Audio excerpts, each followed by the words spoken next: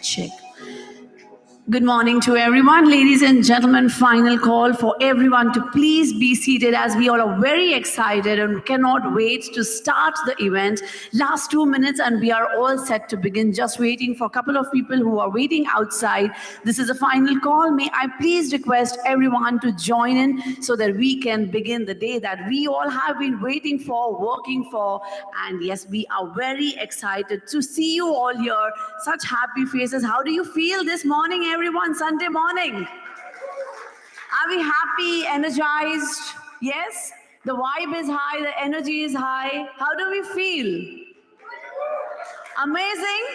Wonderful? Incredible?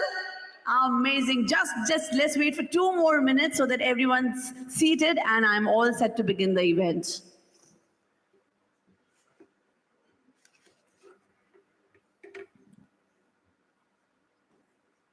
All right.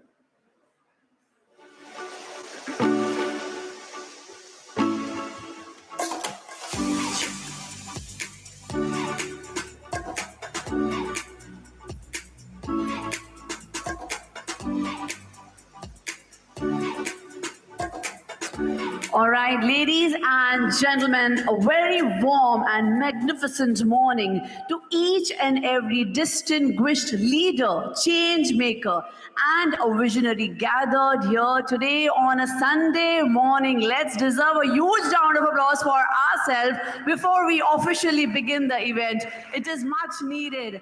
I'm sure you all had a cup of tea, coffee, snacks. All are fine, happy, satisfied, content. Yes? I'm assuming you are. Well, thank you so much for such a wonderful smiles and such positive energies that you're sharing this morning. As the morning sun illuminates the extraordinary city of dreams, Dubai, we stand at the threshold of something truly remarkable. Today, ladies and gentlemen, is just not another conference. Today is a convergence, a celebration, and a moment. Welcome to the Global Icons of Impact 2025. Wow, this makes my job so easy. Thank you so much. In the words of visionary leader Sheikh Mohammed bin Rashid Al Maktoum, the sky is only the beginning, my friends. And today, as we gather, because this very sky, we embody that spirit, the spirit of boundless ambition, relentless innovation, and a belief in what is possible when extraordinary minds unite. I'm your host, Sanjeevni Sharma, for this incredible day, and it's my honor to guide you through a journey filled with inspiration, insights, and impact. Ladies and gentlemen, together, let's begin not just with words, with a shared vision that reaches beyond them. Now, ladies and gentlemen, we will something extraordinary and incredible. Yes, we all know every city has a story. Every great nation indeed has a soul. And my friends, Dubai, this jewel of Arabian desert, yes, it has both. What you are about to witness now is just not a video. It's a visual symphony, a journey through time, a tribute to the vision that has transformed sand into skylines, dreams into destinations, and yes, hope into a heritage. Let's witness the soul of Dubai captured in motion through this breathtaking sand art video. Can we please play the AV? In the hush before dawn, as the world held its breath, a story emerged from the sands. Where some saw emptiness, visionaries saw endless possibilities and opportunities.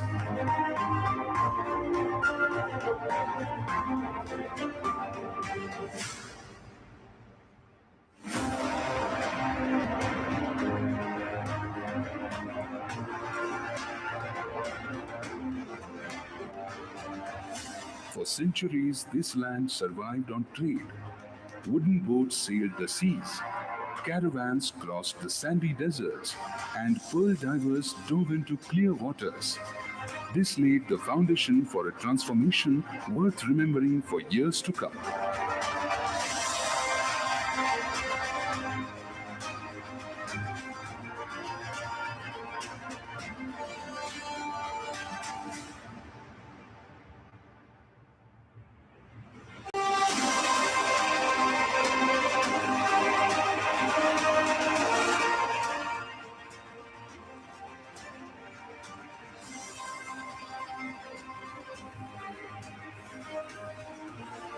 And at the heart of this transformation, it was Sheikh Zayed bin Sultan Al Nahyan, a leader whose vision changed the fortunes of the nation.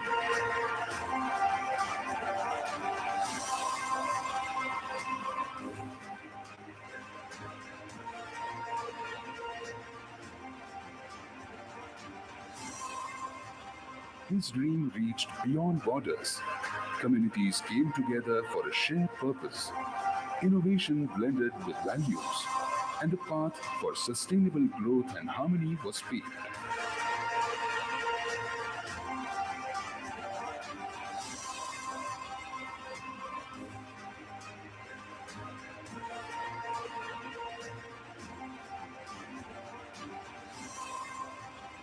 The desert bloomed into an icon.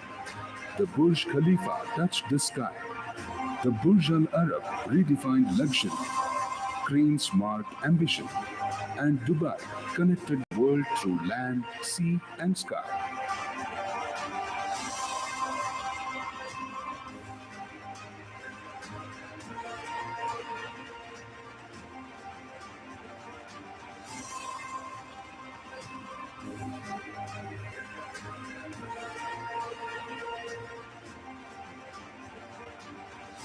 Today, Dubai sits at the heart of the world, a place where partnerships thrive, new ideas emerge, and innovation knows no limits.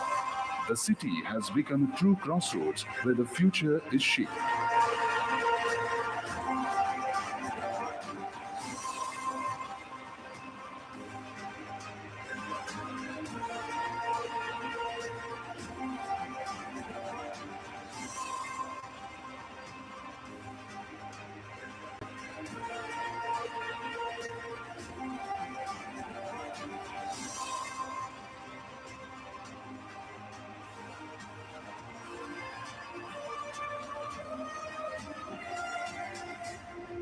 Dubai stands as a prime example of what vision can achieve, and the story continues even today as the global icons gather to shape tomorrow. Welcome everyone to the Global Icons of Impact 2025, Dubai.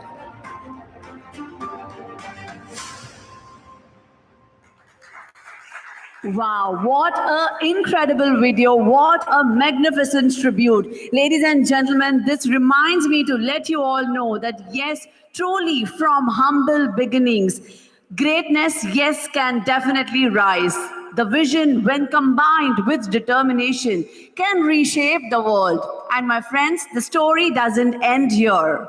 Because this event, yes, we all are here at the Global Icons of Impact 2025. We have our own story. A story rooted not in the borders, but in unity. Not in division, but in a philosophy and as ancient as it can be. What you're about to see now, my friends, is the journey of this platform, the birth of a moment, the celebration of unity in diversity, and the power of shared stories to inspire global change. Can we please play the AV now? Every successful business starts with a story.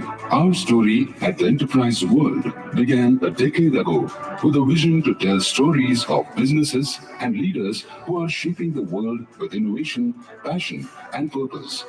Over time, what started as a small idea grew into a global platform. Today, the enterprise world spans three editions: the Americas, APAC, and EMEA, connecting voice, ideas, and impact across continents. With more than 3,500 clients from all corners of the globe, we've learned one timeless truth: every story matters. But as we grew, a thought kept returning. What if these stories didn't just live in words and screens? What if they came alive on a real stage with real people, real energy, and real conversations? That question led us to the creation of the Global Icons of Impact. This platform brings together leaders, innovators, and change makers from around the world. It's a space where ideas find wings, where collaboration transforms into creation, and where stories come to life beyond the written word. Here, we are proud to host participants from 23 countries, which includes leaders representing diverse industries, cultures, and perspectives. Each of them brings their own story, their own voice, and their own dream.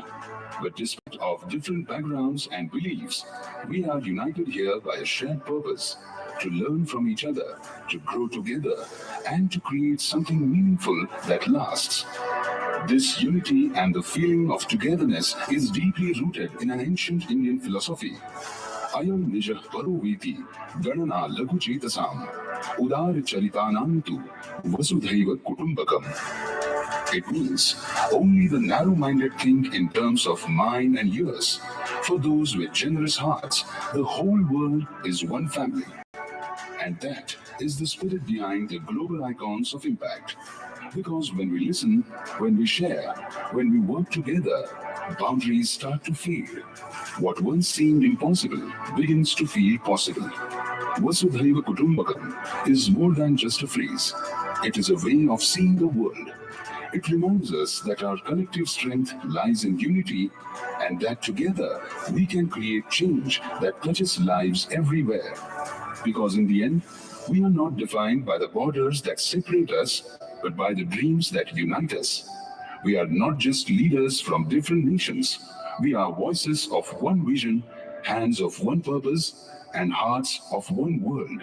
We are one community. We are one family. We are the Global Icons of Impact. Wow, 23 countries, countless stories, and one spirit. Let's move to this evening, to this event. Sorry, early morning, Sunday morning it is, yes. So to begin with a quote, Helen Keller, ladies and gentlemen, once mentioned, alone we can do so little, but together we can do so much. And that is what we shall witness today, the power of togetherness. And now, to move from vision to reality, from concept to celebration. Because when we say the world is one family, as we also witnessed in the video, we don't just mean it metaphorically. We live it, we embody it, and we honor it. In just a few minutes, we will invite representatives from 23 countries to join us on this stage, each carrying the flag of their homeland, each representing the dreams of their people, each standing as a symbol of unity in diversity. And ladies and gentlemen, trust me, the vision is going to be so beautiful. This is a visual example of the philosophy as we just witnessed in the video of Vasudeva Kutubam. A moment where borders divide and we see ourselves not as strangers from distant lands, but as a member of one global family. So, ladies and gentlemen, as we call upon our distinguished representatives, I ask you to please stand with me, not just physically, but in spirit. Let us celebrate the beauty of our diversity. Let us honor the strength of our unity. May I please request everyone to rise up if comfortable. Thank you so much. Thank you. Now I will announce the name of the representatives. If you are here, I will request you to please come and join us on the stage. To begin with, ladies and gentlemen, may I please welcome all the way from Australia, Vetsilia Warsaw. Please welcome Miss Vetsilia Warsaw all the way from Australia. Moving on to the next representative, may I please invite Mr. Mohammad Faisal Ikram from Bahrain. Mr. Mohammad Faisal Ikram, Alan was Salan, sir. From Canada, may I please go ahead and invite Lori Gredley. Do we have Lori from Canada? Yes, we do. Welcome and good morning all the way from Canada. From China, my friend who I just met this morning, Miss Fang Liu. Can we please have all the way from China? Hu are Ying, ma'am? Hu are Ying? Mr. Marco Gam, I believe he is not here. Mr. Marco Gam, if you are here, may I please request you to join us? That's all the way from Denmark. Moving on, may I please invite the next representative all the way from Egypt, Mr. Fayed Yusri. Mr. Fayed Yusri from Egypt. Alan was Salan, sir. All the way from India, Mr. Vikram Oza. Namaste. Mr. Vikram Oza, all the way from India. Namaste. From Jordan, Mr. Rami Nasser. Mr. Rami Nasser, all the way from Jordan. Please walk away with your flags. This is looking so beautiful, so elegant. Alan was Salan, Mr. Rami. From Lebanon, may I please invite Dr. Mona Zugaheb. Dr. Mona Zugaheb from Lebanon. Alan was Salan.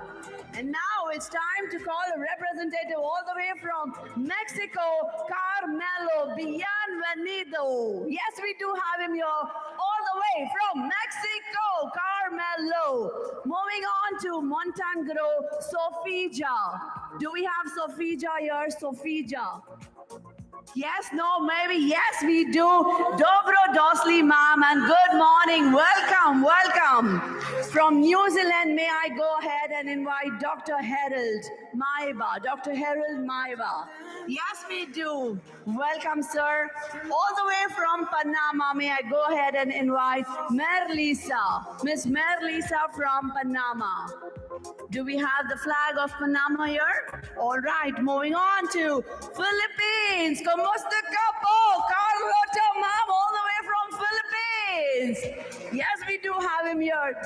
We do have her here. Yes, from Saudi Arabia, Dr. Mavish Khan. All the way from Saudi Arabia, Dr. Mavish Khan.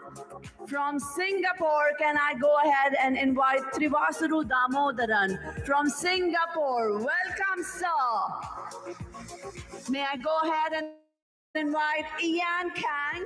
I believe she is not here. Going ahead from Spain, may I please invite Ignacio Bonassa? Bienvenido, sir. Bienvenido. From UAE, Mr. Ahmad Rafat. Alan Wasalan.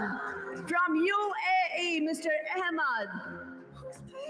Moving ahead from UK, may I please invite Esther? Do we have any changes? Miss Shiva.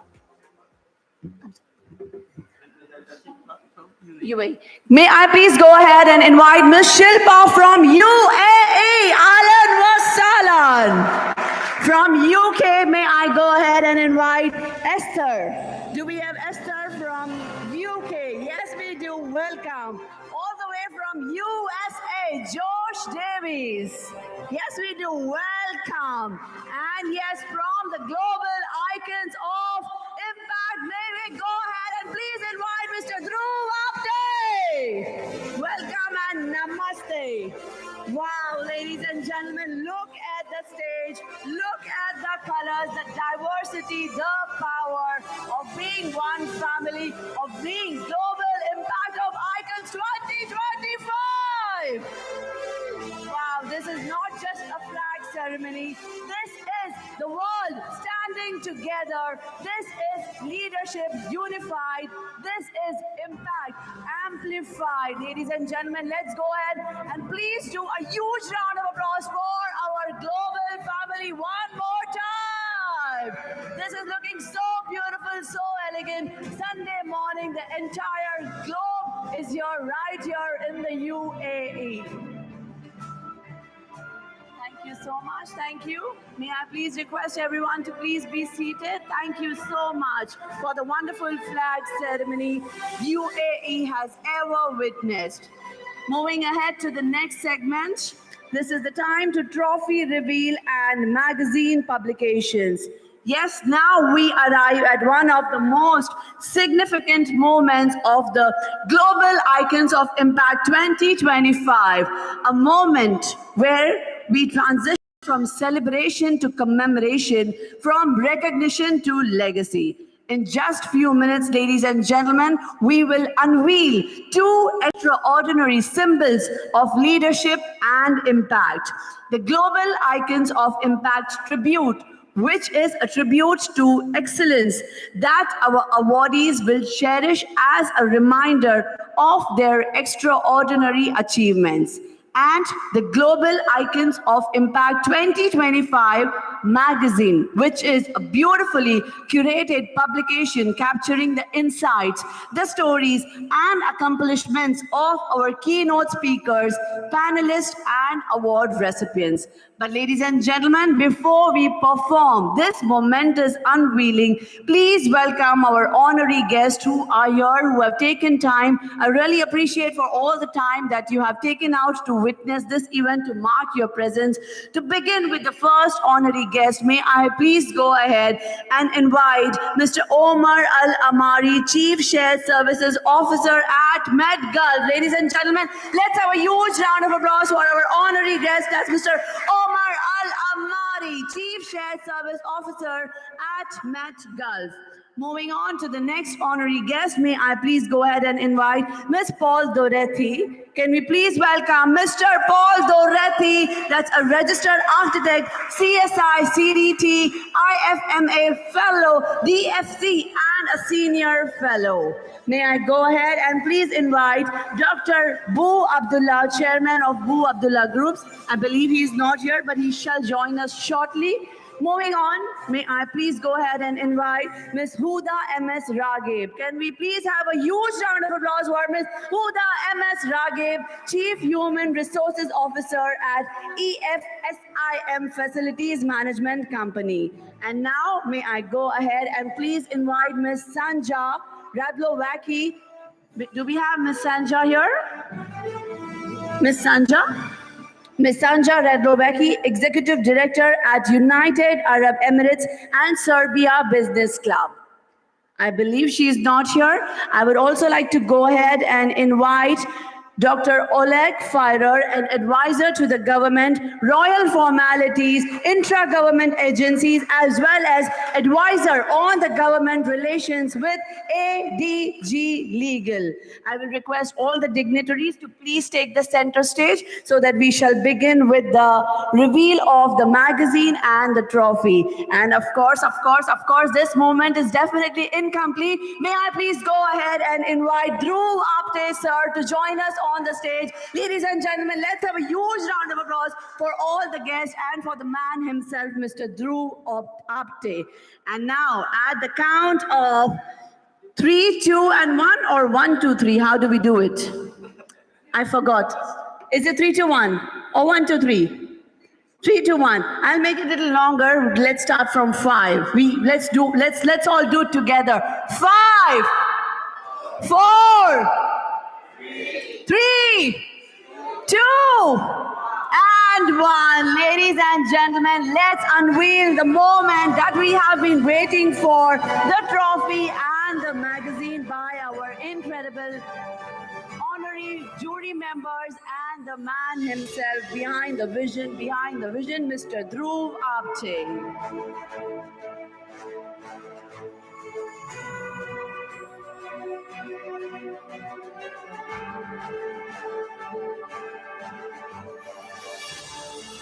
May I please request everyone to, yes, please step a little forward so that we can capture the moments.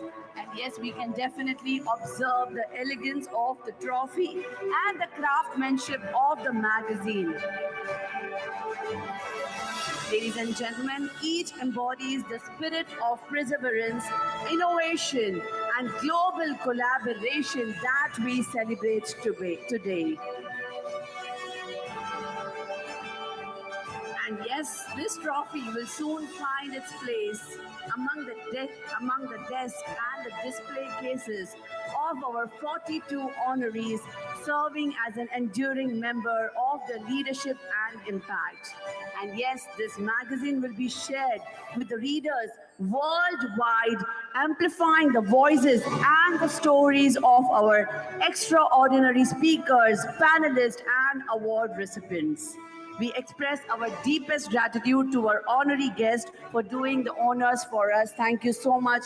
It indeed means a lot to us.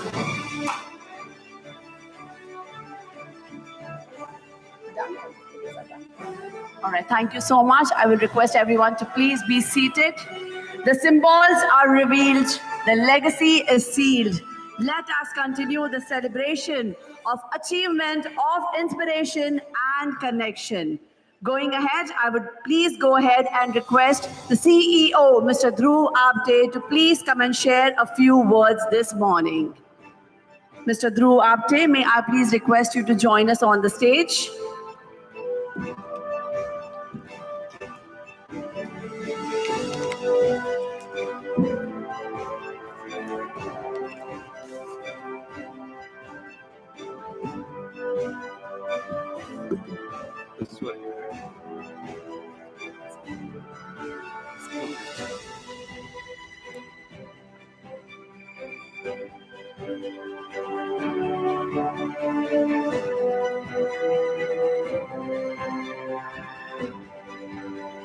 Good morning and very warm welcome to all of you, ladies and gentlemen, distinguished leaders, change makers, innovators, visionaries from across the globe.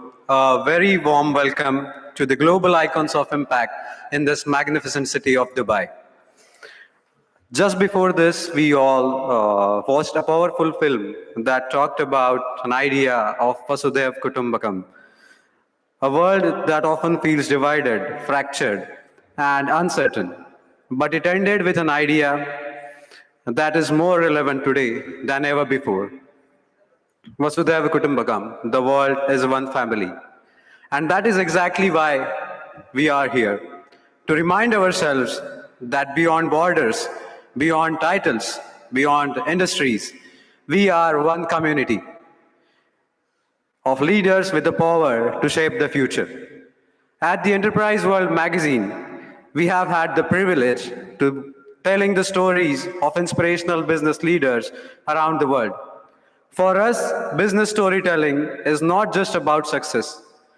It is about capturing the vision, struggles, and impact of individuals and companies who break the traditional norms, redefine industries, and create real change.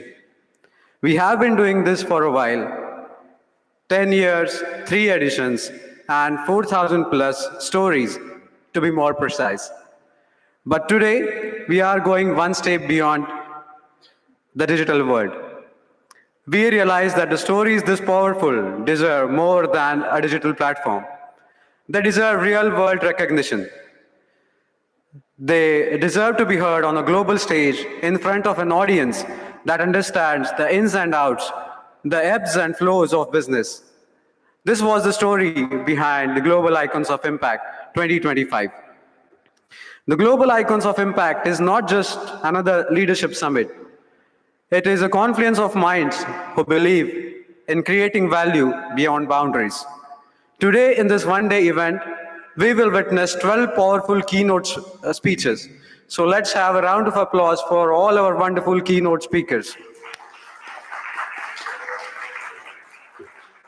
We'll be having 2 dynamic panel discussions and the prestigious Leadership Excellence Award, that is the Elite 25 and the Elite W Awards. This event is designed not just to create memories, but to create momentum. Our central theme for this edition is AI and the future of leadership. Artificial intelligence is no longer a distant possibility, but it is our present reality. It is transforming industries, reshaping economies, redefining the way we live, work, and lead. But while technology is powerful, leadership determines whether AI becomes a tool of empowerment or disruption. The future demands leaders who balance innovation with empathy, efficiency with ethics, progress with purpose. As I look around this room, I see leaders from 23 different countries and from different sectors like technology, healthcare, education, finance, and beyond. Each of you carries stories of challenges faced, opportunities seized, and impact created. But here today, our stories converge into a collective narrative of progress. Here, competition transforms into collaboration, borders dissolve into bridges. Together, we embody the very essence of the global icons of impact. Leaders who are not just shaping companies, but shaping the future of humanity. And now it is my absolute honor to declare that the Global Icons of Impact 2025 is officially open. So let us step up into this day with open minds and bold spirits. Let us question, let us innovate, let us inspire, and let us make an impact together. Thank you.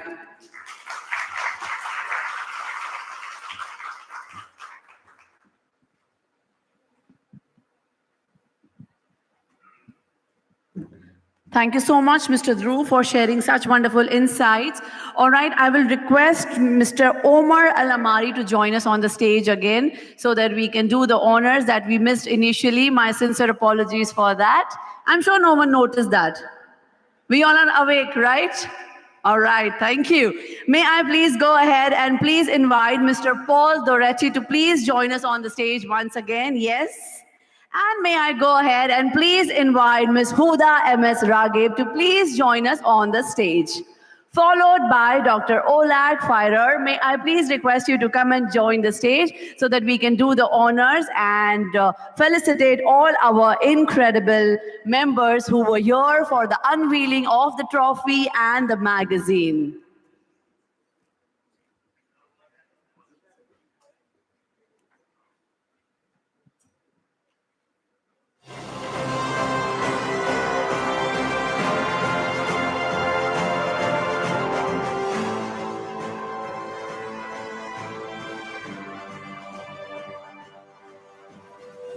May I please go ahead and request Dr. Oleg and Mr. Omar to please come forward. I will request Dr. Oleg to please do the honors and hand over the honors to Mr. Omar Al-Amari, Chief Shared Services Officer at Med Gulf. Ladies and gentlemen, can we have a huge round of applause? Thank you so much.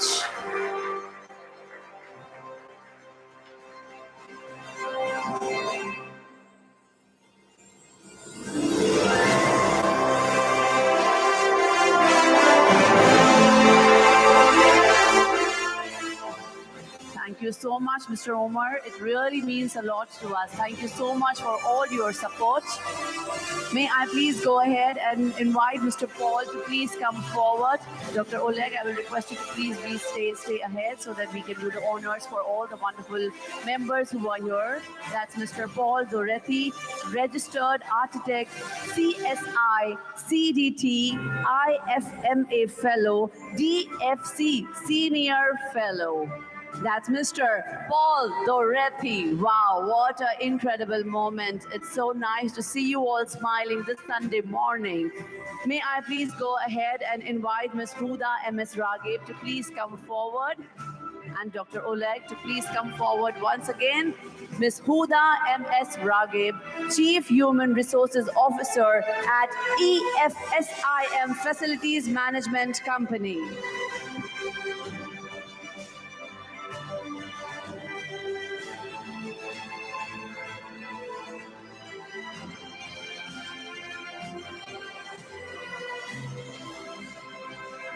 Thank you so much, all the respected members. May I please request you to take your seats, except for Dr. Oleg, please. I will request you to please stay back on the stage with us for some more time.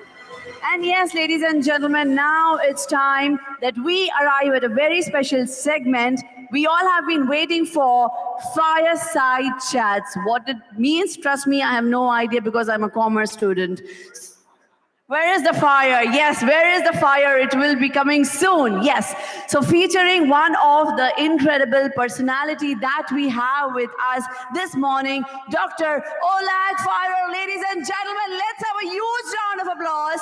He is the CEO of the enterprise world, a storyteller of leaders and curator of vision. Ladies and gentlemen, now also let's welcome Mr. Dhruv Apte, the CEO of Enterprises World.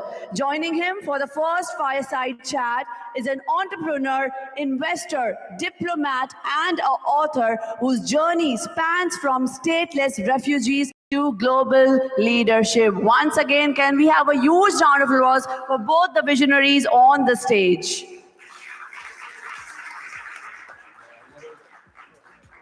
May I please request to arrange the couches on the stage, please? Stage panel. Yeah.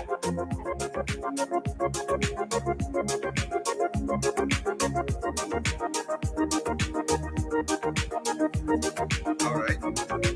Hello?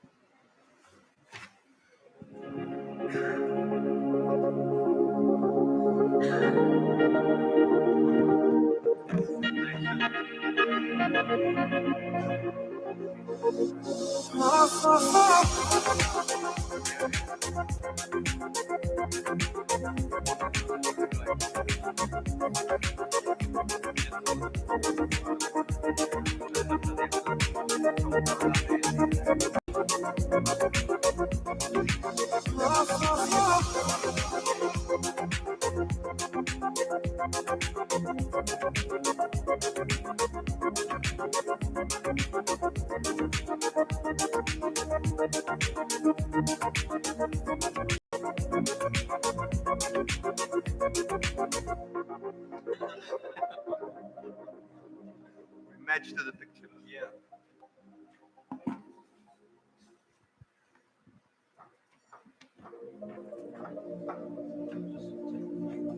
Works fine. Hello? Yeah, is this audible?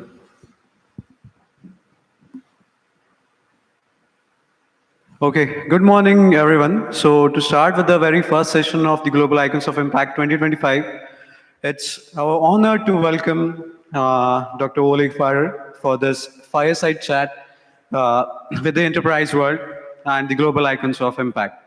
Dr. Fire currently serves as an advisor to governments, royal families, intergovernmental agencies, as well as advisor on government relations with ADG Legal. He is also a published author with books like Diplomacy Unplugged and Beyond Transactions. His achievements have been recognized globally. Forbes named him among 5 incredible entrepreneurs, and by Finance Monthly honored him as Dealmaker of the Year. Dr. Fire, it's our privilege to have you here. You have laid across continents and sectors from technology to diplomacy, and I'm excited to explore your story and the lessons that leaders in the room can take from it. So first of all, very warm welcome to the first edition of Global Icons of Impact 2025. And to start with, you have lived one of the most inspiring transformation stories, from refugee to diplomat. When you look back, what moment or experience truly shaped your mindset towards success and leadership? Well, first of all, thank you for having me here. Second, I don't know, it's such an inspiring life. I lived a life, like you said, from being a first generation refugee coming to United States, living my career in the United States to becoming who I am, which is a human. But if you're asking me what experience can I share that really shaped my future, is probably when I was a little boy walking in Brooklyn, New York with my mother and looking at everything around, and she says, you know, look at these houses, look at these cars. I said, one day we'll have the same. And that really resonated with me, and all my life I look back at it and I say, yes, I've achieved this. But first and foremost, I'm still the same person that I was when I was 8 years of age, walking on the streets of Brooklyn with my mother and looking at everything around.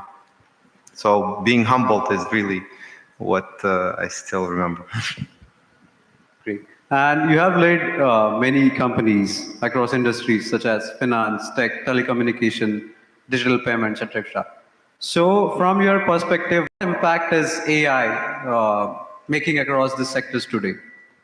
AI is both a tool and something that could be very dangerous, in my opinion. First of all, if it's used right, it's a tool that makes our life much easier.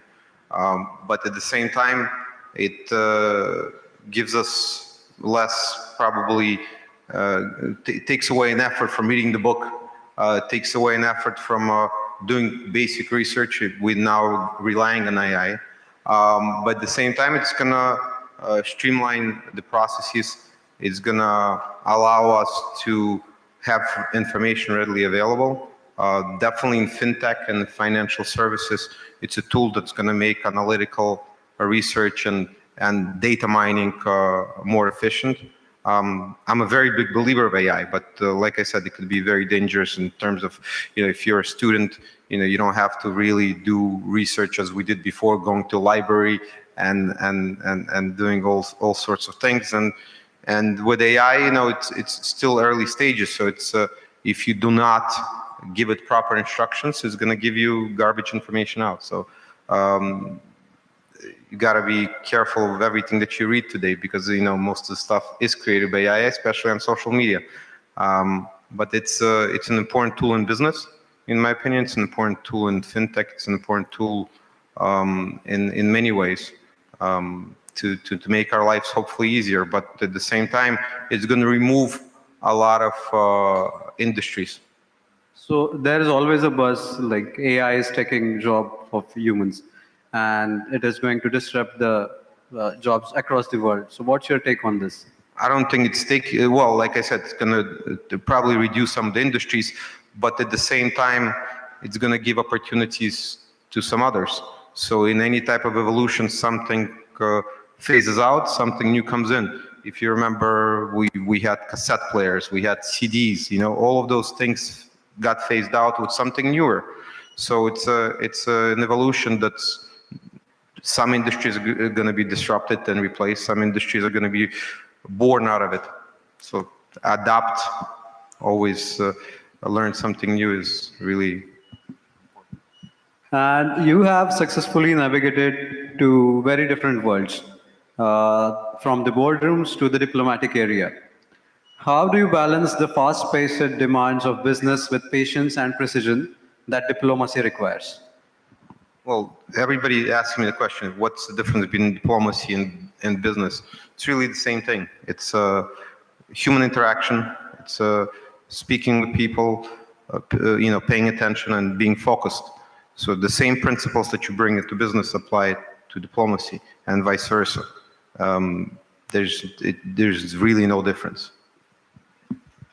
So when you play in both areas like business and diplomacy, which one do you feel more challenging one is? Business. And like why? Because business, you need to be more reactive. Diplomacy, even though everybody thinks diplomacy, it's very fast, it's slow. It's very slow paced. Every diplomatic process, from sending a diplomatic note to negotiating an agreement with the government, takes a very long time. With business, it's much more faster paced environment. You need to adapt, you need to react to situations much faster than diplomacy. And maybe the quick decision making and the risk will be more into the business than the diplomacy. Right? Yes, of course, because your business requires critical thinking. Your business requires to be more dynamic. You need to react to situations, and being in the business, and most of my life I spent in business, you need to react to situations in a nanosecond, because you could lose a business if you don't react. Diplomacy could wait. Unfortunately, I wish it would be the other way around, but today, we live in the reality, and diplomacy, unfortunately, takes a very long time, with all the processes and with all of the bureaucracy that goes behind the scenes. Do you feel diplomacy is more kind of collective efforts and the business is the lone journey? No, everything is a collective effort. There's no, when I build businesses, when I'm involved in business, it's all about the team. There's no I in team. It's you bank on your team. You make sure that your team delivers the results. So, and the same thing, diplomacy. Diplomacy is just, there's when you talk about diplomatic processes, like I said, they're very slow, but you're also dependent on a lot of bureaucratic nuances that go into play. Where in business, it's more, if you have the right team in place, it's the biggest recipe for success, because 90% of your success is your team. Very informative one. Next question is your current focus. It's about your current focus on bridging the gap between the governments and businesses. So in your view, why is public and private collaboration more important today than ever before? Because diplomacy is slow. But there's a lot of opportunities for private-public partnerships that exist today.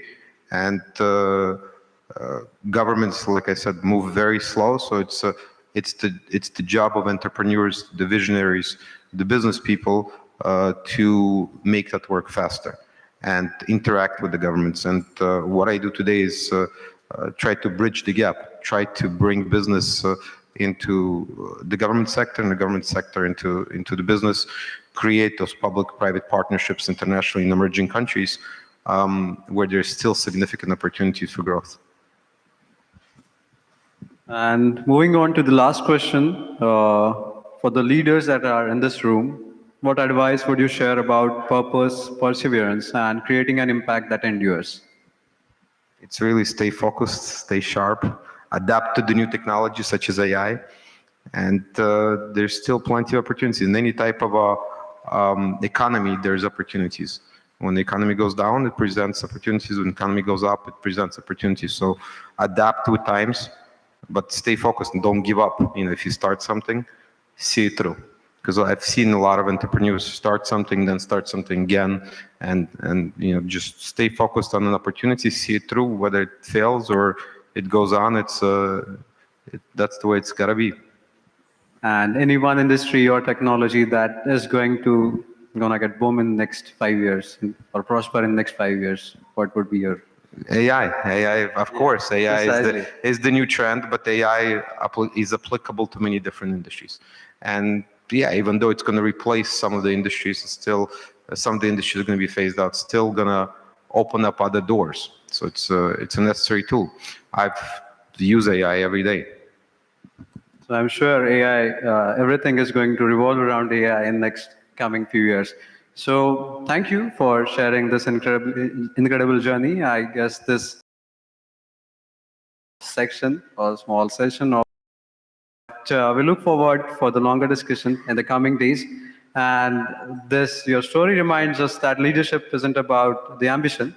It's about the purpose, courage, and the belief that no challenge is too great to overcome. So within 10 minutes, we all got to know a very good piece of information from you. And thank you for joining us. It's been an honor to have you with us for the inaugural edition of the Global Icons of Impact 2025. Thanks a lot. Thank you for having me.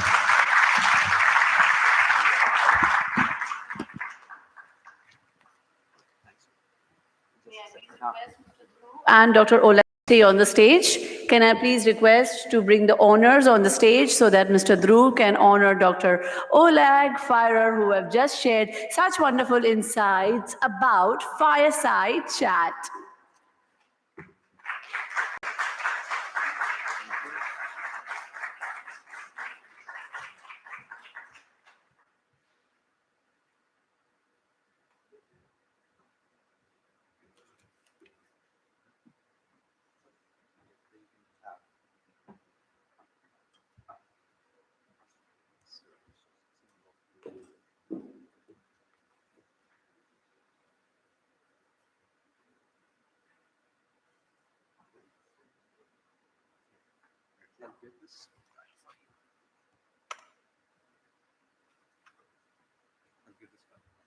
Thank you so much once again, Mr. Dhruv, Dr. Oleg, thank you so much. Ladies and gentlemen, you guys are so wonderful. You make my job so easy. I don't even have to ask you to clap and you are clapping. Thank you so much for being such a wonderful and incredible audience. Really, it means a lot, trust me. All right, moving on. Now, we have revealed the symbols of excellence. We have heard the vision. We have celebrated unity. Now, ladies and gentlemen, it's time to learn, it's time to listen, and it's time to be inspired. Over the next 1 hour, we will hear from our extraordinary leaders, the pioneers in their fields, the change makers in their communities, and visionaries in their thinkings. Each of them brings a unique perspective. Each of them has a powerful story, and each of them embodies the theme of today's gathering, AI and future of leadership. So, ladies and gentlemen, sit back, open your minds, and prepare to be moved. To begin with, may I please go ahead and call Heather Fehenstock on the stage, our first keynote speaker. Heather Fehenstock, ladies and gentlemen, can we have a huge round of applause for our keynote speaker? She is a pioneer in education dedicated to transforming of how we learn, teach, and prepare for the future. Over to you, and thank you so much for joining us this morning. Oh, thank you. Good morning. Thank you so much. Let me start with a confession. I am one of those people that has asked the question why as a student. I still do. You know what I mean? Like, why am I learning this? And why does this matter? Or when am I ever going to use this in the real world? Have you ever heard a student or yourself done something just like that? Raise your hand. Yeah. Honestly, I don't think that's a bad thing. That question why is one of the most human things we can ask. It's curiosity in its purest form. But here's the problem. When our students or even our employees in a training session ask why, it's usually not because they're inspired. It's probably because they're disengaged. Holistic education, I have found, is an answer to that problem. All right, so now what is holistic education? You might be thinking, I don't know, maybe yoga in an algebra class or something like that. No, it's not even about adding fluff. It's not about making it easier. Holistic education is about seeing the learner as a whole person. Their mind, their heart, their body, creativity, and purpose. It says, this is not just a brain sitting in a chair. This is a person with a story, with potential, with struggles and strengths. It's an approach that takes the content we teach and asks, how can this connect to real life? How can this matter beyond the test? How can this shape who a person becomes and not just what they know? Let me tell you a story of why this kind of came to be. I had a high school student, I'm going to call him Alex. He was sitting in the classroom and always falling asleep. And at first, as an educator and even an employer, you might think, oh, he's unmotivated or lazy. But then I asked the question, why? Why was he tired, or why was he late? And eventually I found out that Alex was staying up late, his parents worked nights, and he was up with his baby sister. So my approach to him had to change. I no longer I had to switch it up, and suddenly he became empowered. Holistic education began with that question of why. It didn't just ask about the content we're teaching, it asks about the learner. It asks us to see what's behind the behavior, behind the blank stares, and behind the disengagement. When we teach the whole person, we can turn that sleepy student into someone who feels seen, supported, and capable of learning. So this isn't just about a K through 12 classroom, about taking a math curriculum for a middle school student and turning it into a TikTok trend. It could be for a college student, tying that general education class into a real world challenge, maybe climate change, mental health, or becoming an entrepreneur. It's also for a person in a workplace. It might mean turning that annual compliance training away from a click through a slideshow into a conversation about a real situation that you may have. Holistic education works at every stage of life because it meets the learner where they are. If you know anything about it or read anything about holistic education, it typically comes in 6 layers. And I find the very first one, social and emotional development, to be probably one of the most important. It's also one of the most up and coming, to be social and emotional, intelligent and aware. We need to teach people to understand their emotions, build empathy, and learn to set healthy boundaries. The second layer is about relationships. We don't have anything if we don't have trust. This is a trust between a teacher and a student, maybe a trainee and a trainer, a peer-to-peer, or an employer and employee. Third layer, and is of course, anything, and when we're talking about education, is the academics itself, but showing learners where this actually applies outside of a classroom or an office. Number 4, turning that academic setting into a project-based learning environment, making it hands-on, making it applicable, getting them engaged, letting people do something with what they've learned. Number 5, cultivating citizenship, helping learners understand their place in the world and how they can contribute, whether through philanthropy or anything else. And last, when you have all of those components, that 6th layer is empowerment. It's giving ownership of their learning to a person so that they feel confident, capable, and curious. When we get all 6 layers working together, something shifts. Learning becomes meaningful. There's a funny story about adults. Just had a conversation with one of my colleagues the other day who's working on a master's degree. He's no different than the kids, talking about a mandatory training. And he said, I think I could have checked my email instead. We've probably all done that. But if holistic education can work for the 6th grader, it could also work for that adult. He wanted to have purpose. We all want to feel like our time is worth something.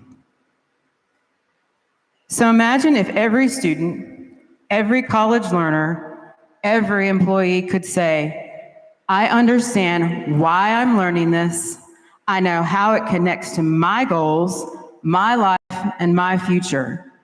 Imagine how much more engaged, motivated, and confident they would be.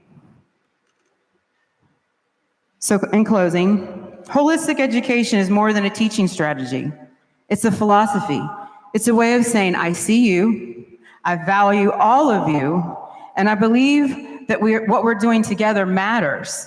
When we commit to teaching and learning in this way, we do more to prepare people than pass tests.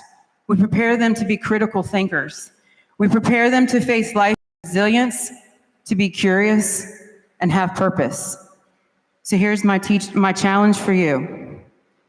Be the teacher, the professor, or the trainer who asks why. Not just about the curriculum or what you're trying to teach, but about the learner, about the other person.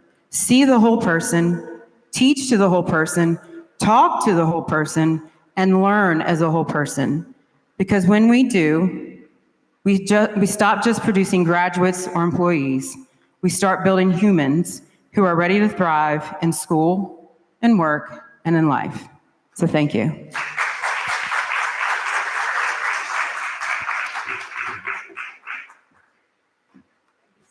Thank you. Thank you, Ms. Heather. That was indeed a powerful reminder that education is not about fitting the learners into the box. In fact, it is about taking them out of the boxes and come out of that zone. Moving ahead, ladies and gentlemen, may I please welcome Dr. Harold Mayaba to please come and share a few words.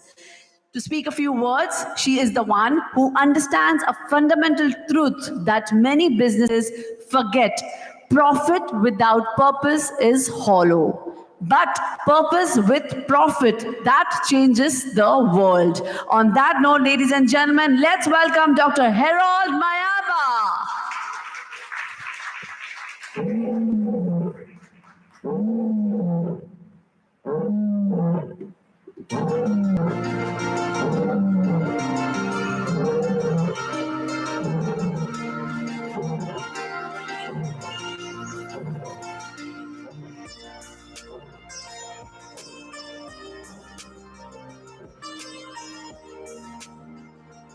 I just love that sound. Let's listen to it.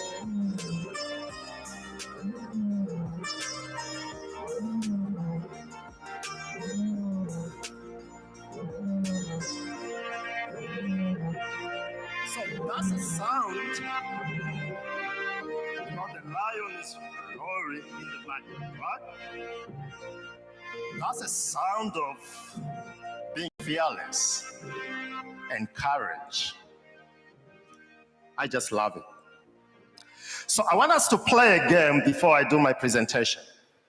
In New Zealand, we call this game Boku. Who has ever heard about it? Boku. All right, no one. That's good, so that, if it doesn't go well, no one is gonna notice, right?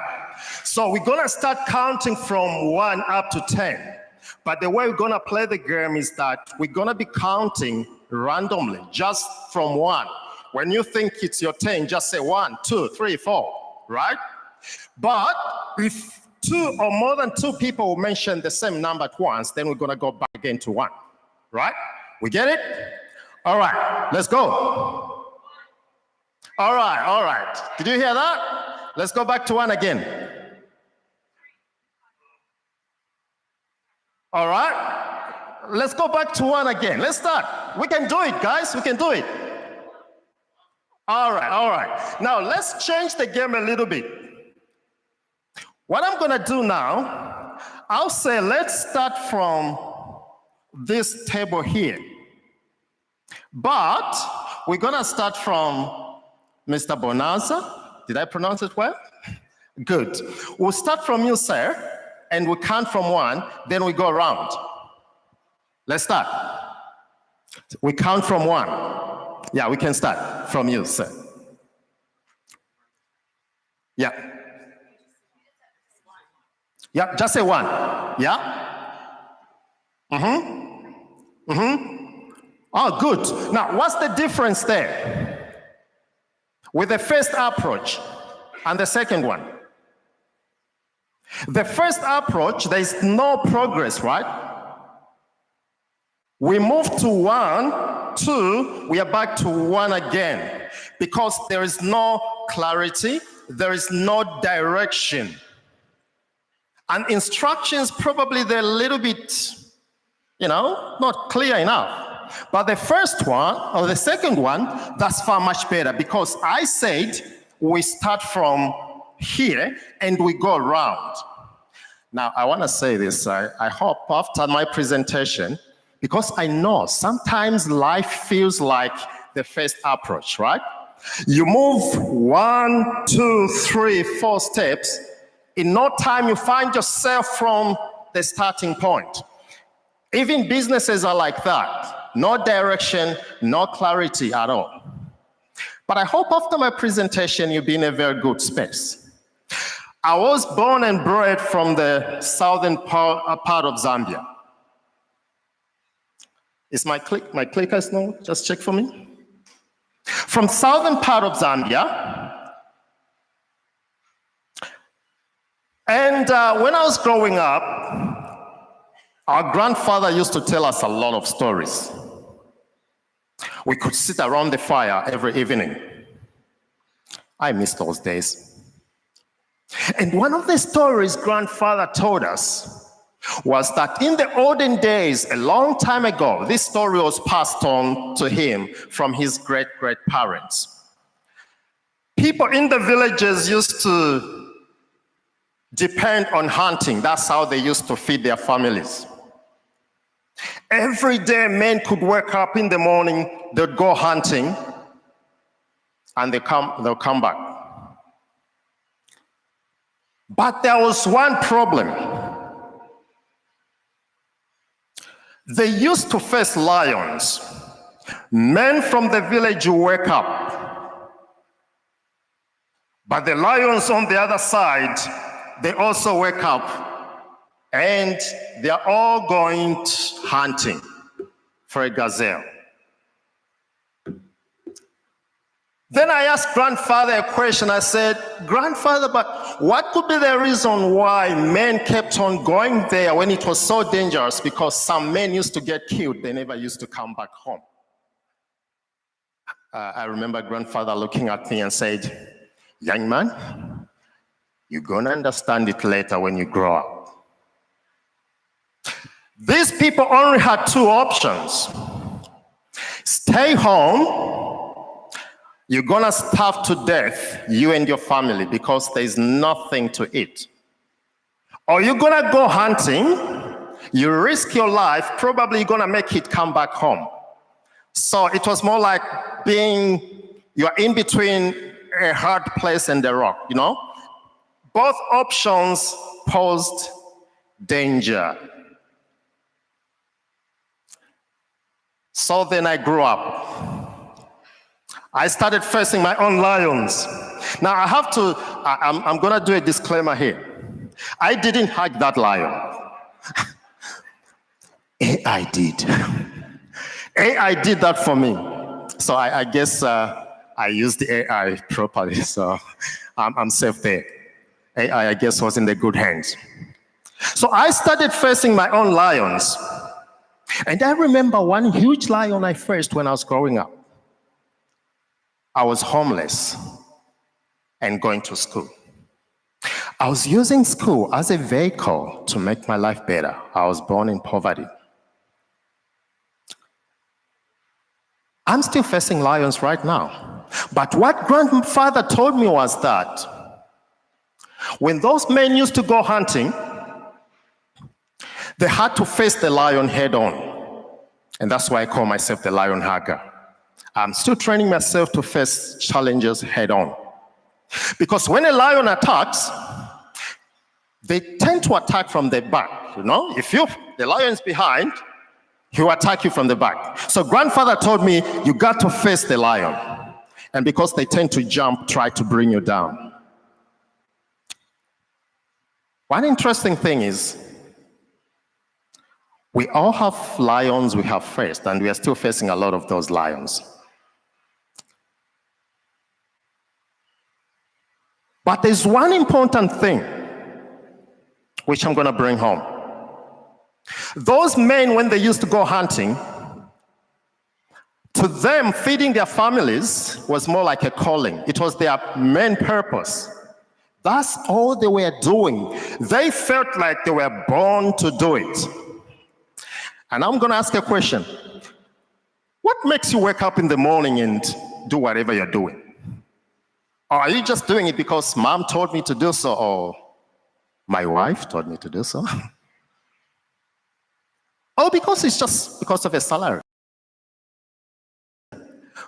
When we talk about purpose, profit-led growth, you find that in a world these days, a lot of businesses, they push for profits. They just tell people that if you don't make money for me or for the shareholders, hey, you are gone. Forget about it. And they measure everything do around profits. But what I've learned in life is this.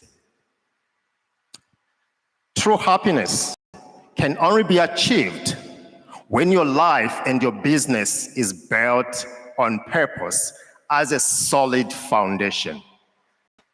And when I was growing up, I could find happiness in my purpose going to school. I'm going to ask another question. If you're a business owner and there's no money coming through, what do? You close down, right? Or fire somebody?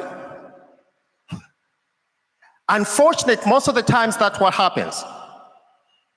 Now, why is it that I'm emphasizing on purpose in life? As individuals and businesses, you find happiness when everything is built on purpose. Now, somebody can ask a question, but how do you discover your purpose? T.D. Jakes once said, if you can't figure out what your purpose is, just figure out what your passion is. Then that passion will direct you right to your purpose, and you're going to live a happy life. Now, ladies, bear with me. I'm going to annoy you just a little bit. Have you ever heard a saying, happy wife, happy life? Right? Sorry, I don't like it. Here's the reason why. It's like a poor husband, go and be happy somewhere, find happiness, because you've got to make me happy, right? For a woman, well, the husband has to make her happy. Well, she'll wait. But this poor husband has to find happiness somewhere. Did you know that there is what I call happy boss, happy employees? That's what most companies do. As long as the boss is happy, the employees are happy. And that's a problem. Why should my happiness depend on the feeling of my boss? I've seen some people. Good morning. Hey, don't talk to me. What's good about the morning? I've not had my coffee yet. Now, can you imagine if you have a boss who's not happy? And they're not happy because their lives are not built on purpose. So they're leading a business and they're building a business that is not built on purpose. They're just focused on profits. They're going to be hiring people who have no purpose in life. That is recipe for Third World War. Now, I want to show you this. We all need growth. But to me, the better growth that I'm looking for is the growth that is built on what I call the triadic growth model. The triadic growth model is a model that you have to discover your purpose first. As an individual, for a business, that will give you hope for tomorrow because you are anticipating something good is going to happen because everything is built on purpose. Now, we know we live in a world where things change, inflation. Oh, people, they annoy us. Everything happened there. But if turbulence do happen on the way, because your business is built on purpose and you're always looking for something for in future, you are more resilient to face the challenge.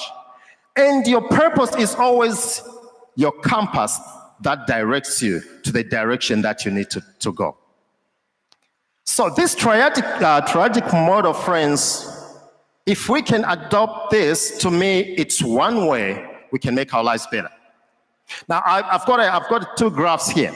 The red dotted graph is a business that depends on profits. They gauge everything. All their metrics is profits.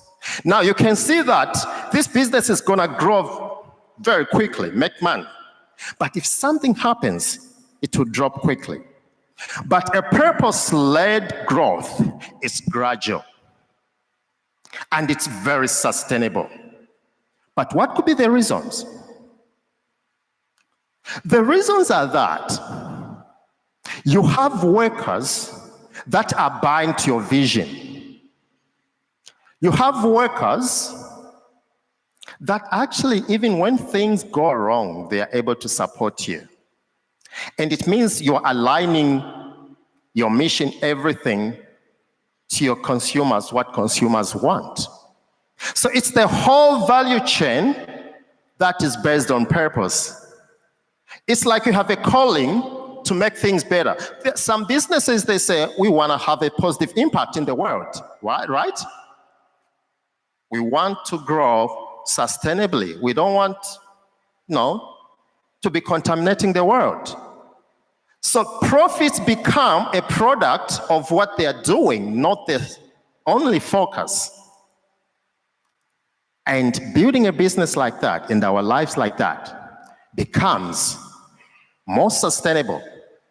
Now, one interesting thing is that, and I love this, when you have a purpose, and it's a compass you're going to use to direct you the direction you're going to take, everything you're doing, when you're hiring employees, it will be based on that.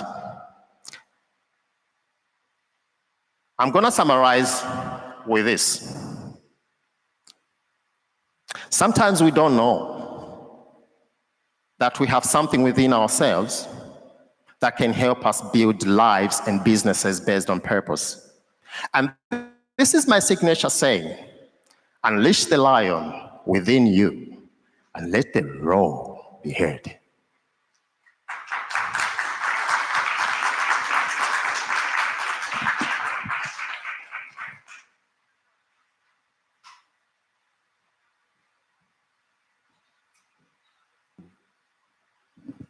Check. Wow, what a wonderful way to end the session. Unleash the lion within you and let the roar be heard.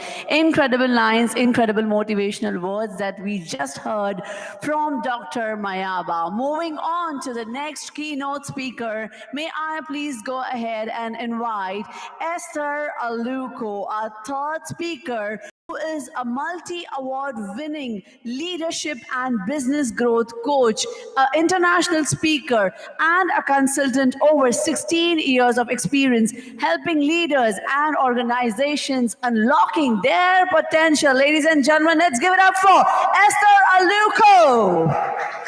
Over to you. Thank you so much. Thank you. Amazing. Will this work for me? Just amazing. Thank you so very much. That was beautiful. Let your back. All right. Thank you. Fantastic. Great. Good morning, everyone. So beautiful to be here on a Sunday. I'm usually in church on a Sunday morning, so I'm so happy to be here. Not that I don't like it. I love going to churches too. So thank you so much for having me. It's brilliant. And when Dr. Oleg was speaking, I was thinking I needed to change my name because his name rhymed perfectly well with the fire moment he had here. And I'm thinking, Esther Aluko, how do I change that now? I will keep working on that purposefully, just like Dr. Harold said as well. Purposefully, we'll start doing that. And thank you so much for that. And Heather as well, thank you. I like when Heather was talking about holistic education. When it comes to, there's something I say about education. Education is there to bless your intellect. But I feel like it's gradually become a checklist, especially as an African myself. My mom is here today. Please help me give my mother a big round of applause. She's here today. Thank you so much for joining me. She's my delegate here today. And as an African, there's a check. It's like a checklist. You've got to be educated. Originally, I'm from Nigeria, but now I'm Belgian by national, and I live in the UK. Global, isn't it? That's what we're talking about today. We're on the global stage, and yeah, I'm a good example of global when you talk about it.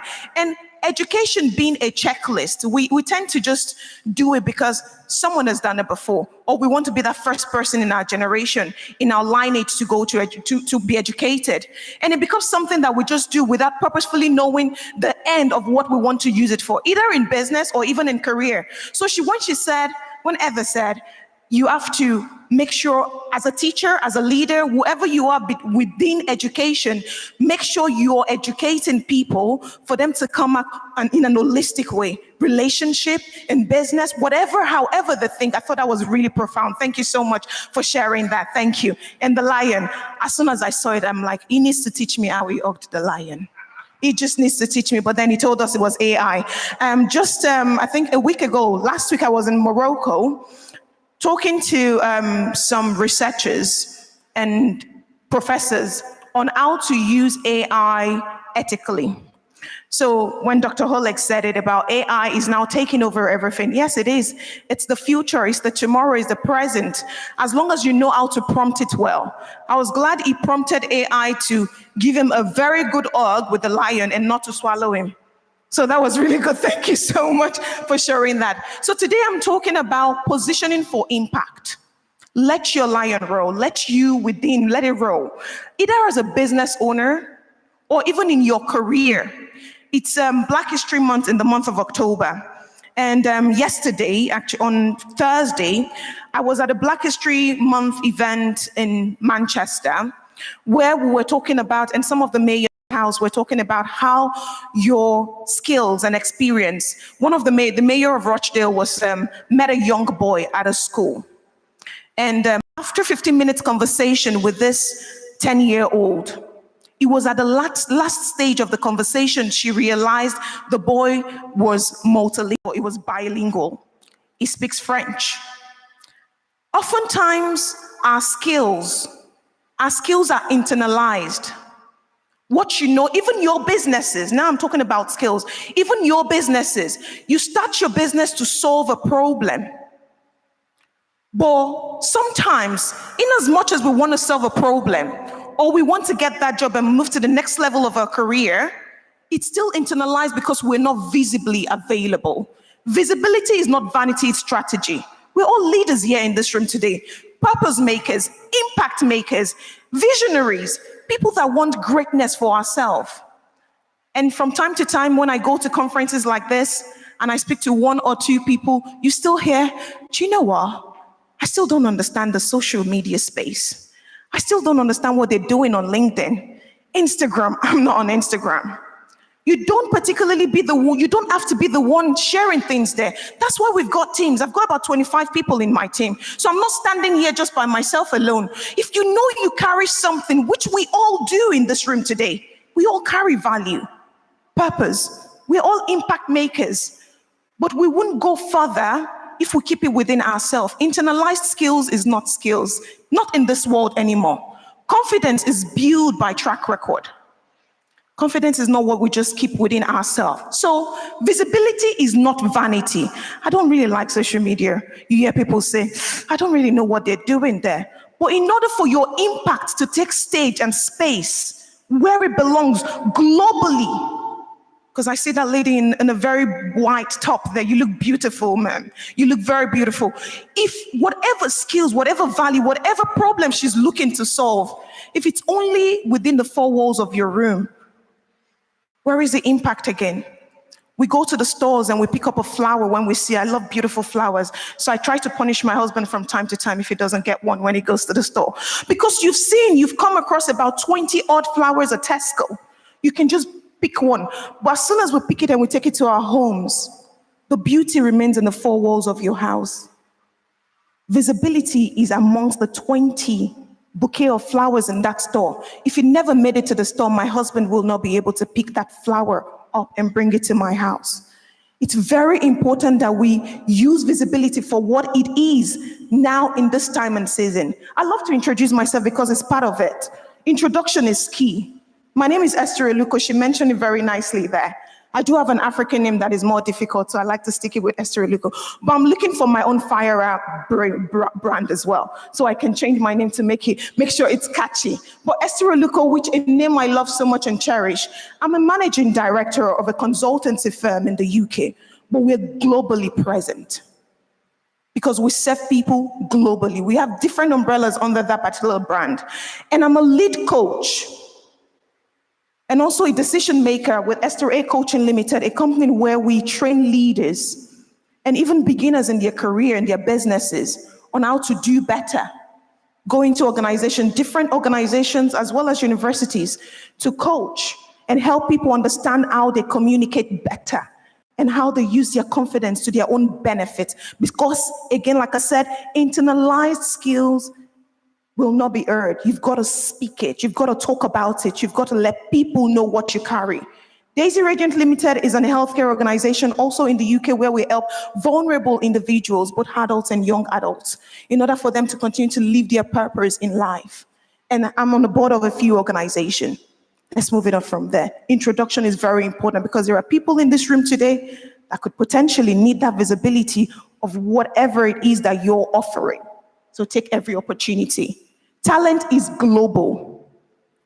We talk about global stages, global icons, right? Talent is global. That talent, you could cook well, sing well, dance, you make decisions, you solve problems, you're a problem solver, you're a CEO. You see all the dignitaries that have been here today. If they're not visible, no one will know it. So that problem, that situation you feel like you can resolve, you can solve for whoever, wherever, they're Americans, 23 countries in this room today. 23 countries. If you're not visible, thank you so much, Drew, to the CEO. Thank you so much for putting this together. Let's give him a big round of applause very quickly. Let's appreciate him. All the way from India, and now we're all in Dubai because he thought about something, a solution, a problem that he wants to solve, bringing global leaders together to occupy a space. So when we all live here today, we're going back to our various world to impact lives, even with the lessons we're going to be learning here today. So visibility is important. Excellence without exposure is invisibility in today's world. You're excellent in what you're doing. You're good at it. You know it. Some of us in this room today, we do the same thing. We coach leaders, we lead leaders, we make people identify, notify themselves, figure out who they are, create awareness in the rooms and the board spaces of where we belong. Or again, excellence without exposure, invisibility in today's world. So it's important. Influence without integrity. I think we all know that right now because even with traveling in the world of today, if you've got any negative news against your name, it becomes difficult for you to move borders, to move from one place to the other. So integrity is very key. Are you leading quietly in your spaces? At the school, whatever you're doing, whatever industry it is, within your organization, at your place of work, are you leading quietly or are you leading visibly and credibly? Visibility, integrity, people then believe in you, they believe in what you've got to offer because they can see you're proud enough. Because if you're really good at what you're doing, you'll be out there, you'll be proud to talk about it. You'll be proud to showcase it.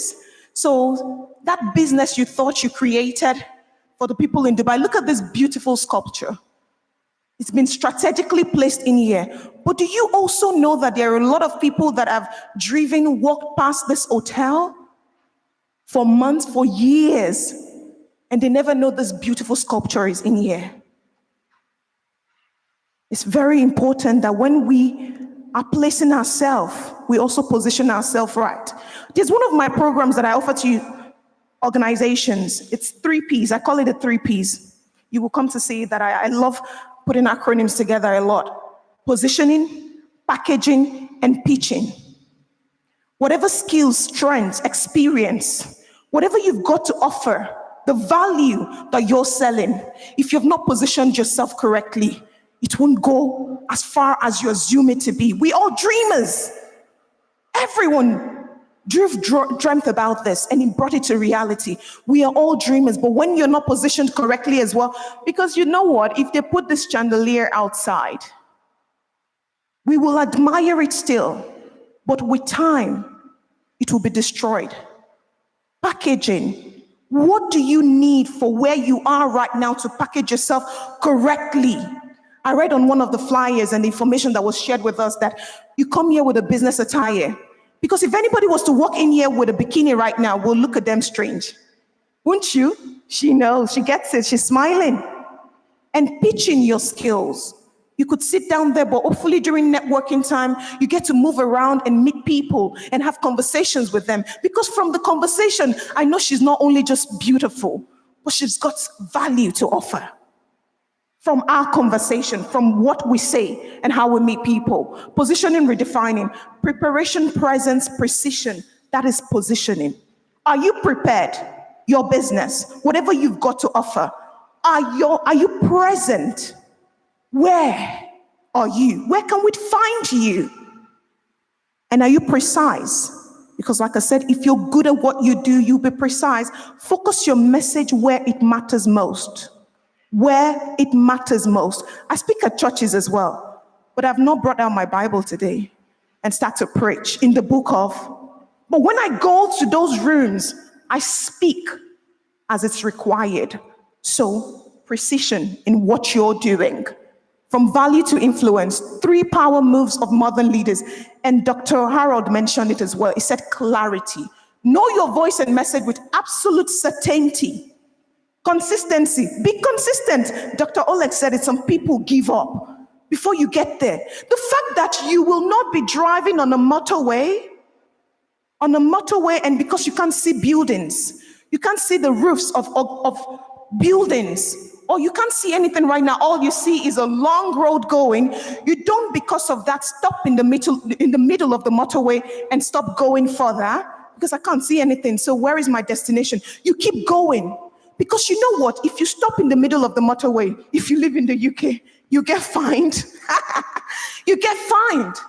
And you're prone to accidents as well. Other cars coming may not see you. That's death, sudden death, just like that. The same thing with our careers, with our businesses, and whatever we're doing. So be consistent. Keep going. Don't give up too soon, because even when we fail, we learn. And when we win, we celebrate. Your reputation should enter the room before your resume. Oh, look at beautiful faces. I love her braids. I've been looking at it and I'm thinking, I'd like to do braids very soon. I love her braids. We all came into this room looking fabulous, looking radiant, representing our countries, our organizations, our team beautifully well. Your reputation should enter the room before your resume. As soon as I saw him this morning, bless him, I knew he was representing. So represent correctly wherever you're going to. When it comes to my journey to impact, Dr. Oleg said earlier as well that he's an asylum seeker. I was an asylum seeker once as well in Belgium. And I still find myself from time to time thinking about the whole experience, starting from nothing to something and going more. Every level, devil. Every level, there is a devil. As a beginner in my career, I've got 13 years financial services experience working on risk mitigation, risk management, and transformation and change. I started off as an analyst in that field of expertise. And every level, it had required me to do something different to the next level I'm going to. The same thing with us as leaders, as visionaries, as impact makers. Every level you get to, there is something else you got to do as a top up on whatever it is you started with. So, your next step as a global leader, because you're all global leaders. I see my very young hand out here today. Bless. Thank mommy for bringing you, or your aunt, whoever's brought you in today, because this is how it starts. This is how it starts. So your next level as global leaders in this room today, audit your presence. Where are you visible? Where can I find you, sir? Where can I find you, ma? Where can I find you? Every level, there is a devil. So whatever it is, in the next level you're attaining, make sure you're visibly available. How do you show up online and in rooms that matter? Align your influence. Thank goodness nobody came in with a bikini today. It's beautiful, isn't it? We're dressed appropriately for this particular event. Connect your impact with your long-term mission and visions. What is the mission of your organization in the next 5 years? Because we like to answer that question even when we go on interview. Where do you find yourself in the next 5 years, in the next 10 years? When we're speaking to the next partner of our organizations, the next business we're looking to do anything with, where do you see yourself? Also, align your influence and your visibility with that. Act on opportunities, because what you post today will matter in another 5 years. I was in Zambia in June, Lusaka to be precise, and I got that speaking engagements gig. I was speaking there about unmuting your mission as well. Our missions are quiet, it's silent. Let's unmute it. I got that opportunity as a result of my post on LinkedIn. So I hope you all get to follow me on LinkedIn. Visibility without direction is noise. Be strategic as well. Everyone in this room today, we came with a strategy. I hope you fulfill your strategy before you leave here today. Direction without visibility is missed opportunity. So make sure whatever visibility, whatever way you're positioning yourself after this particular event, it's with purpose. Where you're going to next year, 2 years' time, in 5 years' time. The world is waiting for your work to be seen. Position yourself, lead with clarity, create impact that outlives you, because that's the legacy. And always, when there is no transaction, there is no transformation. So make sure you're transacting right. Thank you so much for listening. God bless you.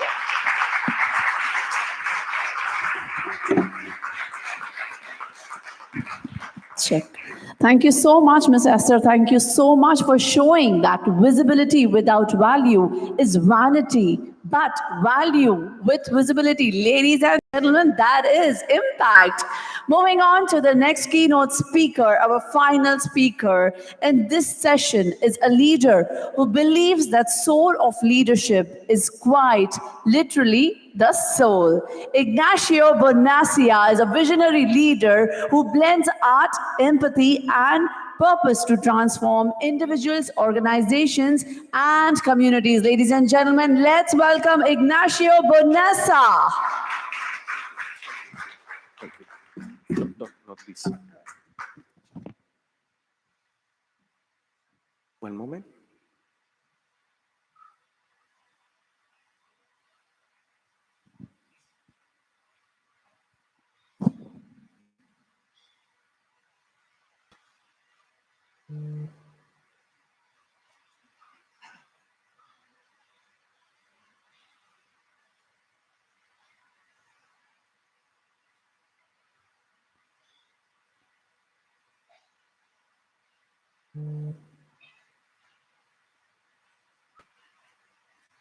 Welcome, everyone.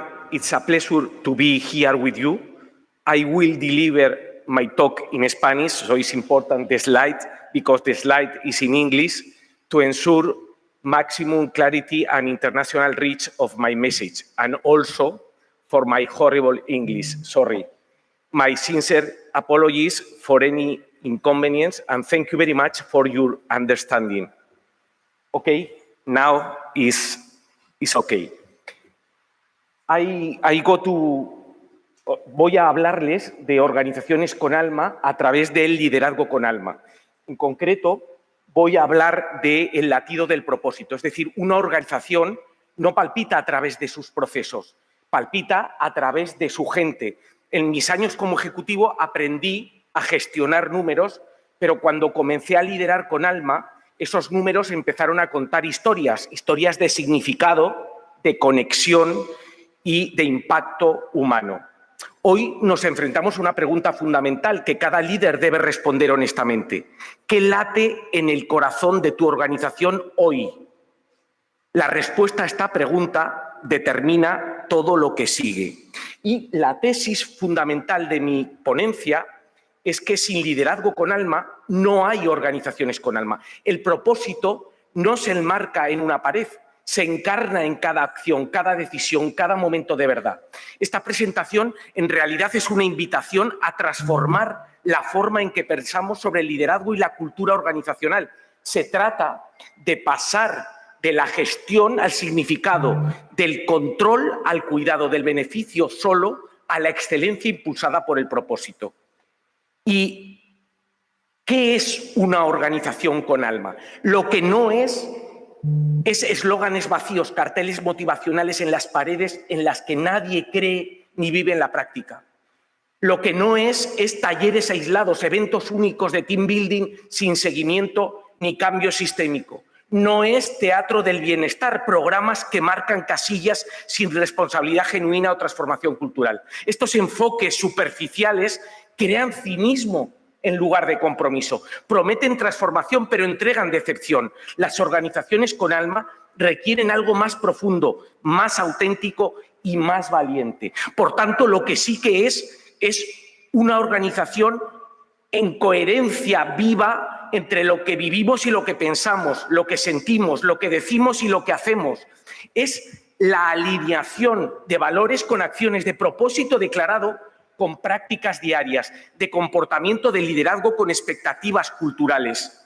Esta coherencia crea confianza, libera potencial y genera excelencia positiva. les voy a decir 8 características definitorias, que son las señas de identidad de organizaciones que han descubierto el alma. La primera, propósito claro que guía decisiones difíciles. El propósito no es decorativo, es direccional. En las organizaciones con alma, el propósito central sirve como filtro para la toma de decisiones ante las elecciones más difíciles que enfrentan los líderes. Cuando las ganancias entran en conflicto con los principios, cuando las ganancias a corto plazo amenazan los valores a largo plazo, cuando los caminos fáciles se desvían de los caminos correctos, el propósito proporciona la claridad para elegir sabiamente. En segundo lugar, cultura de cuidado, seguridad psicológica real. La seguridad psicológica significa que las personas pueden decir la verdad, admitir errores, hacer preguntas y asumir riesgos apropiados sin temor a la humillación o represalia. Es la base de la innovación, el aprendizaje y la colaboración auténtica. En estas organizaciones el cuidado no es un programa, es una práctica. Los líderes modelan la vulnerabilidad, recompensan la sinceridad y crean espacio para la humanidad completa de cada miembro del equipo. Esto no es blando, es estratégico. La investigación muestra consistentemente que los equipos psicológicamente seguros superan a sus pares. En tercer lugar, el cómo importa tanto como el qué. Las organizaciones con alma rechazan la falsa elección entre alto rendimiento y dignidad humana. Persiguen ambos simultáneamente, entendiendo que la excelencia sostenible requiere tratar a las personas como seres humanos completos, no como recursos a optimizar. En cuarto lugar, la belleza y el significado elevan los estándares. Sí, la belleza no es un lujo, es un lenguaje. La estética de nuestros espacios de trabajo, la elegancia de nuestras comunicaciones, la gracia de nuestras interacciones. Estos detalles aparentemente pequeños señalan lo que valoramos y quiénes aspiramos ser. Las organizaciones con alma entienden que la belleza eleva la conciencia, que el diseño cuidadoso mejora la experiencia, que el aire abre corazones y mentes de manera que las hojas de cálculo nunca pueden. Invierten en crear entornos donde las personas pueden hacer su mejor trabajo y su mejor yo. En quinto lugar, un modelo de aprendizaje continuo, el modelo 4A. La A de aprendizaje, vivencial y experiencial. La A de actitud, una actitud positiva, proactiva y de pensamiento crítico. La A de alma, llegar a la esencia de las personas, de los equipos y de la organización. Y por último, la A de acción, con una movilización a resultados. En sexto lugar, un liderazgo distribuido. En las organizaciones con alma, el liderazgo no es un título, es una práctica disponible para todos. Las personas en todos los niveles ejercen influencia, toman iniciativas y aceptan responsabilidad por los resultados. La jerarquía todavía existe, pero sirve para coordinar en lugar de controlar. En séptimo lugar, el impacto social y ambiental integrado. Las organizaciones con alma no añaden la responsabilidad social como una idea posterior o táctica de marketing. El impacto es tejido en la estrategia, las operaciones y la identidad. En octavo lugar, rituales con significado. Las prácticas que anclan valores y fortalecen la cultura son esenciales en las organizaciones con alma. No son ceremonias vacías, prácticas de gratitud, secciones de reflexión y momentos de celebración. Una organización con alma no se vende mejor, vive mejor. Y esa diferencia es sostenida por todos los que la encuentran. Y tiene muchos líderes con alma, por eso la hacen líderes con alma. Y les voy a compartir este decálogo de líderes con alma. 10 principios para liderar con autenticidad, coraje y comprensión. En primer lugar, comenzar desde dentro. Autoconocimiento antes que influencia. No puedes llevar a otros a lugares que no has viajado tú mismo antes de buscar influir El líder con alma se compromete con el trabajo difícil y continuo del autoconocimiento. En segundo lugar, propósito como estrella polar. Cada decisión es un gesto de coherencia. Cada acción fortalece o debilita la conexión entre lo que decimos, lo que valoramos y lo que realmente hacemos. Usa el alma con propósito como una brújula, especialmente cuando el cambio no está claro, cuando las presiones aumentan y cuando los atajos convenientes llaman. Por lo tanto, el propósito proporciona dirección y muestra qué perseguir y qué declinar. En tercer lugar, presencia que cuida. El líder con alma escucha profundamente, valida la experiencia y sostiene el espacio. En cuarto lugar, coraje compasivo. El líder con alma no evita verdades difíciles o conversaciones complicadas. Entienden que la claridad es amabilidad, que la retroalimentación honesta es un regalo, que la responsabilidad sirve de crecimiento. Pero entregan la verdad con cuidado, envuelta en contexto y respeto. Mantienen estándares sin destruir la dignidad. Pueden ser más firmes sobre el rendimiento mientras permanecen compasivos con la persona. En quinto lugar, belleza en lo cotidiano. Ya lo hemos dicho, los líderes con alma atienden la dimensión estética de la vida de la organización. Eligen palabras cuidadosamente, diseñan espacios reflexivamente y crean símbolos que llevan significado. En sexto lugar, la disciplina del ejemplo. No puedes exigir a otros lo que no demuestras de ti mismo. El líder con alma lo sabe y acepta el paso de modelar. Primero, hábitos visibles. 2, promesas cumplidas. 3, consistencia en el tiempo. En séptimo lugar, verdad sin maquillaje. La transparencia genera confianza. Cuando los líderes comparten la realidad, invitan a otros a co-crear soluciones en lugar de gestionar percepciones. Resiste la tentación de girar, endulzar u ocultar verdades difíciles. Saben que las personas pueden manejar la realidad mejor que ser engañadas. En octavo lugar, aprender siempre. El momento en que un líder cree que ha llegado, comienza el viaje hacia atrás. Los líderes con alma permanecen perpetuamente curiosos, buscando activamente retroalimentación, abrazando su propio borde de aprendizaje. En noveno lugar, construyen equipos reales.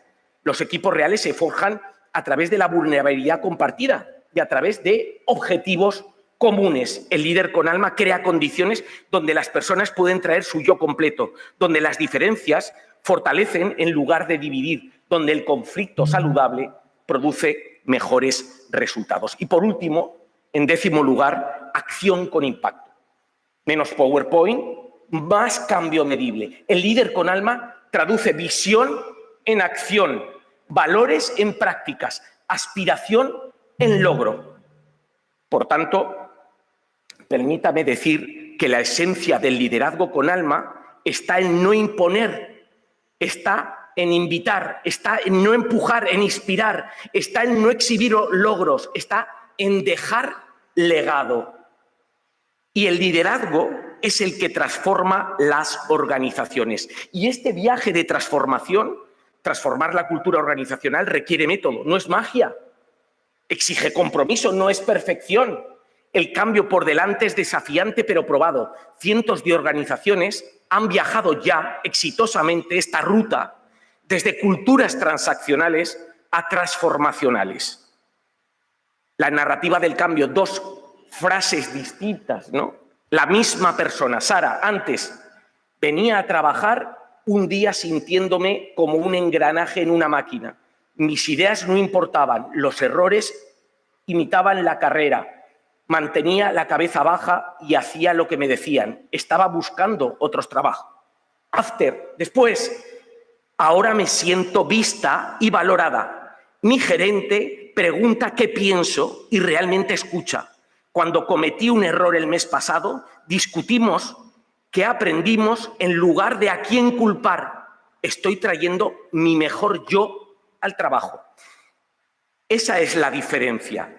La cultura cambia cuando el sistema refuerza lo que el discurso proclama. La alineación entre lo que decimos y lo que recompensamos determina si la transformación echa raíces o se marchita. Permítanme acabar con 6 verdades para llevar adelante esto. Primero, sin alma, el éxito vacía. Con alma, el éxito cumple. El propósito no decora estrategias, las ordena. La belleza no es un lujo, es un estándar. Cuidar a las personas no compite con los resultados, los provoca. La coherencia es el marketing más creíble. Liderar con alma es recordar quiénes somos cuando nadie aplaude. Palabra final. Elige tu respuesta. No controlamos nuestras circunstancias. Los mercados cambian. Las tecnologías perturban, los competidores emergen, los recursos se contraen, pero siempre controlamos nuestra respuesta. Elegimos cómo lideramos, cómo tratamos a las personas, qué valoramos, cómo nos presentamos. Esta elección es tanto carga como regalo. Es más difícil que seguir la convención, es más arriesgado que jugar a lo seguro y es infinitamente más significativo. Por eso, imagina si cada líder se compromete a atraer alma a su esfera de influencia, sin esperar permiso, sin requerir condiciones perfectas, sin exigir que otros vayan primero, solo con lo que tienen. Así es como la cultura cambia a escala. Si cada líder trae alma a su metro cuadrado, el mundo corporativo finalmente tendrá un corazón colectivo. Repito, si cada líder trae alma a su metro cuadrado, el mundo corporativo finalmente tendrá un corazón colectivo. Tu legado comienza hoy. Dentro de años, las personas no recordarán tus presentaciones de PowerPoint, recordarán cómo las hiciste sentir, recordarán el momento en el que te presentaste para ellas como alguien que importaba. Contarán historias que a la vez les dijiste para cambiar. Tu legado de liderazgo se está escribiendo ahora mismo en las elecciones de hoy. ¿Qué historia quieres que cuente? Por lo tanto, la invitación de hoy es a unirte a una comunidad creciente de líderes que se niegan a aceptar a los negocios sin alma, que el éxito requiere sacrificar la humanidad o que la ganancia y el propósito no pueden coexistir. Esa no es la invitación que os hago la invitación de uniros a un liderazgo con alma para construir organizaciones con propósito. Un viaje bendecido en el que simplemente quiero dar las gracias por vuestra presencia, vuestra atención, vuestro compromiso con este trabajo vital. El mundo necesita el tipo de organizaciones que tienes el coraje de construir. Thank you very much for your attention and your patience. Thank you very much.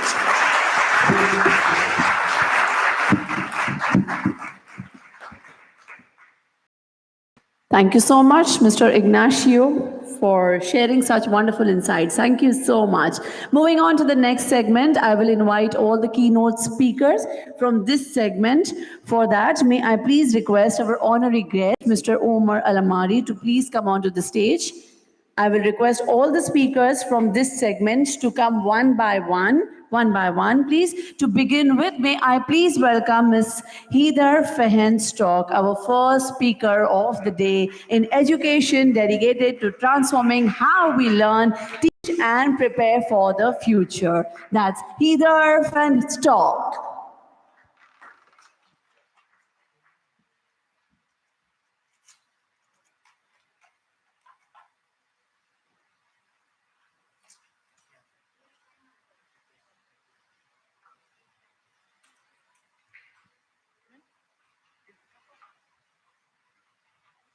Thank you so much, Ms. Heather, and congratulations once again.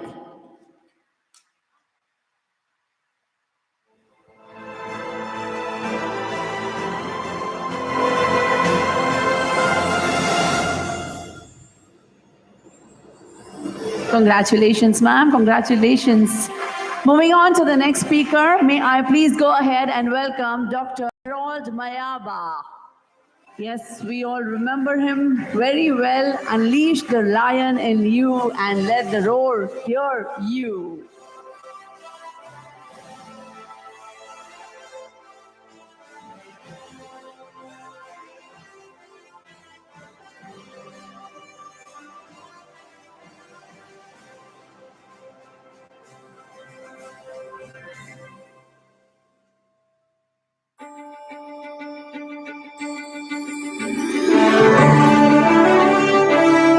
Congratulations, sir, once again. Moving on to the next keynote speaker, who is also a multi-award winning leadership and business growth coach. I welcome Esther Aluko.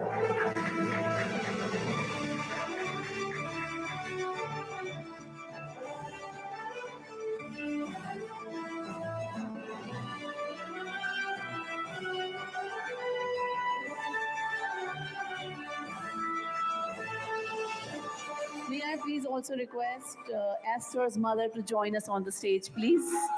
Wow, that's such a wonderful and beautiful moment.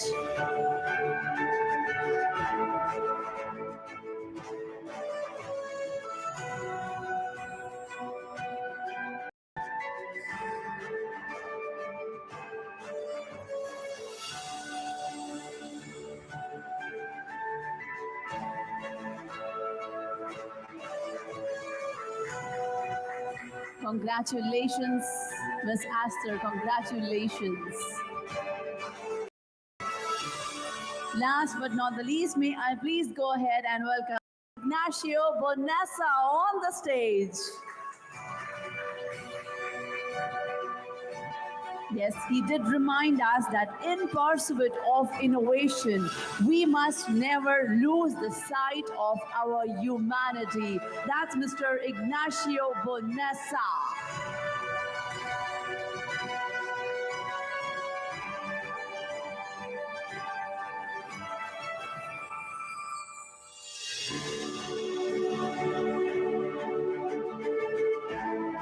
Congratulations, sir.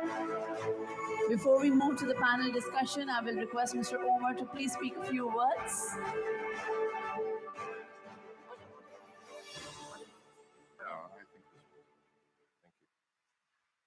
All right, so I think it's what, good afternoon or good morning still? All right, we're still in the morning session, so good morning, everyone. So first of all, allow me to congratulate you all, to be honest. This is a true testimony of an outstanding leadership journey that each and every one of you has actually taken through. So again, if you would mind, if you don't mind actually, can you have a big round of applause to every one of you, please?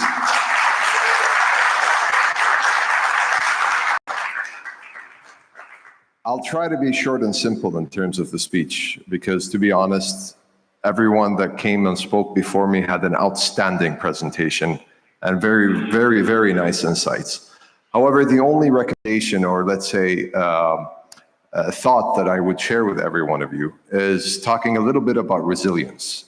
It's very important as leaders nowadays to really match a very outstanding and very robust resilience, specifically when we faced challenges. We all went through the horrible times of COVID. Hopefully it doesn't come back again. And it was the biggest, toughest time for humanity. And actually, it transformed each and one of you to a different person. To lead with regards that is driven by fear. And the biggest fear was the unknown. Everyone freezes in their space when they are faced with something that they don't know how to handle with. So allow me to give you this short advice. Just try to calm yourself, re-look into that situation, and try to think, how can I make this fearful situation actually a positive situation for me, and build from it. Remember, every situation that you're faced in your life is actually a learning. It will improve your learning curve to become a better self in the next few years.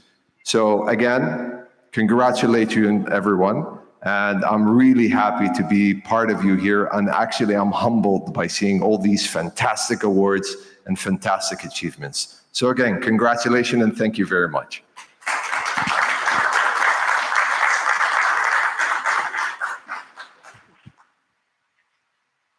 Thank you so much, Mr. Omar, for such humble words. They really mean a lot to us. And thank you once again for taking out your precious time and joining us and making sure that everything goes perfectly. Thank you so much, sir, once again.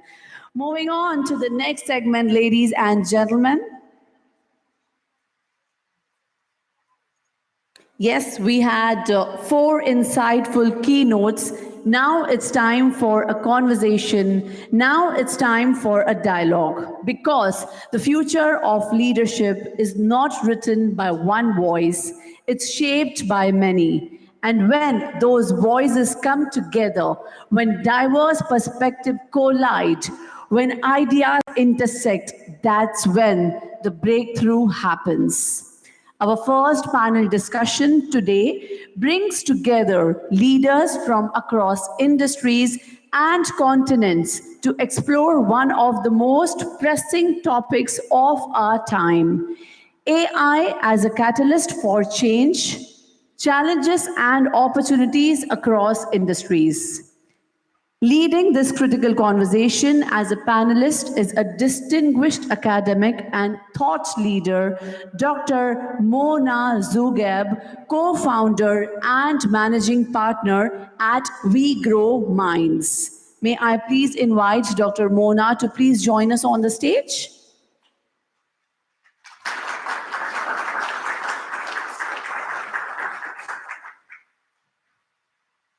Thank you so much for joining, ma'am. May I please request you to have a seat? May I please go ahead and invite, joining her on this panel, our 4 extraordinary leaders. To begin with, may I please welcome the first panelist, Mr. Amit Lingarchani, Senior Digital and Transformation Program Manager at Dubai Islamic Bank. Can we have a huge round of applause for Mr. Amit Lingarchani?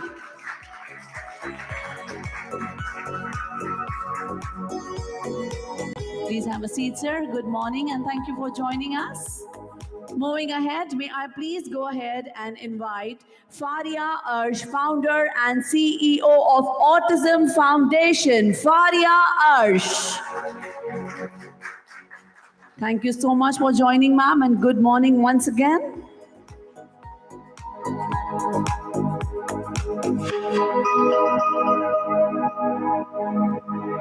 Kindly have a seat, ma'am. Thank you so much. May I please go ahead and invite Dr. Ahmad Hanafi, founder and CEO of DP Holdings, DP Group. That's Dr. Ahmad Hanafi.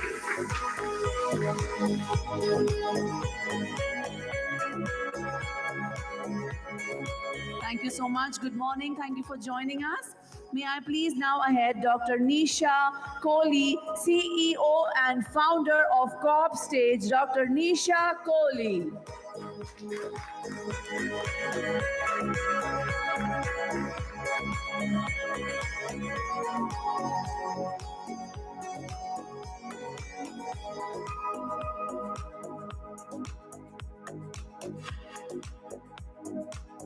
Thank you so much, Dr. Nisha, for joining us. Kindly have a seat. Thank you so much. Moving ahead, may I please go ahead and invite Alan Topikov, Director at AdSolve. Thank you so much. Good morning, sir. Thank you, everyone, all the panelists and the moderator for joining. I leave it to you, ma'am, to please take ahead the panel discussion.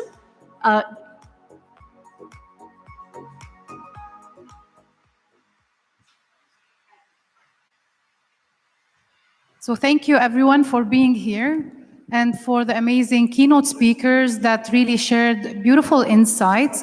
And what we're going to share today is actually aligned with leadership concept and how AI is reshaping our leadership. So we have today amazing panelists, and each and every one of them coming from different industries, but sharing amazing thoughts about how AI is impacting our leadership in different industries, whether it's banking, whether it's sustainability, whether it's technology transformation, and so on.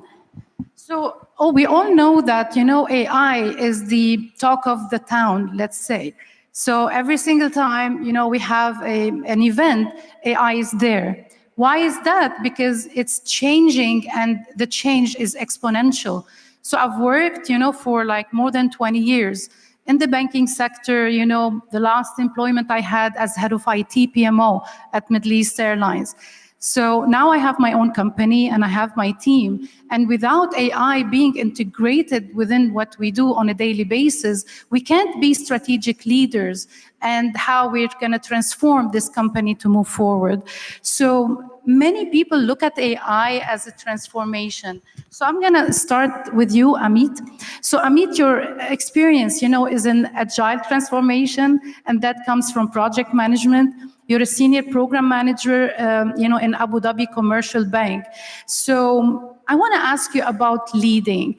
So when you lead digital programs in this highly changing world with all the risks happening around you, how do you see like AI influencing all these leadership decisions, especially that in project management, we really see that the project managers and the program managers have to take so many decisions, and how you can transform the role of the program manager into a strategic leader rather than the daily task that they're going to do? First of all, I would like to thank you, the enterprise world, for giving this opportunity by sitting with all interactive and insightful minds here from across the world, especially, and that number will sit in my mind throughout the day, throughout the year, about 23 countries. So I'm really thankful. And to your question, Dr. Mona, see, program management is not about any specific type of work we do. And in this world of AI, there are very specific considerations that everyone has to look at. If you talk about the specific area, which is the baseline, I would say the bedrock of the organizations is your ethical considerations. Your ethics is very important in this era of AI. Because what happens is, as soon as we hear AI, and I'm talking about on the floor experience in different banks, people start panicking, shaking up. And the word comes to their mind is, we are going to lose the jobs. And that's where we need to stop. Because this is not the organizational ethics. This, we are trying to break the culture, we are trying to break the community in the organization. So ethical considerations is where we are talking about, and banking and financial services is a huge area which has got a lot of regulatory operations around it. So if I want to ask you, like many banking sectors, even here in the UAE, they are really shy of integrating AI into their work, but they found a solution of making it like local within their local network. What do you think about that? Yeah, see, that's where the thing is. The banking organizations, and I would not say just banking, any organization, they need to start investing in people and culture rather than with this bubble of AI. Today it is AI. Previously, if you go back, you might have heard about Agile. Agile came in 2010 as a big bubble. And everyone is trying to get onto the train into Agile and go into the coaching, transformation, delivery, and everyone is Agile, Agile, Agile. And no one knows the purpose behind it. Though I will go back to our keynote speakers and our expert panelists who always banged on saying that purpose is the key. Why are we doing it and how much we want to do is very important to be understood. And when we talk about banks and financial institutions, there are a lot of steps where everyone is trying to understand that how AI is going to help to get onto something which is routine task, getting the basic things done, and allowing the humans, or I would say employees, to start looking into some capabilities building, which is to do with strategy management, with understanding of how can we do the building up of the culture, bringing the sense of training the people to the AI ethics and compliance. How do we do the customer management? And Don't then just copy paste. You have to have people who learn about it and understand the insights and analyze them and make actions based on that. exactly. Which brings me to another industry other than the banking. You talk like many other industries as well. So I'm going to move to Fariha. So Fariha, you even have your expertise in neurodiversity. I want you first to explain to us what is neurodiversity, you are a social entrepreneur. You talk about inclusion and training and about so many amazing things. So how do you think, using AI can actually create or help create more inclusive workspaces? And, all the learning environment that we do, even like me, I'm a senior trainer, I'm a partner of PwC Academy, of Scalar, AD Ports, like so many academies, we inject in our training programs, whether in project management, whether in, let's say, risk management and any other areas like human resources analytics, we do include AI in them. Yeah. Can you tell me your insights about that? So first of all, my insight with AI is quite diverse. So let's start about neurodiversity. Neurodiversity is a wide spectrum. Many disabilities under that. And if I were to look at my specialty, which is in autism, autism is a wide spectrum within itself. So anybody who is on the spectrum, they could be on level 1, 2, and 3. So that is basically mild, moderate, or severe side of the spectrum.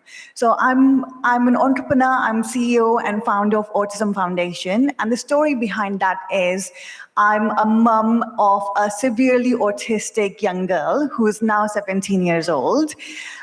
She's completely nonverbal, so she has driven, so that's my purpose. She's driven this insight and passion in me to create Autism Foundation. It all started with a method that I created at home for her. Then I wrote a book about it, and then that book has gone global within a very short span of time. That's amazing. By the way, my daughter is here as well. Oh, lovely. Let's clap for Maya for coming here all the way. Amazing. Nice to meet you, Maya. Yeah, so in terms of using AI to promote inclusivity in workplaces especially, what I would say is I do a lot of training programs. So Autism Foundation at this moment in time, I develop training programs and I deliver them, whether it be parents, carers, professionals. I go into many organizations to teach them about neurodiversity and autism specifically.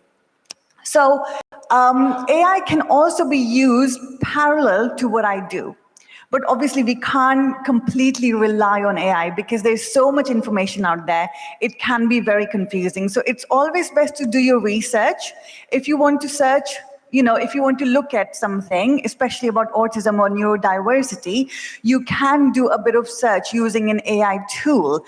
But then you have to bring those questions to somebody like me who's a specialist and ask very specific questions on how can we include neurodiversity in workplace and what can we actually do to help them, because it's not just about including people, but we need to have enough awareness, we need to have enough education around neurodiversity so that we're not just including them, but we are supporting them. We are trying to support them to get the best out of them. Do you think in the UAE there are schools that really support autistic people? Because, my partner at We Grow Minds, Hussam Majari, his son is autistic. And you know what he keeps telling me? Once he decides to quit his job, he wants to open a company, an organization or whatever, only for autistic people. So maybe I can connect you with him. And that will be amazing because... So do you think our education system is ready? Are they prepared? Are they inclusive, or they do programs specifically for autism? Well, a system is never prepared. This is what I'm always saying. Everything is evolving and we have to evolve with that. Started my journey as a educationalist in autism. So I've been working in special schools all my life. So when I started my journey, from then to now, my practice has evolved. Influence even the people around you and maybe educational institutions, right? Yes. We have to keep evolving. There's always going to be new practice. I always tell this to myself and whoever wants to learn from me, that till the day I die, I have to be learning. I cannot think that I know everything. So, things are always evolving. We have to keep learning with time. And when it comes to neurodiversity, we have to learn more and more and help. They are the most vulnerable community. So we have to learn in order to help them in the best way possible. Definitely. Thank you so much, Fariha. I'll move to Dr. Ahmed. So Dr. Ahmed, thank you for joining us today. You're the founder and CEO of DP Holding, DP Group. You are into digital transformation. And your experience a little bit similar to a bit between the project management and IT. So as a leader in digital transformation, how do you view the evolving relationship between AI and business innovation across industries? What are the challenges? What are the opportunities? And what is the upskilling that we really need to do to our teams, especially in IT, to be able to, adapt AI at its full? Thank you so much for the good questions. Actually, from my point of view as a digital transformation consultant, the most challenging thing, honestly, is the goal behind using the artificial intelligence, because a lot of people decide to use artificial intelligence as a concept, okay? Setting a clear goal and a clear vision and a strategic plan is the power of success for such a project. So involving a digital transformation consultant from scratch to set a clear goal, to set a clear vision, to set a clear technical scope, for sure it guarantees the success of such a project.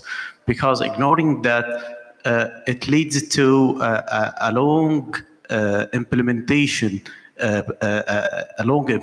time plan, sometimes a project failure, because it's missing the main goal behind using artificial intelligence.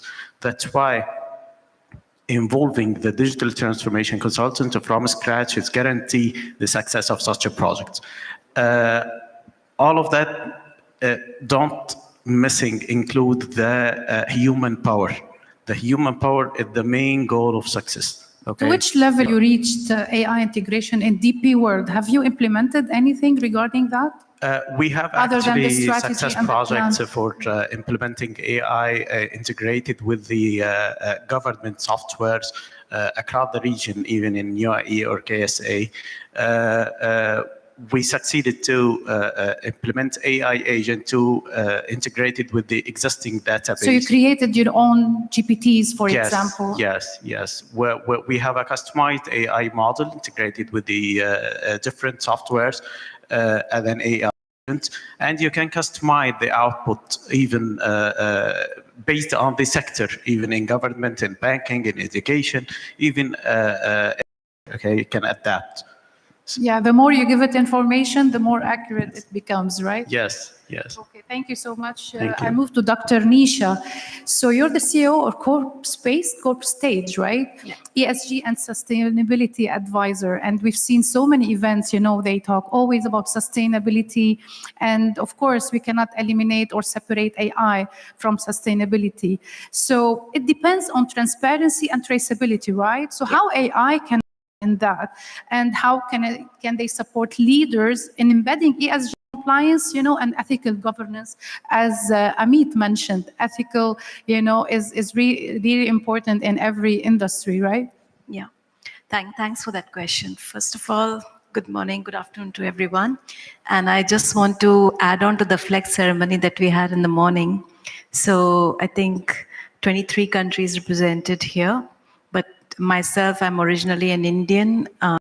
My business is headquartered in Singapore, and I shuttle between Bangkok and Singapore. So you can say that Thailand is also present here.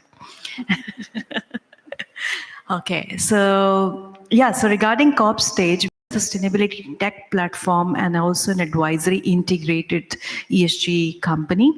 How do we use AI in the platform is, in sustainability area, or when you hear the word ESG, it's all about intangibles, right? So it's environmental, social governance, reputation, CSR, all these are intangibles and cannot be represented directly in numbers. When it comes to financial statements, for ages, we've seen annual reports, etc. So the numbers are present and it's very easy to analyze. So where AI is very helpful is when companies have to do reports on ESG, the data comes in variety of formats. It could be PDFs, it could be pictures, it could be related to the statements, the press releases, and many such, narrative formats. So AI can be, and on our platform also, how do we use it is we integrate all the information in one data lake where the data is then extracted using NLP techniques, and data is extracted. And we use multiple, kinds of, you can call them as GPTs or LLMs to extract those data, because not all of them are very efficient. So we have to combine those, and we have to make them customized.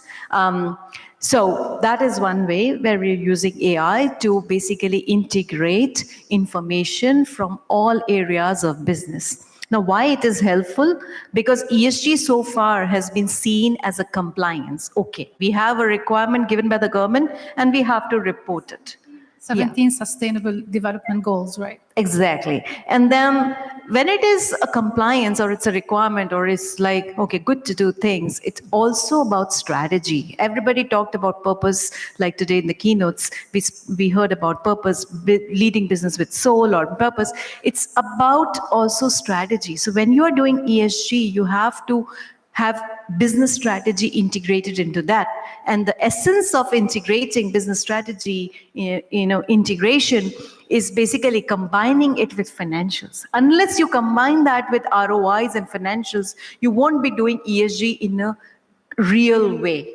Because you'll always be worried, oh, am I making profit or am I just incurring expenditure or not considering that as an investment? So AI is used for scenario modelings, combining the financial data with the non-financial data, and then taking decisions. So these are the two ways which, I just explained, is AI for extracting information, and then AI for using scenario modeling for financial forecasting along with non-financial. And this can be applied in any industry, right? Absolutely. Whether in, let's say, any project, in IT, in any HR, in everything. That's the purpose, right? Yeah. What we really need are people who are aware of that and can use that and can analyze those insights and come up with making, right? This is why we need the data. Beautiful. Exactly. Now back to you, Ellen.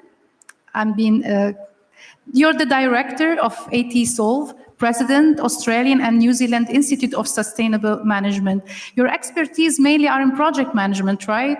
So how do you see AI in reshaping everything related to project management, whether in assessing risks? I remember this year, 2025, I was handling a whole masterclass in Dubai International Project Management Forum. There was 55 in the room, and we were doing some kind of competition, to analyze the risks of their mega projects, each handled project, let's say Museum of the Future or any RTA related projects. And AI was able in seconds to create a risk register for that specific project for all the 9 groups. And those who take more than an hour to do that.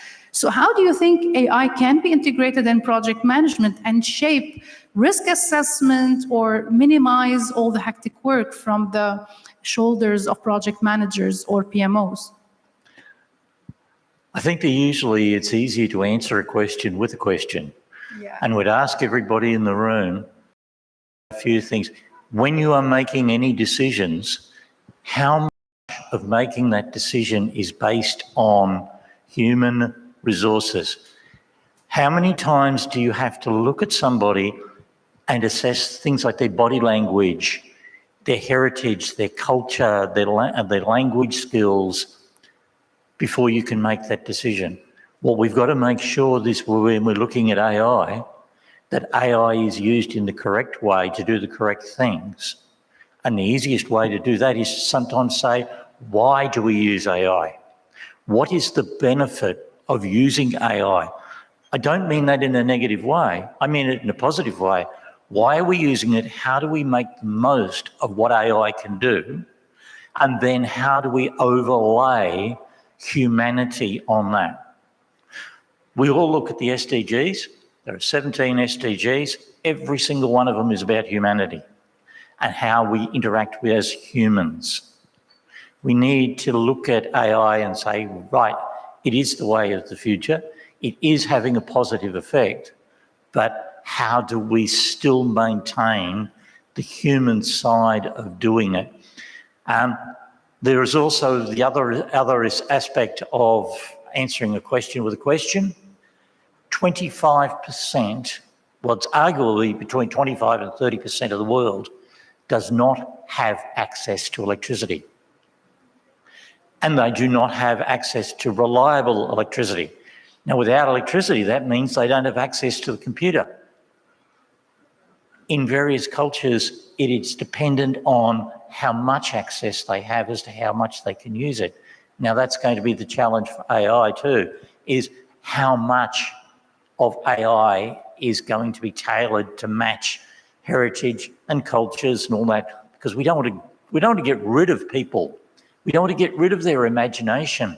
We don't want to get rid of thousands of years of culture and heritage. We want to be able to take all that and to use that with AI to then deal with it further on. And the biggest issue with project management and contract management, as I said, was humanity, but it's also how do we manage the impact on people through those projects. How many people will be displaced in certain jobs, and how if we've got a quarter of the world that doesn't have electricity, are they going to be the vulnerable ones with that? We've got to look at with the projects. And project management and all management is really building blocks. They're the basis of when we take it forward.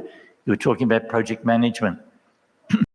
Project management is a set of building blocks that is then interpreted throughout the world and throughout the projects to see how we then build above that to get the answers that we want for the specific project. And part of this is AI is the building block, but it's not always the answer. It provides us with options and questions and potentials. And then we put humanity in to work out how when we build up to get the right answer for the right thing at the right time for the right people. Beautifully said. I would like to write a paper with you on that because we agree a lot. Yeah, because, when you have project managers, not anyone, it's not like ratatouille, anyone can cook. You really need project managers who actually know how to be strategic leaders, how to make decisions, and at the same time, manage all the daily work and the hectic documentation that is required by the governance of a PMO. So, of course, all of this will need AI, and I can't even imagine now our lives as project managers without using AI on a daily basis. Back to you, Amit. So Amit, you worked in the banking sector for how many years in Abu Dhabi Commercial Bank? Yeah, I just wrapped up with the Abu Dhabi, now with the Dubai Islamic Bank. And Abu Dhabi Islamic Bank. Dubai Islamic Bank. So for how many 17 years all in all? 17. 17. 17. 17 years. Have you collaborated with the HR department or division in order to see what are the skills or the skill gap that really exists between what do we not want our people to know or our teams in different projects or operational departments are they supposed to know, and what are their current skills? So how can we bridge this gap, and what do you think are the features or skills that these people, who are working on all those initiatives should possess, in your opinion? Yeah, sure. So, see, this is this always in this transformation and coaching, we are setting up what we call is a roadmap. This roadmap is what is helping you. And for me and my previous assignments, I have seen AI as my team member rather than just an enabler. I like when you say roadmap because it's not a click of a button, right? Yes. It's a long term. There are short-term wins and there is a long term. Exactly. So there are strategic and then there are quick wins. So what we look into is, I consider that where there is a need to have a strategic win, we definitely require more involvement from management, more involvement, and what we say is a diversified view from different leaders in the organization to understand what is going to be beneficial to the organization. or if we require any external expertise to come in and guide us there. So this helps us to build in what we call as a skill augmentation plan. And this skill augmentation plan is not as specific any layer. It is for any particular, not for a particular person, not layer, but it is more at different levels of organizations. So according to me, in my previous strategy, I have used somewhere which is team focused, program focused, and enterprise focused. And when we look at the skills required at each year, how do we bring that skill augmentation plan and then write the journey in an iterative way using the agile techniques, focusing on the value, making sure we are continuously improving on it, and then embedding wherever we want to bring in the AI automation, we have to bring in the information about, and there are a lot of processes in banking which can go straight to AI. For example, credit decisioning, for example, loan approvals. But somewhere behind the box, it happens and the users are not even aware about it.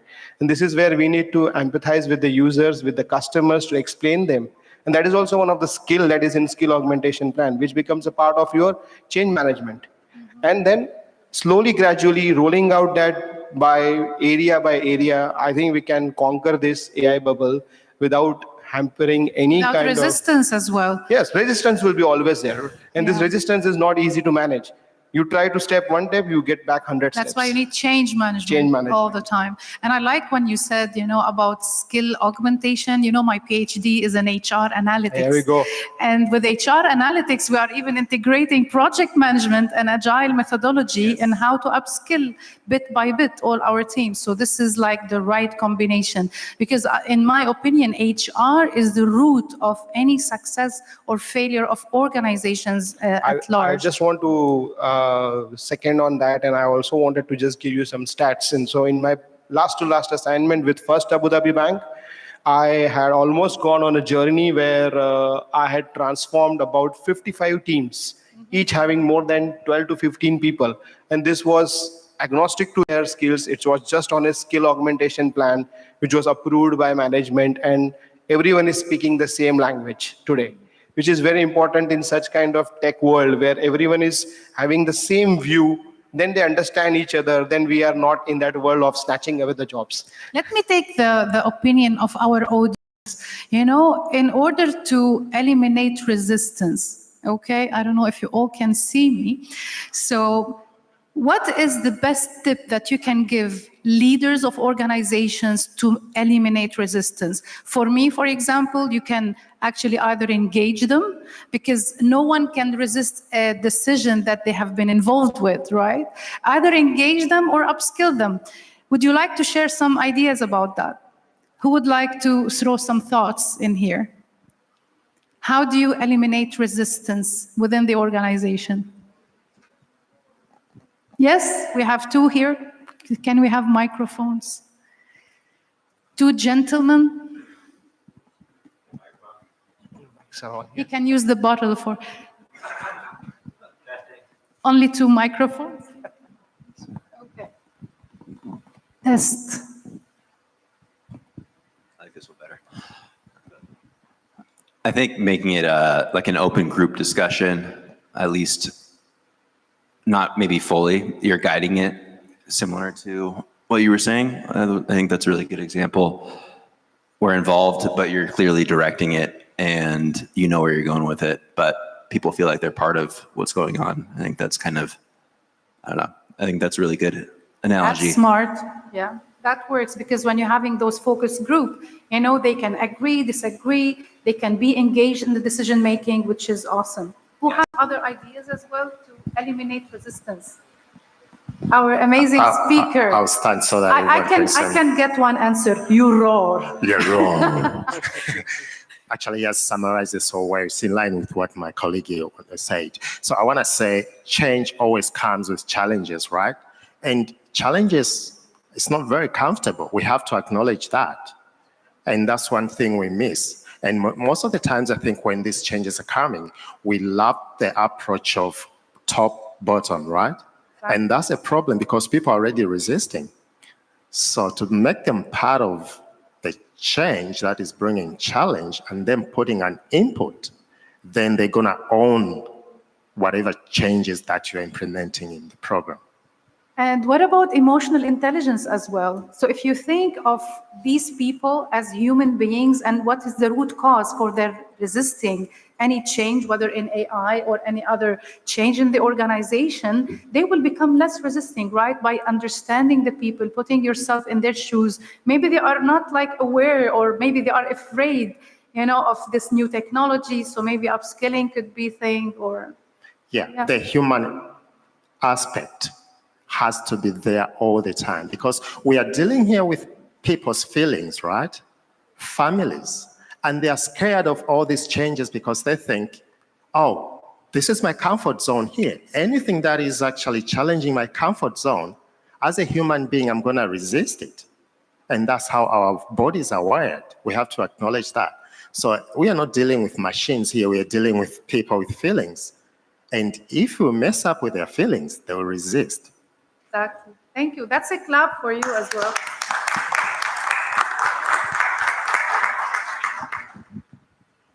That's just to break the dialogue with engaging you. So I will move to Fariha. Fariha, you back to sustainability, no, back to autism actually. So when we're talking about leadership, many people think profit, and we had our speakers as well talk about profit without a purpose. What do you think about, leadership through social impact? So how can we actually integrate maybe AI or innovation so that we increase, the social impact? Yeah. When you talk about leadership, you have, right? So, I'm constantly interacting with, I'm working with their parents, their carers, who work with them. So unless I have that empathy with every single person I'm interacting with, I won't be able to lead with them. Empathy is the first process within design thinking, right? Yes, absolutely. Empathy all the time. Absolutely. And I feel quite privileged that I can empathize with each one of them, because I have a daughter who is severely autistic. I can empathize when I'm communicating or I'm trying to understand anybody who has a disability, because I have that personal experience, I have that personal touch. Then I've worked as an educationalist in special schools. So when I'm communicating with anybody in the education sector, like teachers, and I'm trying to give them training regarding autism or any kind of disability, again, I can empathize. I can empathize the kind of challenges they face on a daily basis. And as a parent, of course, I'm a parent, so there's no doubt about the fact that I'm empathizing with all the parents out there who have a child with disability. So I always start my leadership skills with empathy. Within my organization, again, I empathize with each one of them with their roles, because unless I do that, I won't be able to lead properly. And how we can integrate AI in this is, I use AI as a tool to make my life a little bit easier. Time is money, of course. Removing all these repetitive jobs that machines can do, right? Absolutely, yes, yeah. So I'm constantly trying to come up with behavior plans. So I am a behavior analyst. So when I'm called in an organization where an autistic or disabled person is really struggling, I look at what kind of behavior they're struggling with. I analyze the situation, not just the autistic person, but everything around them. I analyze the environment and every individual involved in that disabled person's life. So my job is to, as a behavior analyst, I'm creating a behavior plan so that everybody can follow, so that we are able to support this disabled person in the best way possible. So I give commands to AI in a very, very specific way. I know the behavior plan, but I'm going to save my time, which could take me hours. But if I give specific commands, what needs to be in that behavior plan, I can give those commands to AI and create a behavior plan, which would save me a lot of time. Same with the educational plans as well. I know the AI doesn't know this person. The AI hasn't done the behavior analysis. I've done that. But if I put the right commands in the AI and I'm using it as a tool to save time for myself. And of course, you'll be the judge at the end of the day. You're not just, you're analyzing this information. You're maybe bringing to your attention something that maybe you slipped from your mind for a reason, for example? I wouldn't say that I would rely on AI. So what I do is I use it to create different formats. So it's saving me time to write big paragraphs and faffing around with formatting. But to inject the right information for it, right? Yes, yeah. Of course. So I'm giving the right information to AI, but it's formatting and the details. Same in project management, by the way. All the formats or the templates, instead of you creating it, designing it, even branding it, organization, they can do it. Yes. And you focus on what matters most. Exactly, right? absolutely. So I use it as a time-saving tool for my work and my organization. Thank you for sharing this. Back to you, Dr. Ahmed. I worked in IT for more than 19 years, and mostly either the head of IT PMO, like IT projects, and implementing CRM was one of them, right? Which is customer service. And one time I was driving from Abu Dhabi to Dubai. I was hearing Eye of Dubai radio, and actually I saw a client talking to a customer service agent, and they were discussing on how to solve a specific problem with their account and something like that. And all of a sudden, the moderator of the talk came in and said that customer was talking to an AI agent. So see how the exponential transformation, even in customer service, in every industry is changing. Maybe those customer service agents might be disappearing, and the role will vanish with the presence of AI. So how do you think AI is taking all these roles, and how do you think you can integrate it properly within your operations? And what would other skills to do something else? Any insights on that? For sure, AI is just a tool. It's not replacing it for people. Okay, without innovation, without people inputs, without a clear requests and guideline for the artificial intelligence tool, for sure it will raise its a fault. It will raise its wrong infos. Okay, so AI feeds on. Here you have a clear database, and classified database, you will gain a clear results. Okay, so when we are talking about AI and it may be results risks on the on some job opportunities or some job descriptions.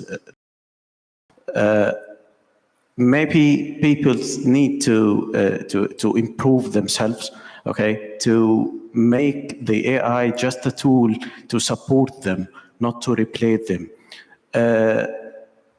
Some careers now may be replaced with AI, but not 100%, because, for example, the example what you talked about for AI agent that handling the customer service, okay, may you stuck with something missing in his database, okay, so for sure you will be directly transferred to an agent to support you, okay? So once we get the clear database, we can use the AI and get a good results. So it's making eventually like a more, process that is more efficient and more effective, and always there is like the main human beings there just in case, they failed somewhere.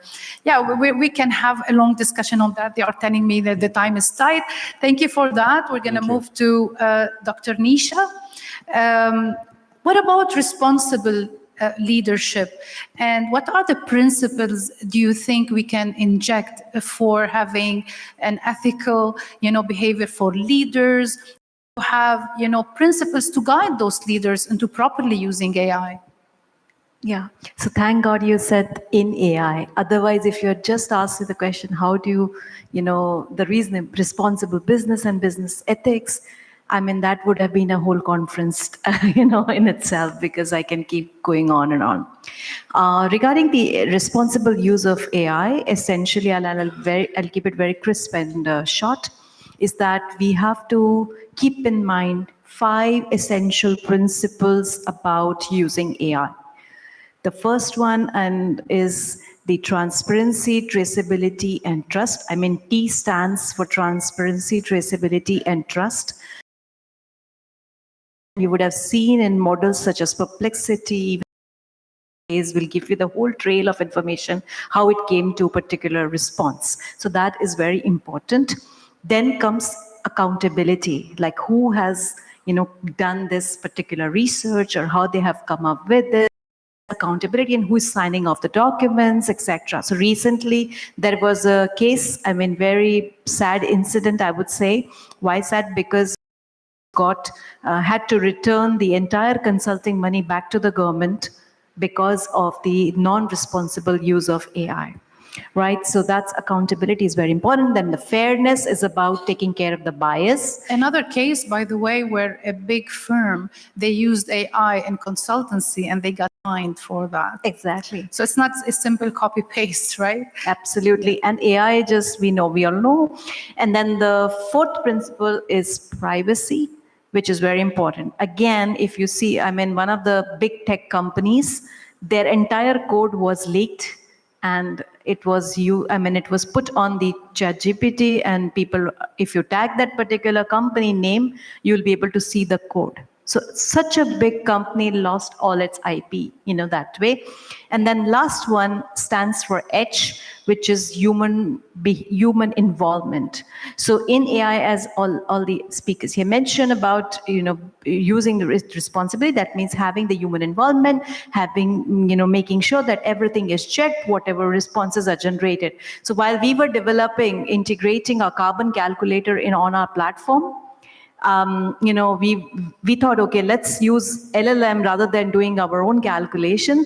Then my developer said, if we use LLM, we'll get different response every single time. So that's why if you get a response from the LLM, you have to make sure that human involvement is there to check whether it's accurate or not. Thank you. Thank you.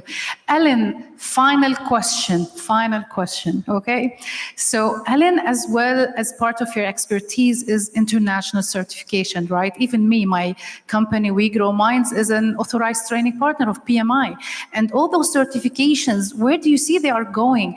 Like, what are the challenges that we might face with AI? Is it reshaping how we certify people, or the way of studying, or certify leadership or project excellence globally?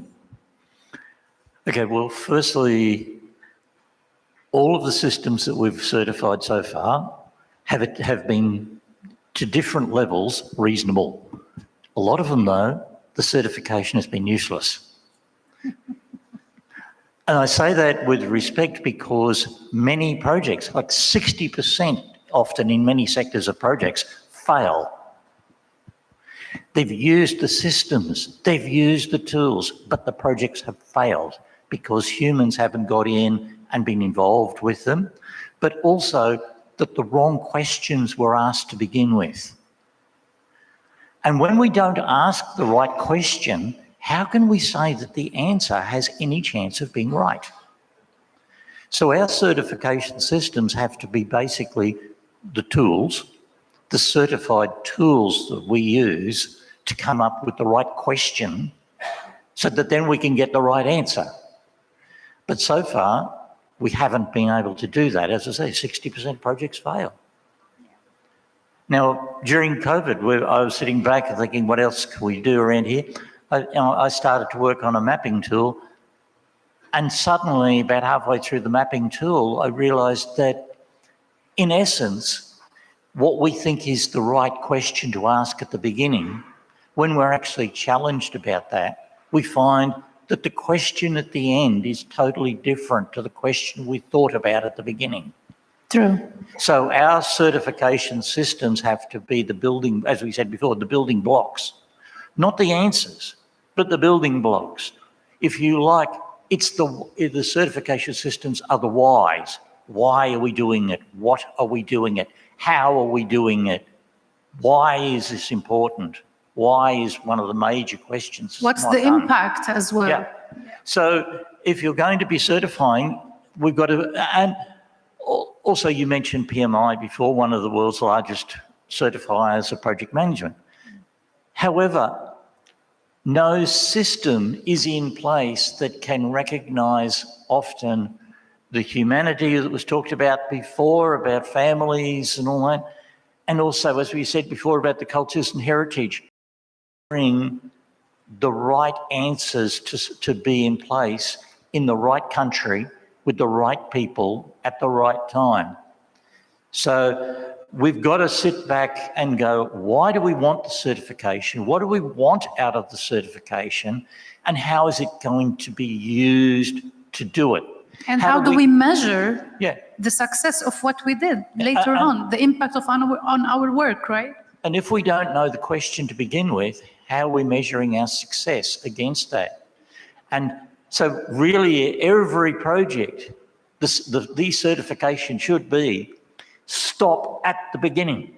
Do not proceed until you've gone through and reviewed and sorted the questions out. And our certification systems, particularly for AI, are not going to be a one-off certification. It's going to be a continuous thing. We have to stop, we have to review, we have to think, we have to implement, we have to stop, we have to review. Agile methodology, right? Every single phase of every project has to be an ongoing review. And we may need to make sure that the answer that comes out of AI is purely and simply part of the equation. It is not the answer, because we've really got to be very careful about certifying systems that teach us how to ask questions, how to review statistics, how to review people to come up with the right question so that we can, we did a poll before. It'd be interesting to see how many people have gone onto a computer, and that's AI is a computer, and how many people have thought about their own AI, which is their mind, and they've asked the wrong question, and they've looked at the answer and they thought, what a lot of rubbish. The system didn't fail, the question failed. The question that went in didn't explain what was really required.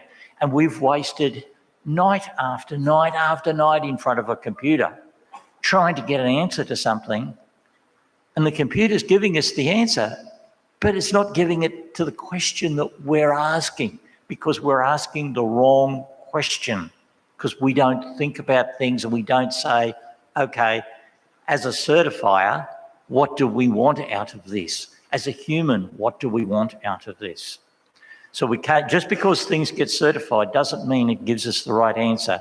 However, certification is important to make sure that the building blocks that are used have some commonality throughout everywhere, so that whether you're in Saudi Arabia or whether you're in England or whether you're in Russia or wherever, the building blocks are the same, and then it's how we interpret those building blocks to get the right questions into AI, so that then AI has some chance of being right or roughly right when it gives us the options at the end for us to then modify and fiddle. Now, how many times do have people used their maps in the car, Google Maps, whatever?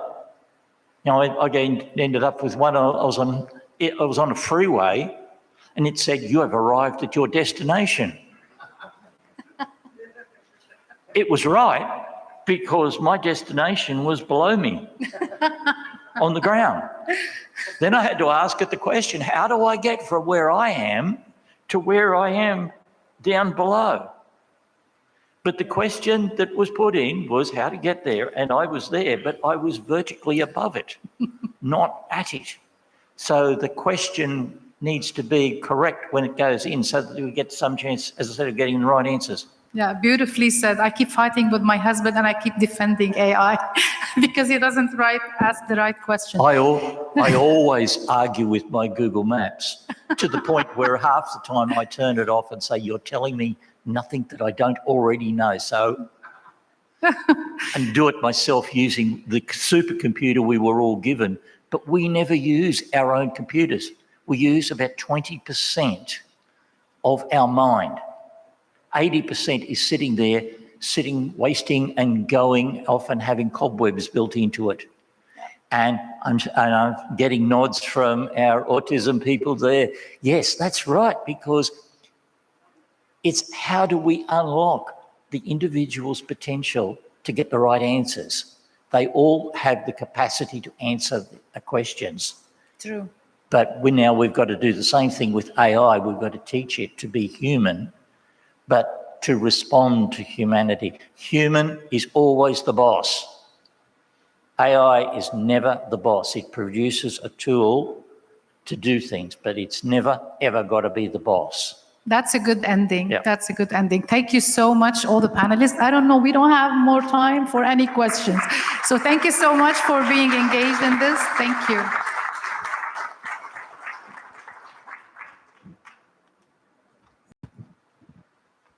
Thank you so much, Dr. Mona, for moderating the wonderful session. May I please request everyone to please be seated, and then I shall call you all one by one for the felicitations. Thank you so much. Thank you.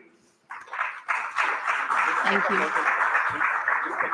Well, indeed, that was let's click a group photo, before they exit the stage. Indeed, that was a powerful exchange of ideas. Thank you so much once again, Dr. Mona, and our incredible panelists for such insightful discussions. Let's create a group. Let's click a group picture, followed by the felicitation of each and every panel member by our very wonderful guest, that's Sanja Radlovacki. I will invite you shortly. You can keep your cameras ready in the meantime. Have a seat, have a seat. I will invite you shortly, ma'am. Thank you. Just so that your cameras are ready for social media. Thank you so much, ma'am. Thank you, thank you.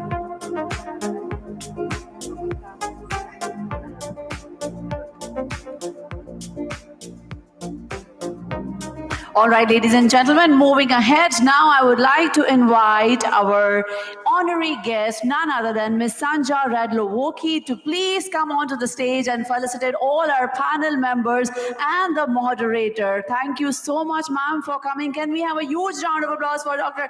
Sanja Radlovacki? Did I? How do I do that? I'm so sorry for that. Sanja Radlovacki. All right, I will with my Slavic accent. Let me try. It's Sanja Radlovacki. All right. Wow. Thank you so much, ma'am. May I please request you to please be here? All right. To begin with the honors, may I please invite the first panelist, Mr. Amit, on the stage. Amit Lingarchani, the Senior Digital and Transformation Program Manager at Dubai Islamic Bank.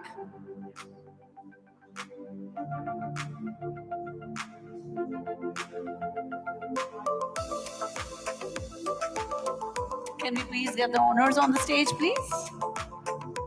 May I also please request Mr. Dhruv to be on the stage with us?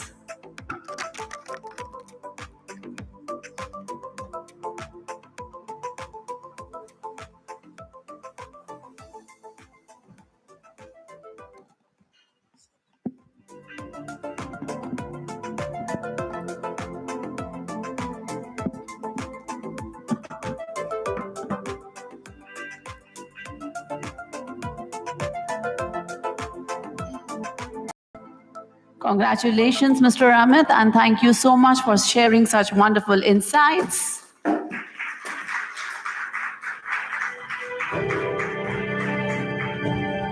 May I please go ahead and invite the next panelist, Ms. Faria Arsh, founder and CEO of Autism Foundation.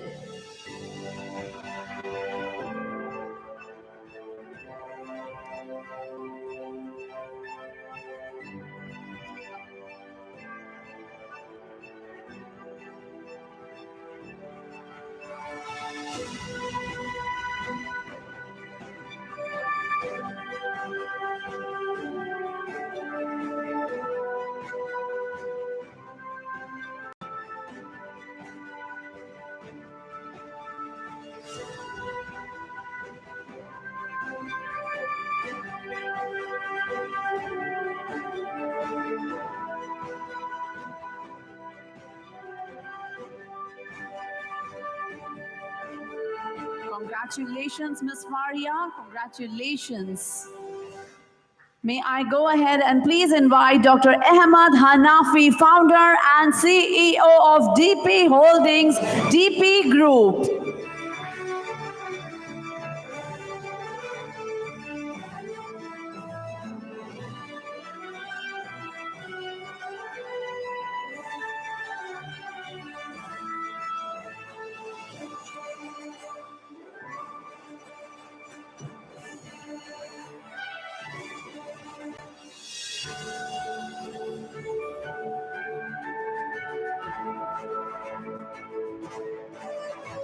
Thank you so much for your time, Dr. Ahmad, and congratulations. May I please go ahead and invite Dr. Nisha Kohli, CEO and founder of Corp Stage.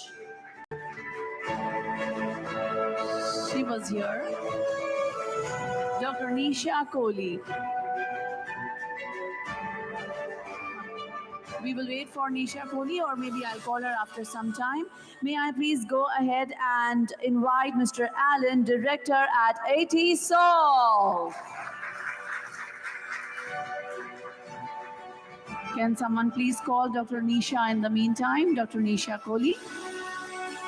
That's Mr. Allen Topikov, director at AT Solve.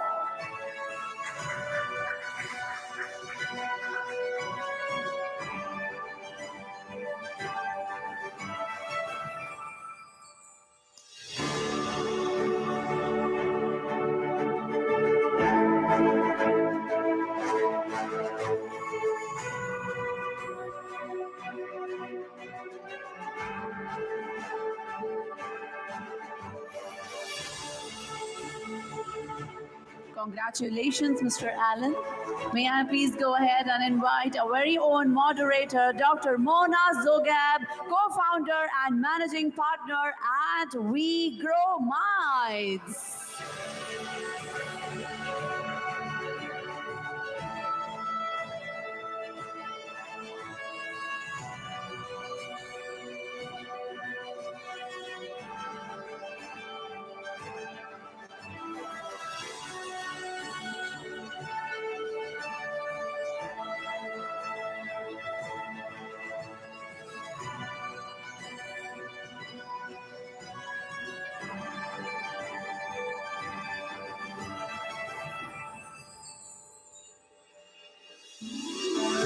Congratulations and thank you so much, Dr. Mona. Congratulations once again. May I please go ahead and invite Dr. Nisha Kohli, CEO and founder of Corp Stage. Thank you so much to all the panelist speakers and the moderator for sharing such wonderful insights, conversations, discussions, and dialogues.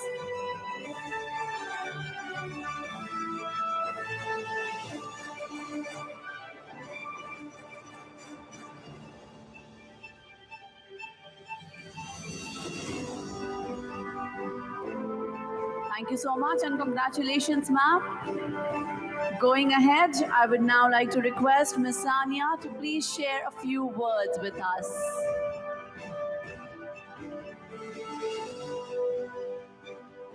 Thank you so much for inviting me today.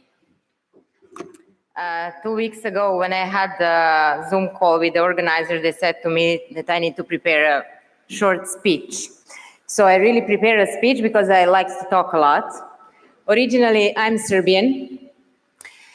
I had at my 16 one-way ticket to the US, and I'm so thankful to my parents, what they done for me.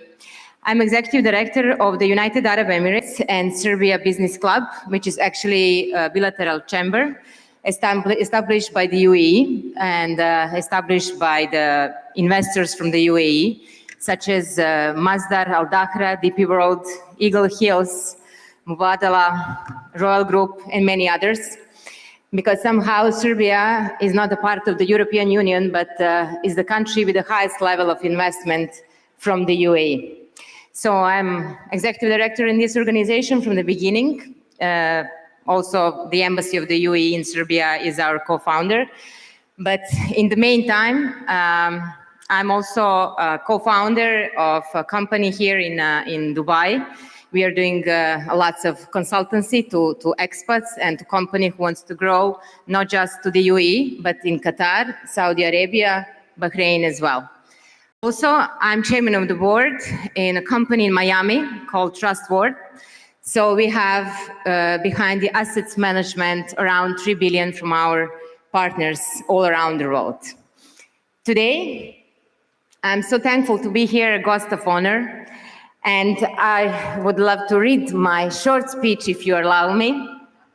Being here in UAE last almost 14 years.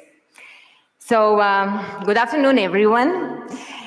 It's an honor to be here today and to be recognized among people who are shaping impact in ways that go far beyond business and borders, definitely. When I look back at my own journey, it wasn't built on comfort. As I said, I'm coming from Serbia, Eastern European countries. So wasn't built on comfort or safeness, but was built on courage, on moving from one world to another, from Europe to the US and to the Middle East. And I feel the biggest comfort, to be honest, in the Middle East. And on the belief that purpose and ambition can exist in the same heart. I came from Serbia, a small country with big dreams, and I have built my career connecting nations, building bridges between the GCC and Europe, and helping companies, investors, and visionaries to find each other. Through my work, my company, we consult partners and US-Serbia Business Club or cross-border initiatives in Montenegro, Saudi Arabia, Albania, US, I have learned a simple truth. Impact starts where intention meets action, and I'm proof of it. True influence is not about how much power or wealth we hold. It's about how much courage we have to act when no one else does. It's about showing up, about being the bridge, even when it's not easy. The Middle East taught me that success is not just about the results. It's about energy, connection, and authenticity. Europe taught me structure. But the UAE, at the end, taught me vision. Today, I believe that leadership means being both strong and soft, strategic, but also at the same time spiritual. And this is what I learned the most from the Middle East and especially from the UAE. So, to all of you here, entrepreneurs, dreamers, change makers, remember that you are not defined by what you build, but what you inspire. You are not limited by your origin, like me, but elevated by your vision. Thank you so much for having me today here, and I wish you really, really good luck, because I know from the beginning how it was hard to organize all this, but you show up every time so professional and so organized, and I've been to so many different kind of events, but really you deserve to succeed in this journey, for sure. Thank you. Thank you.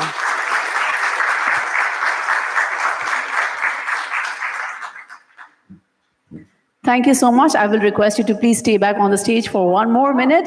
And thank you so much for sharing such empowering words to our team. It really means a lot to us. That was for you, Mr. Dhruv. Well done, indeed, well done. All right, Mr. Dhruv, may I please request you to please do the honors for the very beautiful and gorgeous and a lady with a radiant personality, Miss Sania. Ladies and gentlemen, let's give a huge round of applause.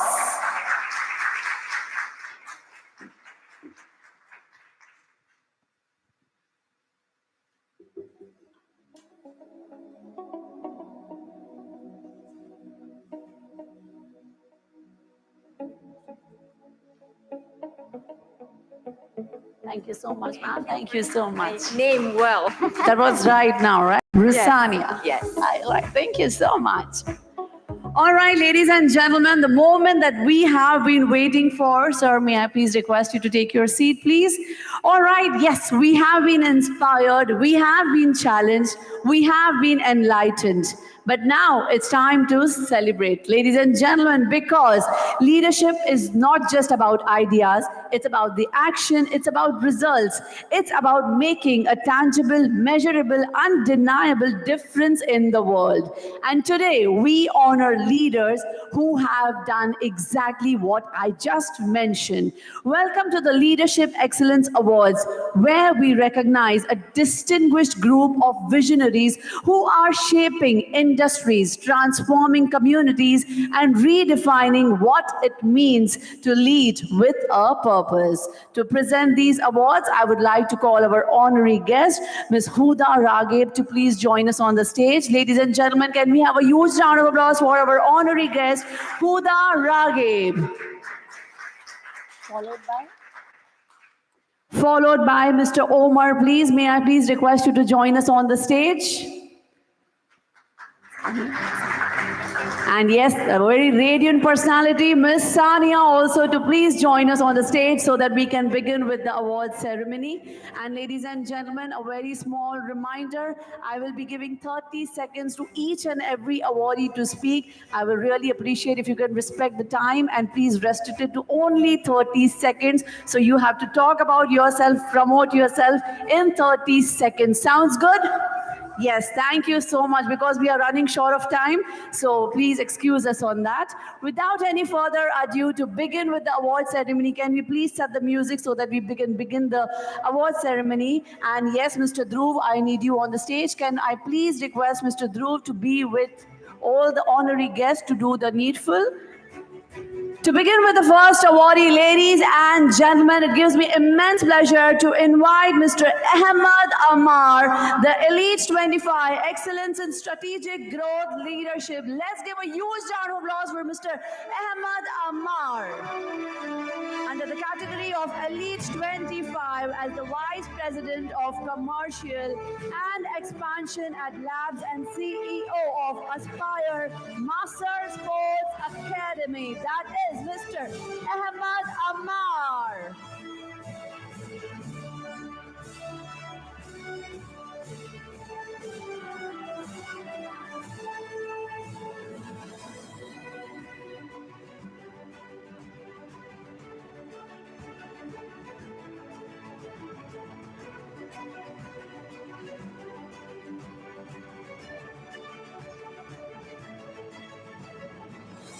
Mr. Ahmed, may I please request you to talk for 30 seconds, please?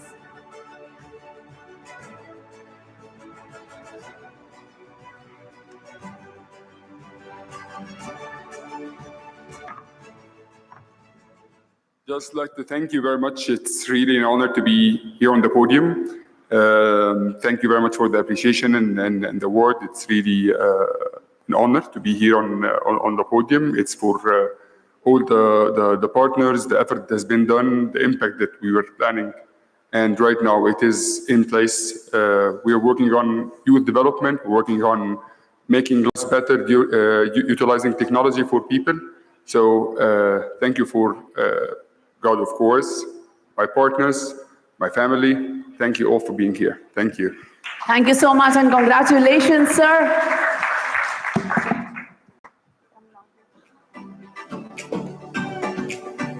May I please go ahead and invite the next awardee on the stage, Dr. Ahmed Hanafi, Outstanding Innovator Revolutionizing the MENA Digital Landscape 2025. Dr. Ahmed Hanafi at the Global Icons of Impact 2025.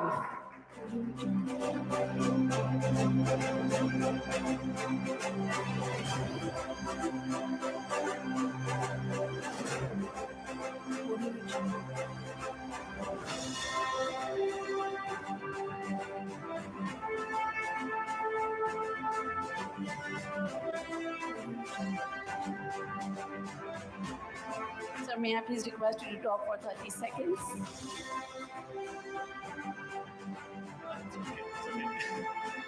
Thank you so much. Thank you for the appreciation for the award. Just to clarify something, I'm Egyptian and I'm proud to be Egyptian. Saudi Arabia is my lovely country and UAE as well, but I'm proud to be Egyptian and represent Egypt today. Thank you so much. Thank you. Thank you so much, sir, and congratulations. May I please go ahead and invite the next awardee? That's none other than Mr. Ahmad Rafat, the Elite 25 Excellence in Global Supply Chain Innovation Leadership. Ladies and gentlemen, put your hands up for Mr. Ahmad Rafat. As a head of procurement and supply chain at ARM Holdings, he champions sustainability, ethics, innovation, ensuring every project delivers a long-term impact.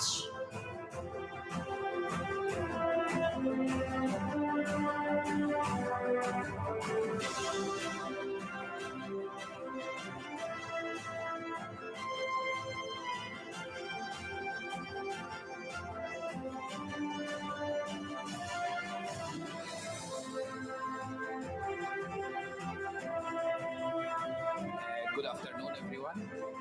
Standing here today among truly so many remarkable leaders is a truly pleasure for me, and I'm really delighted and happy that for this recognition. Thanks a lot for the organizers.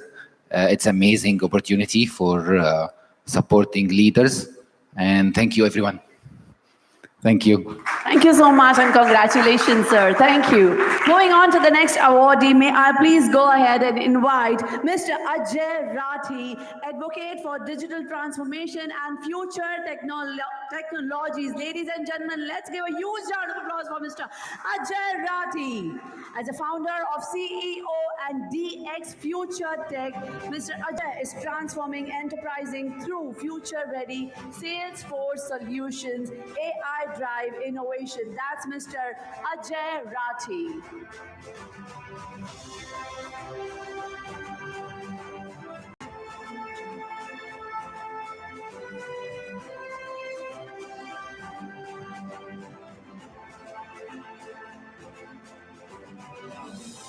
First of all, I'd like to thank the Enterprise World for honoring me.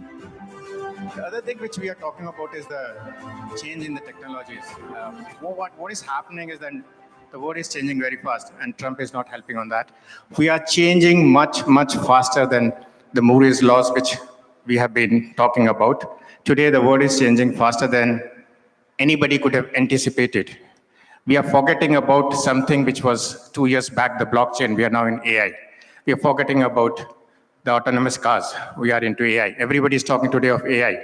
That's a technology which everybody is trying to put it. It's in test phase, but I think the next year will be the real changing where this will get into a lot of production things. And thank you everyone for listening to me. Thank you so much and congratulations, sir. Moving on to the next awardee. We have seen him, we have heard him before. He was also the panelist speaker. Ladies and gentlemen, let's welcome Mr. Amit Lingarchani, the Elite 25 Excellence in Leadership Development and Organizational Transformation. As a senior technology and banking leader at Dubai Islamic Bank, Mr. Amit is redefining modern leadership, driving agile transformation, fostering innovations and building people-centric culture. That's Mr. Amit Lingarchani.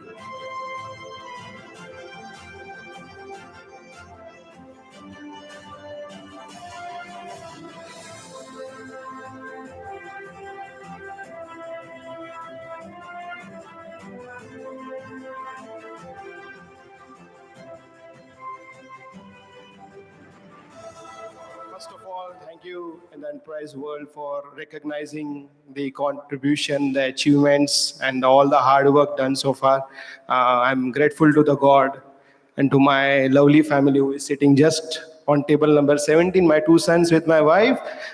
They have accompanied me today to see the felicitation, and I am truly honored by the Enterprise World and with esteemed guests who are here to be recognized on the skills and the hard work done. Rise, awake, and wait not till your thy goal is reached. That's what I believe on. The famous Swami Vivekananda quote, and that's what brings me from Australia to India to UAE and further to go. Thank you very much. Thank you so much and congratulations, sir. Moving on to the next awardee, who is a leader transforming lives and redefining success through mindset, performance, and purpose. Ladies and gentlemen, let's welcome Dr. Anand Menon, the Elite 25 thought leader in life transformation and success coaching, Dr. Anand Menon. Moving on to the next awardee, may I please welcome Carletta Di Gurla in Meadow. Did I pronounce that right, Miss Carletta?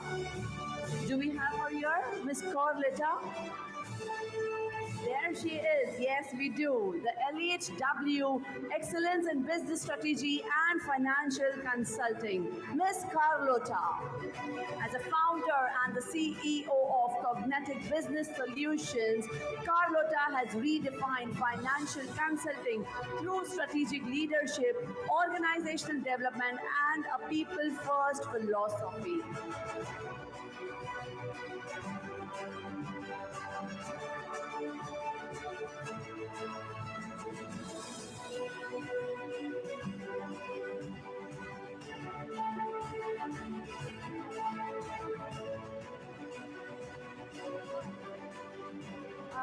Good afternoon to everyone, and thank you for this award. I share this award to my amazing team in the Philippines, my family, and my supportive clients who believe in me from the very start. I am very honored to be part of this amazing event. Congratulations to the organizers and to the hardworking team who is behind this successful awarding. Me standing here today makes me more inspired. So when I go back to my country, Philippines, I will do more in the impacting the world. Thank you so much. Congratulations, ma'am. Moving on to the next awardee, may I please go ahead and welcome Carmelo Ramos, the Elite 25 Strategic Consultant Empowering Enterprises, Carmelo Ramos. As a founder and the CEO of CSR Consulting, he guides organizations to achieve profitable growth while embracing environmental responsibility. That's Mr. Carmelo Ramos at the Global Icons of Impact 2025.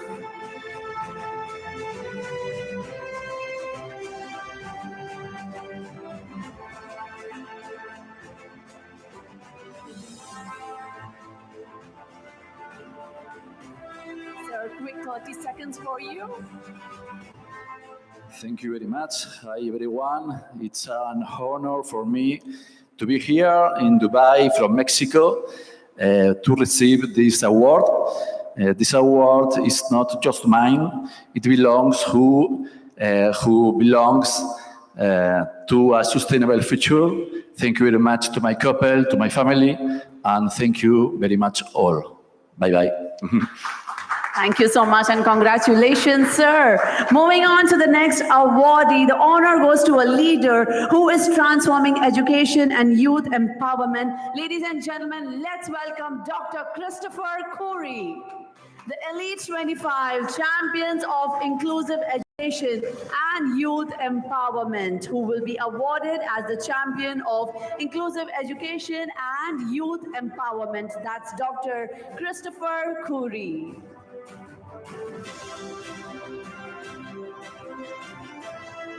He's also a co-founder and president of Next Gen United Champions Sports Foundation and CEO of Endeavor Education LLC. Congratulations, sir.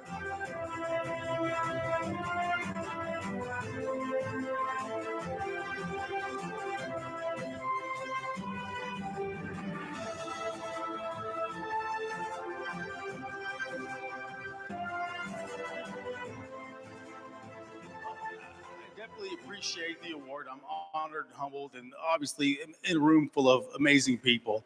But this isn't for me. This is for the kids I serve, the kids with special needs that I serve, and with in public schools, and then with my nonprofit, the economically disadvantaged kids that I serve. This is for them, and we've done a lot of work, and I feel so honored to be here. But there's a lot of work to be done, and a lot of kids that need to be helped. So we're just going to continue our mission, and I'm just glad that we get some type of recognition, and hopefully this will help empower our kiddos and give us some, recognition and maybe bolster, some funds so we can help our kids that are in need. So thank you. I appreciate it. Congratulations, sir. Moving on to the next awardee this afternoon, may I please go ahead and welcome Ms. Deepika Naharaj, the Elite W, Excellence in Startup Finance and Operations Leadership. Ladies and gentlemen, let's give it up for Deepika Naharaj. As a finance director at Kong Basil Consulting, she has transformed finances and operations for tech startups, turning complex processes into data-driven strategies that empower founders, foster sustainable growth, and builds lasting impact. Congratulations, ma'am.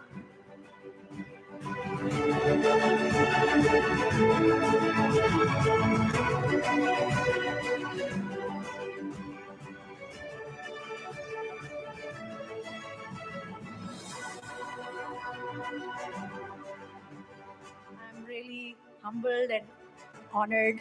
Thank you so much, Enterprise World, for recognizing and giving me this award. I would like to thank my family, my parents, who believed in me and let me fly to US when I was 21. Although I'm not giving away my age, I'm still 22. And I want to thank all the professionals I've worked with. They've inspired me a lot, and I've learned from each and every person. And this is to all the women in the room and globally. Nobody can stop you. Just keep working hard, stay curious, stay humble, and empower others. That's how you become a good leader. Thank you all. What a wonderful message. Indeed, a wonderful. Stay curious and stay humble. Moving ahead, may I please go ahead and invite Denny Lawe, the most influential and visionary leader making an impact in 2025. As a managing member and co-founder of Precision Precast Erectors, that's PPE, he combines precision, innovation, and mentorship to deliver projects efficiently while building empowered teams and lasting community impact. That's Mr. Denny. You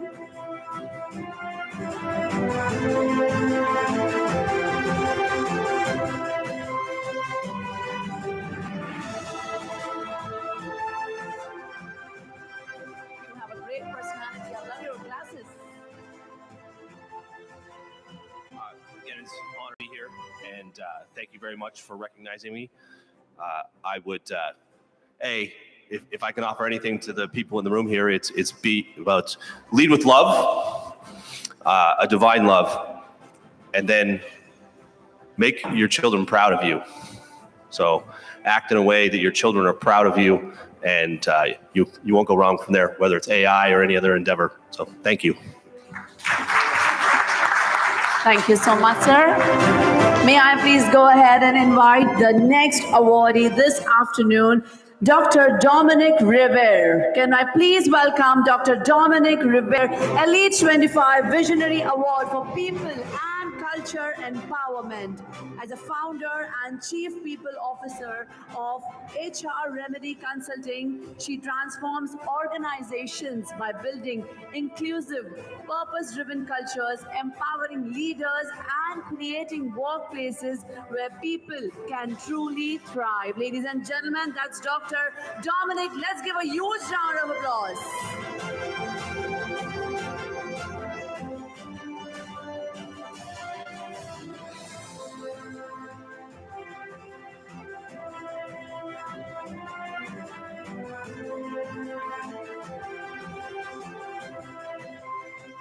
Good afternoon, everyone. I echo what's been said. It is such a blessing and an honor to be here and to be amongst you. First and foremost, I give honor to God, the head of my house, as well as I want to thank my family, my mother, my son for being here. You are my gift, my grounding, my reason, my purpose for all things. In addition to that, I thank my clients, my community, for all those people that have stood beside me as I've built the business, as I continue to grow. DEI is not dead, and this room absolutely shows that we are building bridges, not walls, as we continue to grow the landscape of leadership amongst all of us leaders and around the world. Again, stay curious, ask the right questions, continue to lean in, especially when you're uncomfortable, and have those conversations that allow us to see us for who we are, because at the end of the day, we are more alike than we are different. Thank you. Congratulations. Thank you so much. Moving on to the next awardee, may I please go ahead and welcome Ms. Sophia Buketic. Ms. Sophia Buketic, the Elite W, Excellence in Beauty, Industry, and Entrepreneurship and Customer Impact. Can we please have a look at the video?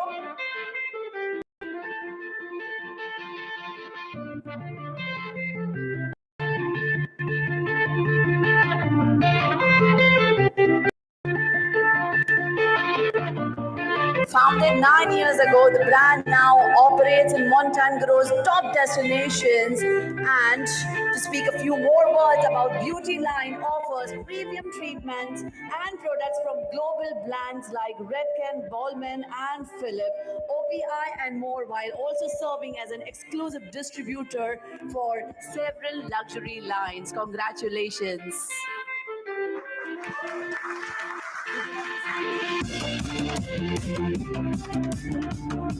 Thank you so much.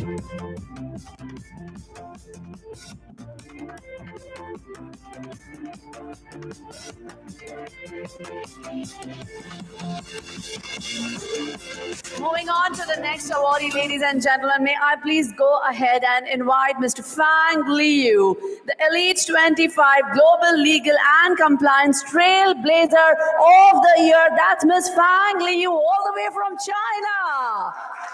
As a former Chief Legal and Compliance Officer at Zeekr and NEO, she has driven groundbreaking IPOs. Ladies and gentlemen, that's Ms. Fang Liu.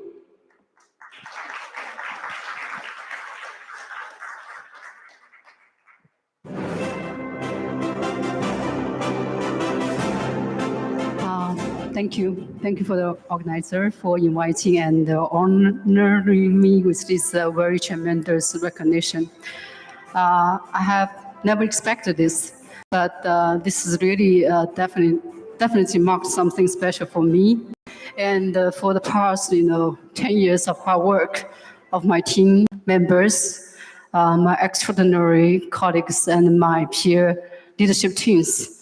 When we had all those challenges, in China's EV development, facing all the very complicated geopolitical tensions and sanctions and regulations. So for this, I really want to attribute this honor to my past team members and now team members, and everybody showed true friendship and love along the way. Thank you. Congratulations, ma'am. Moving on to the next awardee, may I please go ahead and welcome the gorgeous Faria Arsh, the Elite 25 Leadership in Diversity and Inclusion Excellence Award. As a visionary advocate, she drives initiative that fosters diverse, equitable, and inclusive workplaces. Ladies and gentlemen, let's give a huge round of applause for none other than Faria Arsh.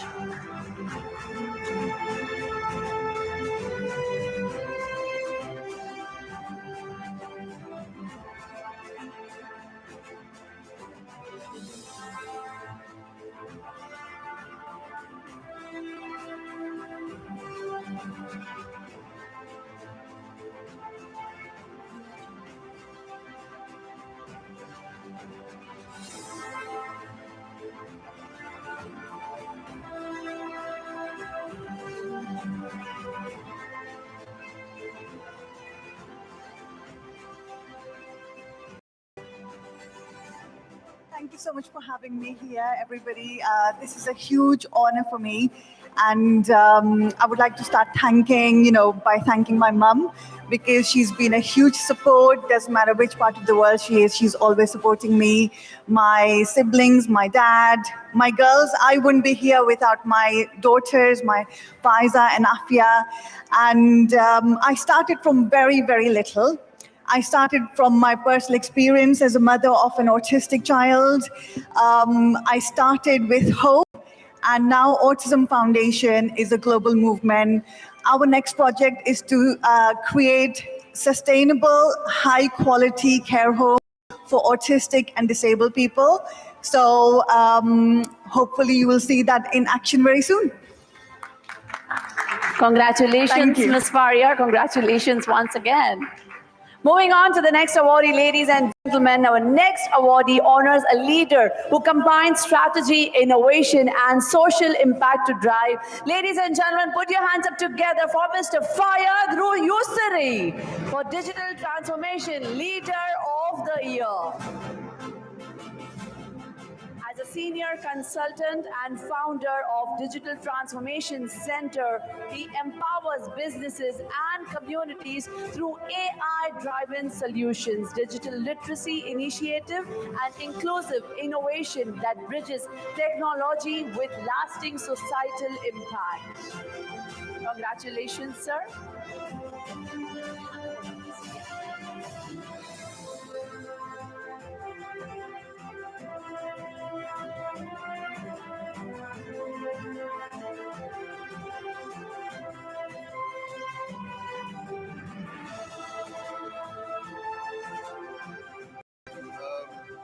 I'm honored, and thank you.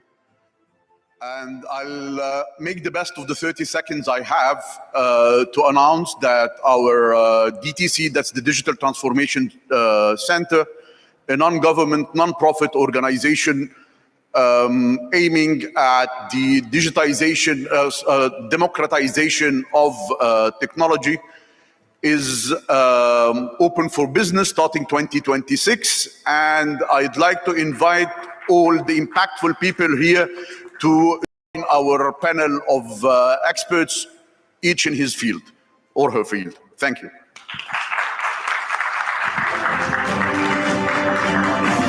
Moving on to the next awardee, who honors an entrepreneur. Vision and resilience are transforming the fintech landscapes. Ladies and gentlemen, let's welcome Mr. Vishal Kumar, the Elite 25 Entrepreneur of the Year, disruptor in fintech excellence. As a founder of Finwell, capital and brand partner at Trade Labs, and head of investments and partnerships at GoKana. He redefines finances by making it more accessible and purpose-driven and technology-enabled, while empowering others to achieve sustainable growth. Ladies and gentlemen, that's Mr. Vishal Kumar.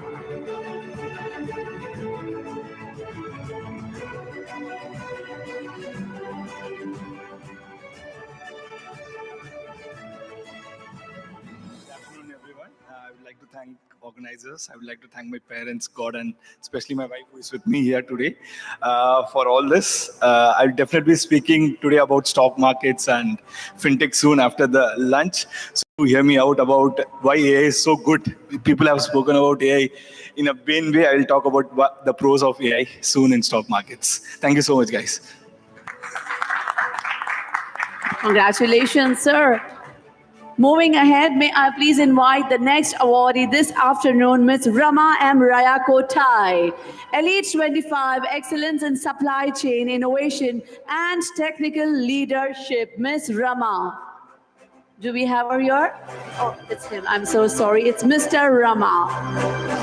Ladies and gentlemen, this truly deserves a huge round of applause for excellence in supply chain innovation and technical leadership, Mr. Rama M. Raya Kotai.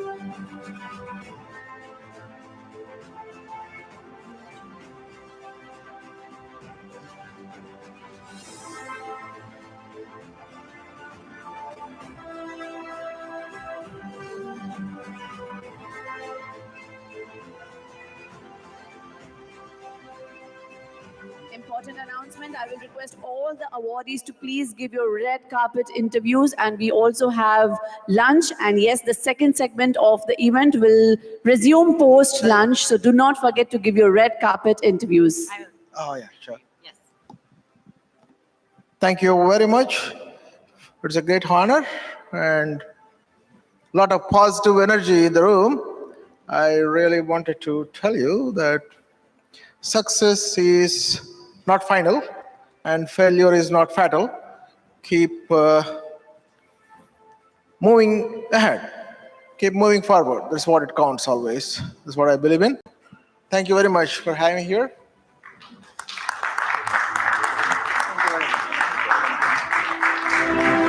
Thank you so much, sir, for sharing such wonderful message. Yes, success is not fatal, neither is failure. True, truly, true words. Last but not the least, awardee this afternoon. May I please request all the members to please come back on the stage. Sorry for the inconvenience caused to you. Mr. Dhruv, can we please have you on the stage?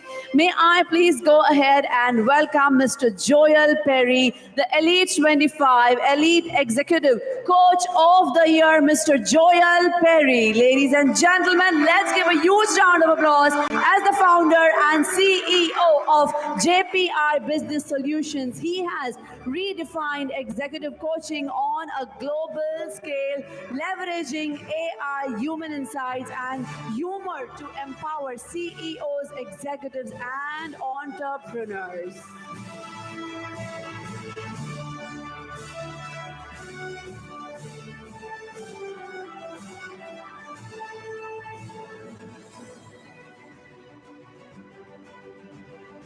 Yes, I know, Mr. Joel, 30 seconds, but yes, I know you're equally excited to share something very interesting with our audience. Over to you.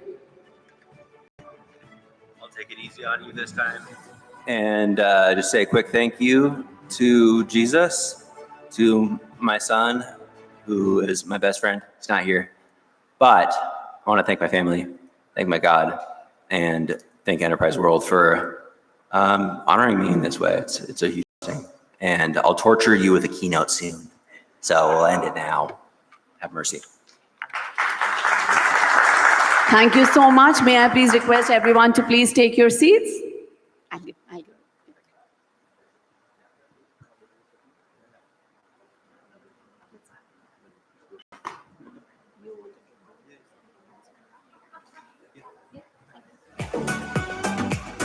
Mercy's over.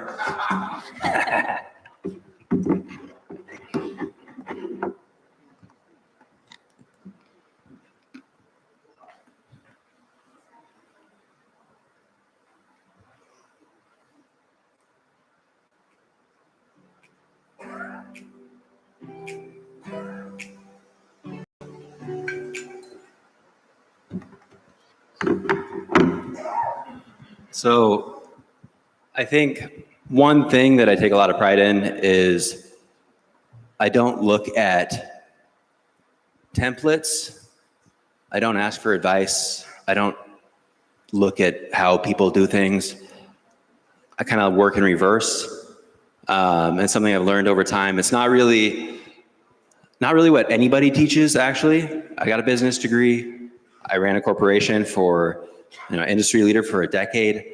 I was most successful when I just threw the playbook in the trash and decided I'm just going to figure out how to do things my way and improvise, do weird things nobody else does just because. And I realized, you know what? I'm a basketball player. I always have been. I'm super competitive. I want to win at everything. It's a problem I have, but it's fun. So I realized, hey, I was a black belt when I was 11. Dwight from The Office vibes, hardcore right now. I was teaching classes at 11, and then I jumped to basketball, and I fell in love. Played all the way through high school, won some awards, hit a lot of threes, if I should say, I'll say it, a lot of threes. From downtown! What I learned is, if you really want to be great at something, try to be the best. What else are you doing it for? I've got a, pardon the French, there's a lot of half-assing out there. Why is there not a lot of full-assing out there? That's one of my mottos that I can't say in front of my son yet. Do everything full ass. And I am a pastor, so forgive me. Also a preacher, also a super viral comedic CEO coach on YouTube and LinkedIn. Which announcement time? World record 24, actually, today.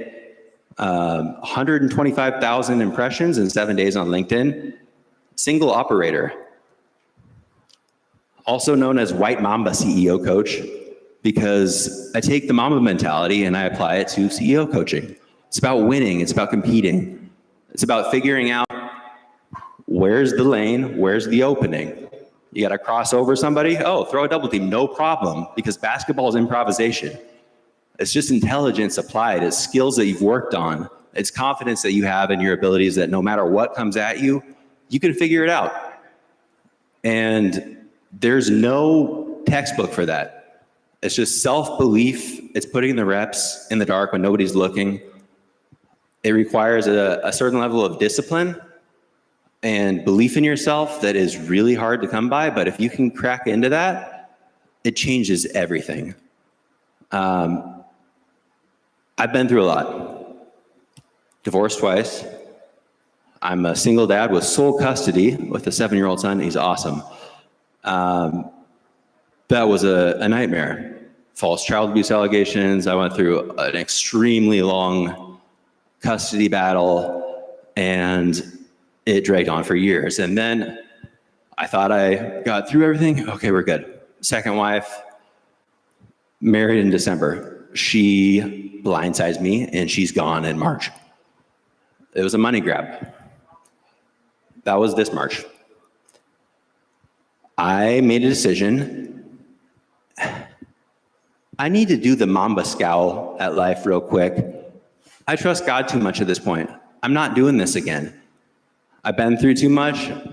I wasn't gonna go there. I was gonna lean into joy. I was gonna keep trusting, and I was just gonna be there for my son. And it was around that time that the floodgates suddenly opened. My whole life, nobody really noticed what I was doing. I developed these habits of just working in the dark, doing my best when nobody noticed or said anything, even when it was negative. It didn't matter. I set my own standards. And suddenly, Marquise Who calls. I get into an interview process. Like, why are they even talking to me? Honestly, I have no idea. And then I still don't really know. I'm gonna be honest with you. I'm still walking around just because. Turns out they wanted to nominate me after they went through the whole process, and I thought, that's crazy. I'm gonna use that. So I did. I made it cool on a list with LeBron James, Oprah, Steve Jobs, Warren Buffett. I still don't know how to spell Buffett. I have to look it up every time. It's so annoying. That's not the point. The point is, that gave me a little bit of confidence that why do they like me? I know I work hard. I think I'm good at things, but okay. I worked harder. I believed myself a little bit more. Before I knew it, I decided I stood up to my wife on her way out. I didn't let her kind of steamroll me like I'd done before and held my ground. And what I learned about myself is I value myself now. I see it enough. And I trust that what God says about me is true enough that I'm gonna hold that standard. So same thing with work. I decided one day, I am running an industry leader, but you know what? I think I can do more. I had somebody paying me for coaching as a CEO just from observing me running this multi-million-dollar corporation, and I thought, wow, he's taking notes on everything I say. I just helped him a lot. And this is just a normal conversation. So I put a little pin on that. And before I knew it, I quit my job. After my wife left, lost my health insurance. Still with my son, I decided, joy, being there for my son. I'm gonna quit my job now. I'm gonna go for it. I went full Mamba. Didn't know what I was doing, no plan actually, but I decided, what the heck? Somebody suggested on a very weird happenstance, maybe or maybe not, there was a poo emoji on a Mark Cuban post, and there was, and it was me. And I got into a conversation with the CEO, and he said, you just need to go on YouTube. It's like, you're a star. I'm like, what? Just go in your car and do shorts. Okay. Most viral launch in YouTube history for a shorts channel. I had over 4,000 views on my second short, and I was singing, it's too late to apologize, to at Yo Mama 101. She was mean. And before I just kept building and building and building. Now, I'm the first ever #1 CEO coach on every platform. Google Organic, YouTube. I was actually rated #1 by ChatGPT twice out of 180 million, again, just recently. And I think it's a little creepy. I think she needs to get a robot boyfriend. But Gemini picked me #1 in a draft, labeled me the Kobe Bryant of the CEO coaching draft. And it's been weird and really exciting to see that I've been through hell, but I want people to know that there's hope, because I know what it's like when nobody sees what you're going through. And even if they do, they don't really care because they don't get it. They don't value the level that you're digging inside, or you're trying to do the right things. They don't really see it.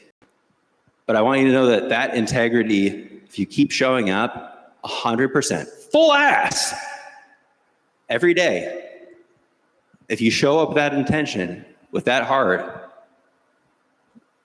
it does pay off. There's a breaking point. And I've seen too many people give up. I had an old coworker who just committed suicide. It just broke my heart. I used to manage. It's a real thing. I feel a responsibility to let people know that things can change dramatically, fast. You can go from nobody to #1 in the world almost overnight. And I didn't change anything other than I just went for it. Same things, same improv. And here I am. I want you to know there is hope. I know it's not the normal business speech, but full ass. Everything I do, it's all of me. Basketball player, pastor, coach, every single part of it. Dad.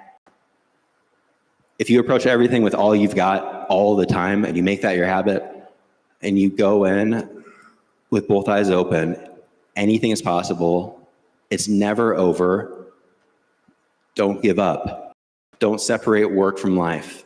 You're a human. Love the people you work with. Love the people you manage. Love the people you live with. You should be the same at work and at home. It's the same thing. It's leadership. People looking, not looking. Integrity.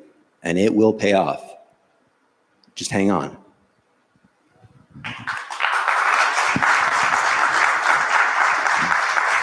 Thank you so much, Mr. Joel. All right, ladies and gentlemen, there is a good news for you all. We all can proceed for lunch break, and I will see you all exactly in 30 minutes. Yes, this is the Global Icon of Impact 2025, hashtag TGII 2025, an initiative by the Enterprise World. I see you sharp at 2:15, please. Thank you so much.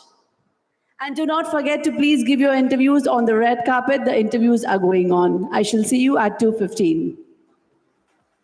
May I please request the organizing team to please come on this side and see Mr. Dhruv. May I please request the entire organizing team to please come on this side and meet Mr. Dhruv. Thank you.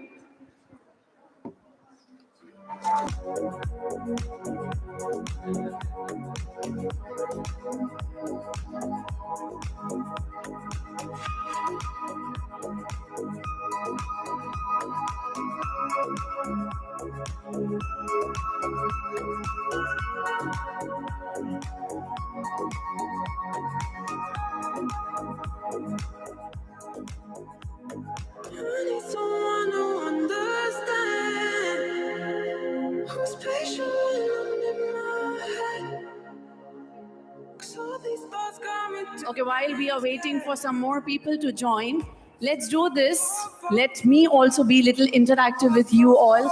I know you all have been enjoying my photo session. I was just trying to kill the time here. And once again, good afternoon to everyone. I'm your host for the day, Sanjeevani Sharma. I hope you all are having fun, enjoying. The event is good, the food was good. Now that our stomach is full, I'm sure we all must be feeling sleepy.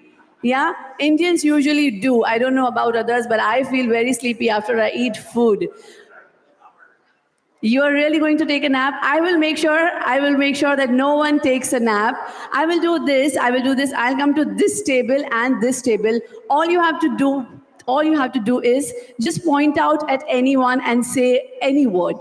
It can be a complimentary word, it can be any judgmental word, anything that comes to your mind. The first word you have to point out at someone or maybe anyone in the room and just say a word, and then I go to that respective person. What's your name? May I please request you to stand up for a minute? My name is Rami Nassar. I'm from Jordan. I'm the leader in Sanofi Pharmaceutical Company, and I'm inspired for the talk of leadership with soul, because really it's a fantastic word and fantastic mixing between the leadership and being a human. So that's really what inspired me in this meeting.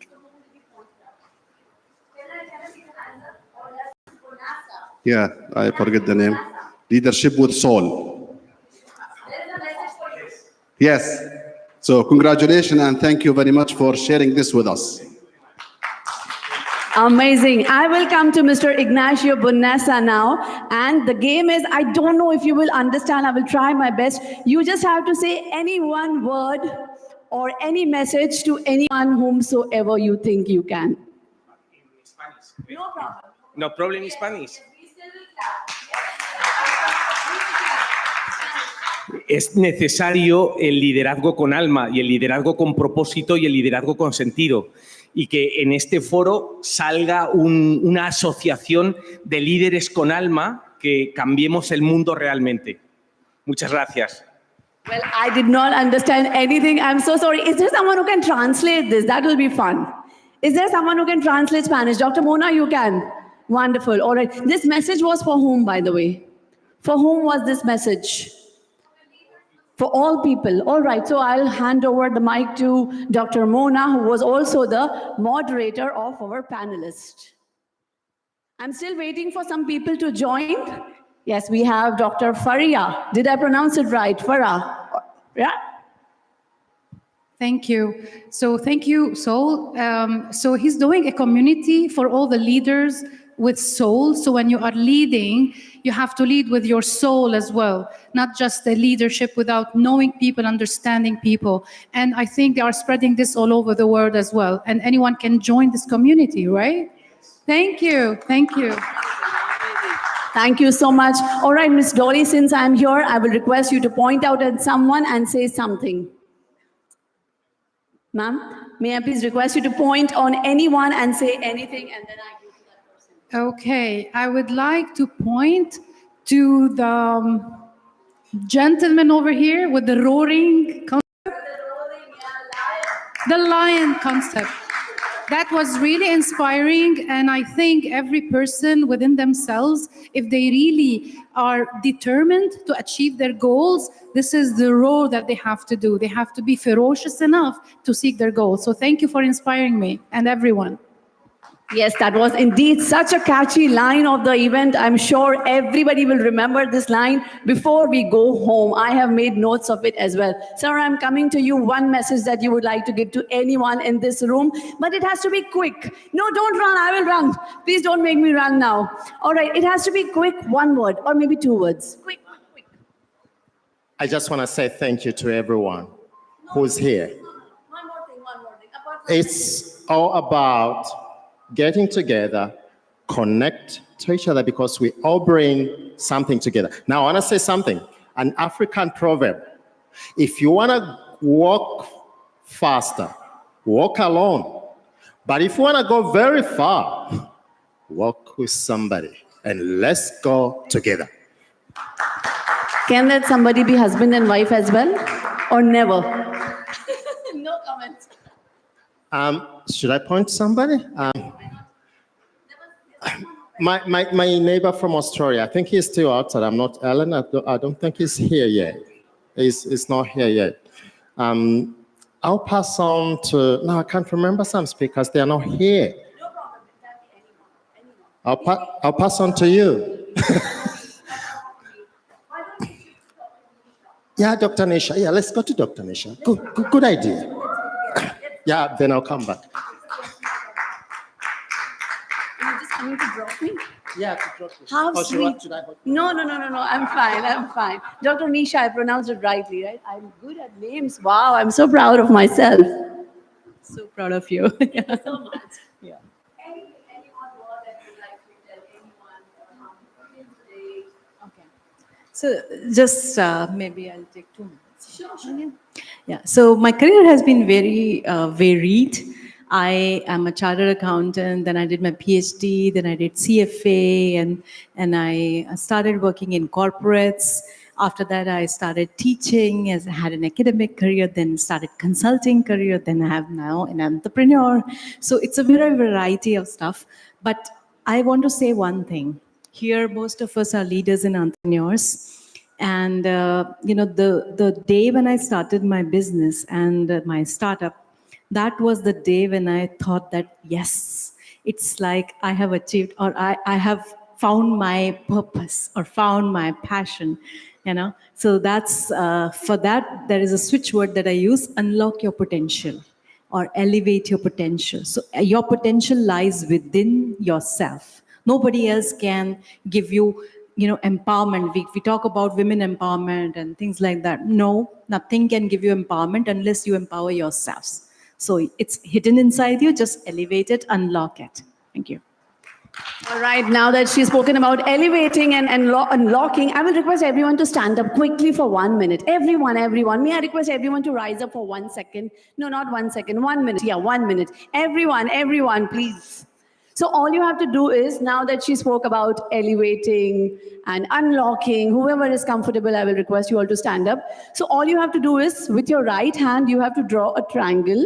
And with your left hand, you have to draw a circle. So this has to go simultaneously. I want to see you all drawing a triangle with your right hand and circle with your left hand, as well as your feet.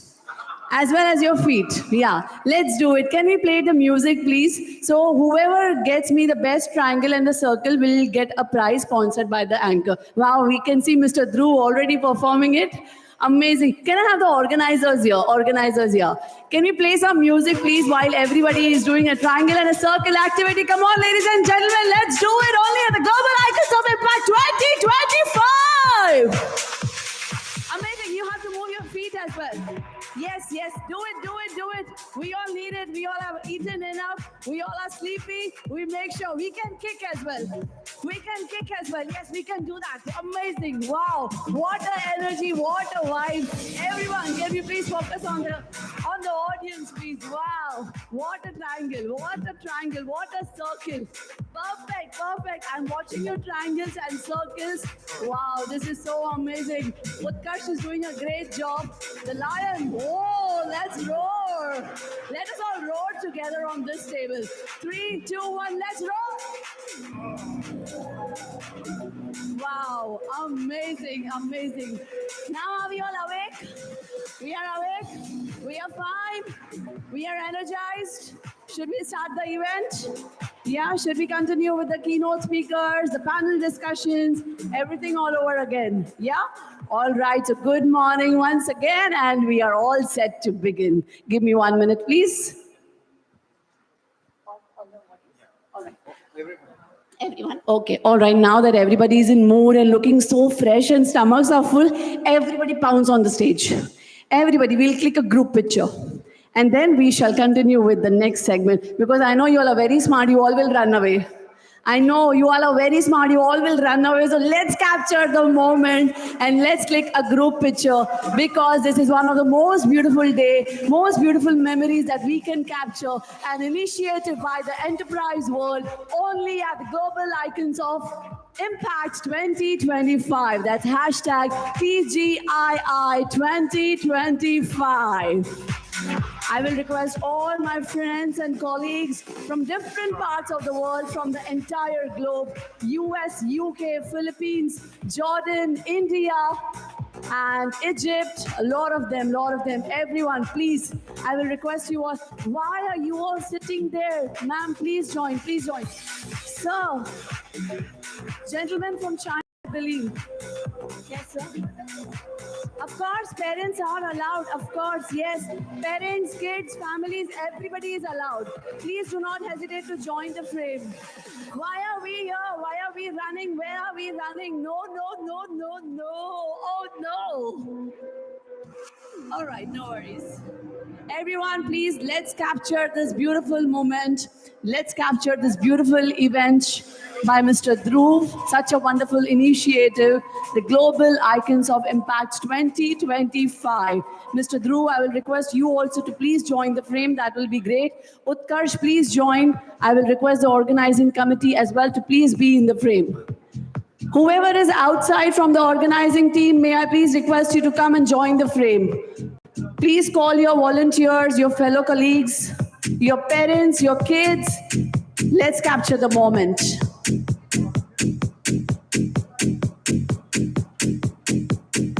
Everyone, yes. Fuck yourself.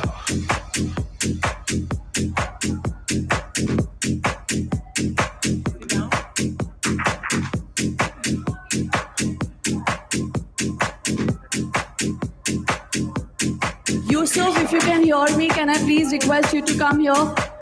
Let's capture the moment. That's Carlota, Miss Carlota. I remember most of the names now, yeah.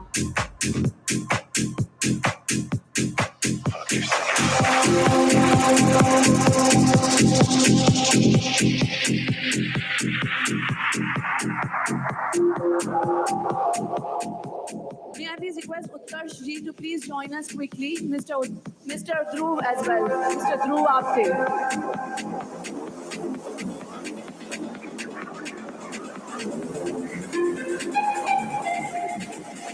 Quickly, the entire organizing team. Mr. Dhruv, you're missing in the frame.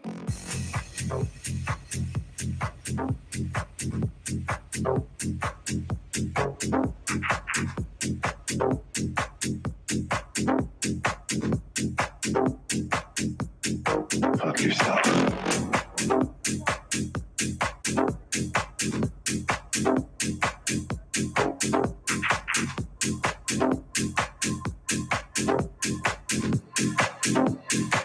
I'm making you go fuck yourself.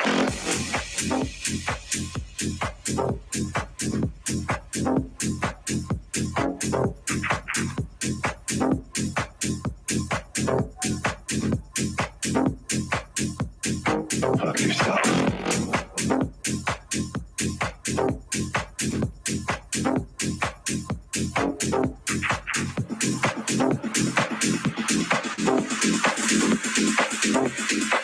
I'm making you go fuck yourself.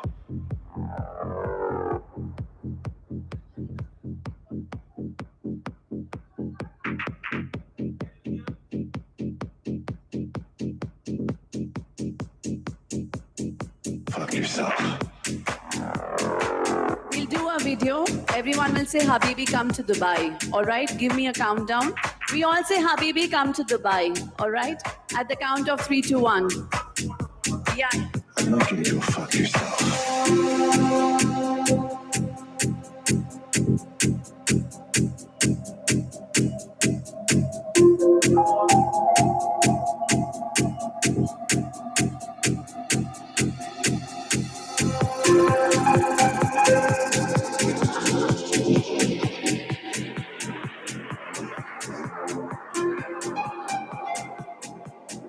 All right, ladies and gentlemen, we all are from different parts of the world.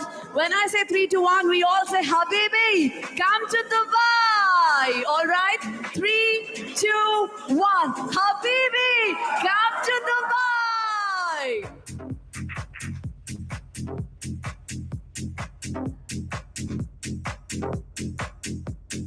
Fuck yourself.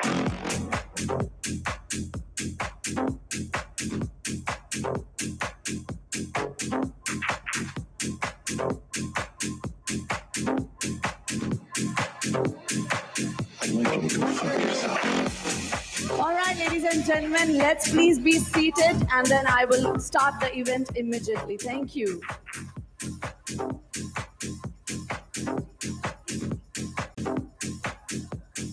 Fuck yourself.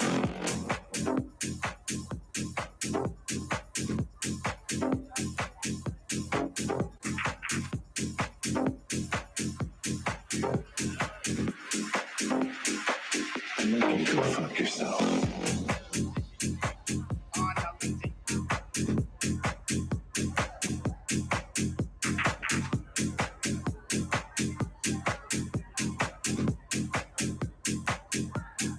Fuck yourself.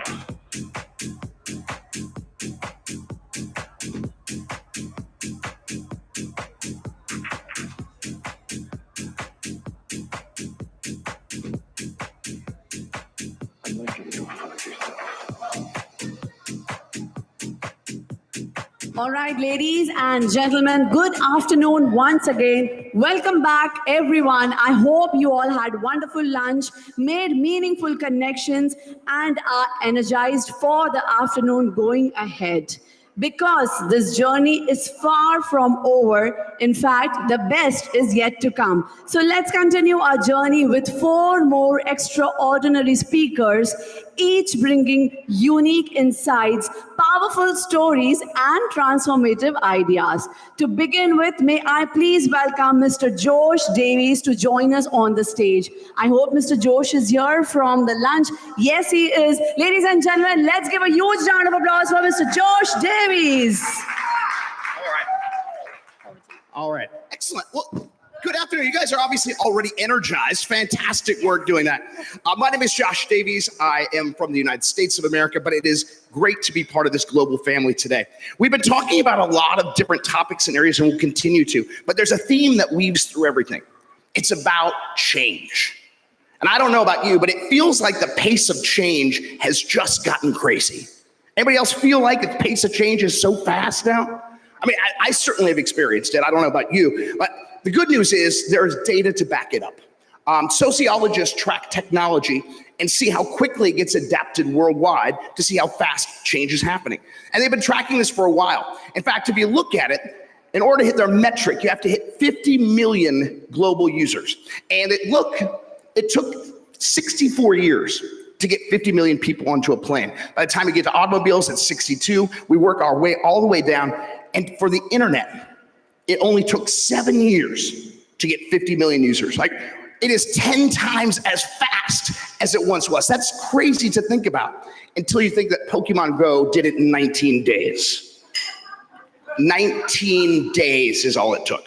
Change is no longer measured in years or months, but days and soon minutes and seconds. The worst part of all this change isn't that we have to adapt to it. The worst part of change is that the pace of change will never be this slow again. There'll be a time you'll be thinking back, maybe talking to some of the colleagues that you met here, and you'll be like, oh, do you remember 2025 when we were in Dubai together? Things were so easy then. Life was just, right? That's where we are. The pace of change just keeps getting faster. Obviously, we've talked about artificial intelligence, we'll continue to, but it's not the only global trend. We also have to deal with a growing skills mismatch. And Dr. Marino and her panel talked a little bit on that as we went through the earlier part of today. But there's also, especially in the Western part of the world, really a challenge with aging and growing population and an aging workforce that's not being replaced. And of course, there is the upending of the global order. There are all these things that are happening all the time. And what happens for a lot of organizations, especially successful organizations, is they don't adapt to the change. They stay where they are. All right, the corporate graveyard is littered with organizations and with brands or once household names that have just gone by the wayside. What we need to do is figure out a better approach. And we talked about it a little bit. Mr. Omar talked about it this morning, talking about this idea of resilience, and we heard more about that. But that's one train of thought. Another train of thought is this idea that we have to be more adaptable. So which of those two do you think is more important? Should we focus on resilience or adaptability? But we can't, there's no word that's both unless you make one up. And that's why I think Resility is the answer, right? We want to have a little combination of both resilience and adaptability. We have to keep being steady as we get battered by the waves, and at the same time, be adaptable enough to move outside the waves when it makes sense. So what do I mean by Resility? I mean, obviously I just made this word up, so let's figure out what it means. For me, Resility is about the journey to better inspire, communicate, and adapt in any situation. What is it? Resility is a mindset. It's an idea, a concept. It's something you live. It's something you grow. There are 7 key parts, components, if you will, of Resility. It's about having competence, confidence, connection, character, contribution, coping, and control. Each one of those 7 has a little action plan for it. And I want to go through those real quickly. Let's start with competence. I think we've got a very competent room here, so I'm going to need your help. I'm going to time you. I want to do an exercise real quick. And what I need you to do is very quickly, as fast as you can, say out loud the numbers between 1 and 30. Okay, hopefully we've done some counting before. We're doing a lot of counting here. So let's try this again. I will time you. Just do me a favor and raise your hand when you've gotten to the number 30. All right? On your mark, get set, go.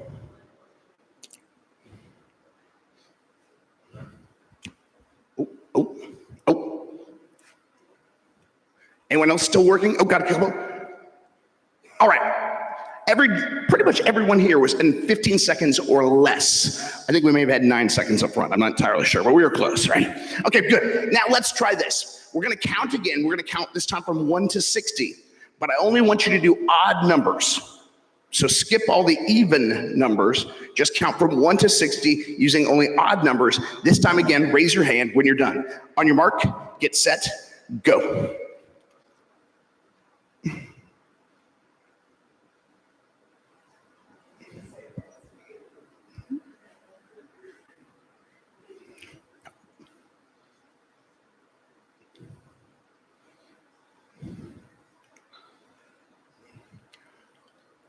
Okay, we are at 30 seconds that time. You're still counting, you're still doing the same thing. Why were we so much slower doing the second one? We still only had 30 numbers because you were skipping every other one.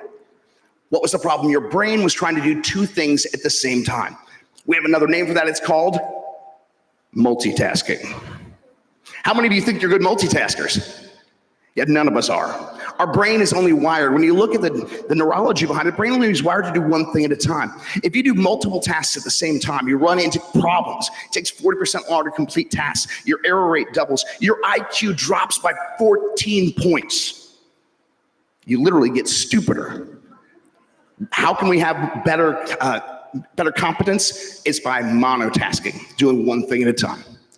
What's another problem that we have? Confidence.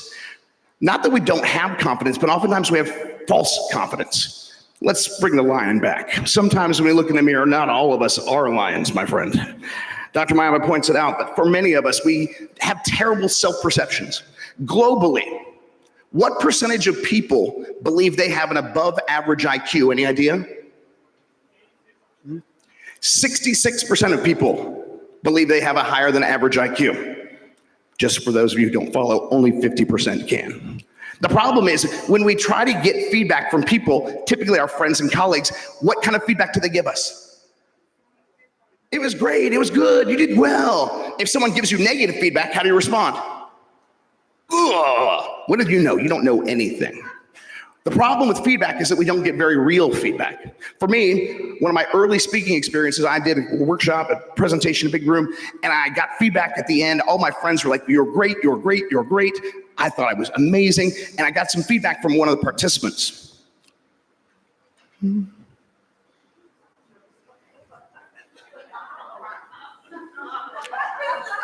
I was obviously not great. The reality is, if we don't get real feedback, it's hard to have real confidence because we're never really figuring out what to do. Find ways to get real feedback. Ask people, not just what do you think, how can I be better? And don't take it personally. What's another thing we can do to have more resiliency? Trade screens for faces. How many of you have checked your email some point today? Some of you have been maybe doing it right now. Right, I got it, right? We're on our phones all the time. The reality is we've been communicating more and more. If you look since 1900, we're now communicating nearly twice as many hours per day, but we're stopped doing it face to face. As a result, we lose effectiveness in our communication, right? One of the challenges with electronic communication is we lack meaning, we lack understanding. And if you go back to Communication 101, what we remember is that only 7% of what we communicate to people are the words that we use. The other 93% are nonverbal, tone, all the things that get lost. Trading screens for faces is a powerful way to help improve our communication. Next, let's do a little word association. We've been doing a lot of different things here, so everyone do me a favor. I'll put a word on the screen. You all yell out the opposite. This is easier if you're a native speaker. All right, if I said up, the opposite of up is down. Correct. All right, if I said left, the opposite of left is great. If I said good, the opposite of good is bad. If I said success, the opposite of success is failure. Is it? We said success and failure here before, right? It's not fatal. And I think that's an important lesson to remind ourselves. We have to embrace failure sometimes. Great things happen. How many of you tried something new and were successful the first time? Lucky, right? For most of us, we fail time and time again. And so what do? We get failure averse. We stop even trying. Great things happen. Great things get invented because of failure, right? These failures define us only because of the successes they become. Velcro, failure. Post, failure. Or as we in the States call them, potato chips. You call them crisps, whatever you want to call them. All failures that turned into great inventions. We have to embrace this failure, but learn from it. What else can we do? We need to make sure that we contribute. And how do we contribute? Sometimes that means doing things we don't like to do. We talked about change before, but everyone do me a favor, if you aren't already, just cross your arms. Can everyone just cross your arms for me? Fantastic look as a speaker. I love seeing out all these people with their arms crossed. Now notice, as your arms are crossed, which of your two arms is on top? Is it your left arm or your right arm? Okay, whatever one it is, remember. Now I want you to uncross your arms and put the other one on top. How does that feel? Awkward, weird. Okay, here's how much the human body hates change. We switched which arm we have on top and we're uncomfortable. The reality is that change is going to require us to get uncomfortable. Being resilient sometimes makes us uncomfortable. We have to get comfortable being uncomfortable and welcome that discomfort. What else do we need to do? We need to set higher expectations. For many of us, the people we work with, we already put them in different boxes. Sometimes we put ourselves in boxes. I'm good at this, I'm not good at that. I'm not good at this, I can't do that. Michelangelo said it best when he says this: the greater challenge for most of us lies not in setting our aim too high and hitting the mark, but setting our aim too low and succeeding. Uh-oh. Looks like we are battery prone. Oh, are we not moving? Are we not moving the slides anymore? Oh, well, we moved a lot of slides. All right. Or we moved no slides. So this is the recap of what we talked about so far. What you'll notice here, we've got a lot of different things, but let's get into number 7, because number 7 is the most important thing to talk about here at the end. And that is this: we've got to focus. Why? Because as we're going through everything, there's a lot of noise. There's a lot of confusion out there. And what we need to do is not just focus, but focus on what matters. Cut out the noise, cut out the distractions. You can't have resilience and adaptability. You can't have resility without focusing on what matters. We know that change is a constant, and we'll hear more about all the different ways to do it. Resilience and adaptability don't have to be separate. They can be combined.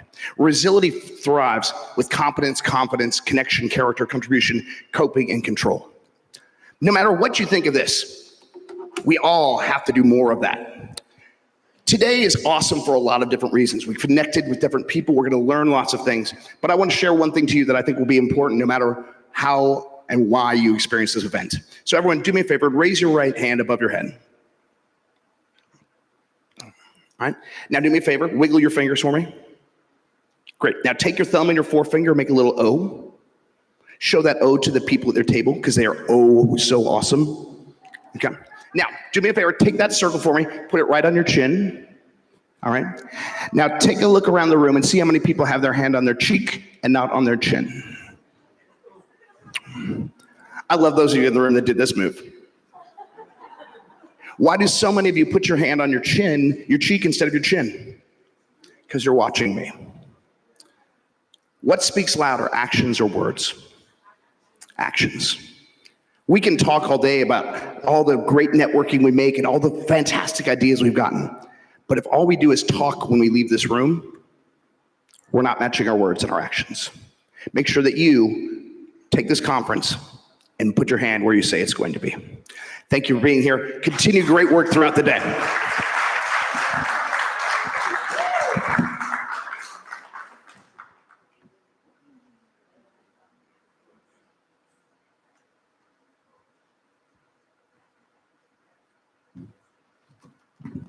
Thank you so much, and thank you for teaching me one more activity. I will definitely try this in my next event. Thank you so much. Moving on to the next keynote speaker, may I please invite Mr. Vishal Kumar. He is a finance leader and entrepreneur who has built ventures at intersection of finance, technology, and impact. Ladies and gentlemen, can we have a huge round of applause for Mr. Vishal Kumar?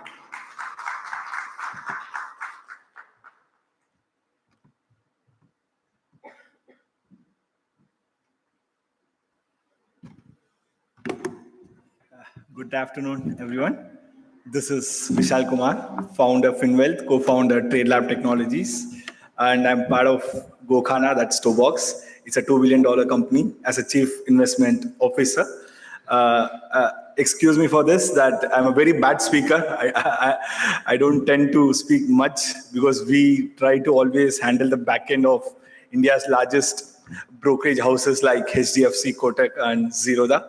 It's just now that we just entered Forbes this year. We have started going to events and started to make sure we want to tell people what high frequency trading and what low latency infrastructure means in India. So just bear with me for the 5 to 10 minutes. Stock market is always a bad topic to talk on. It's a very boring topic as well. You know, how many people lose money in markets, stock markets? Any guesses? Any average percentage?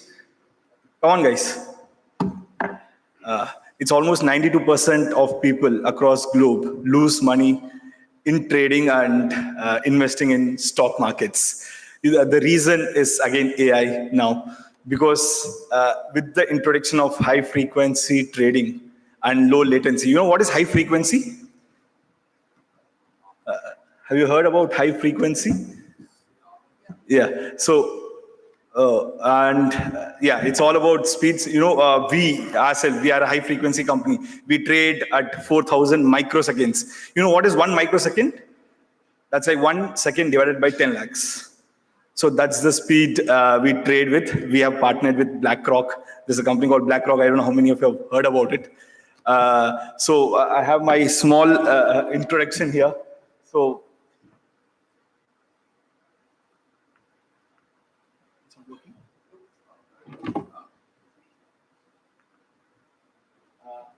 this is my small introduction.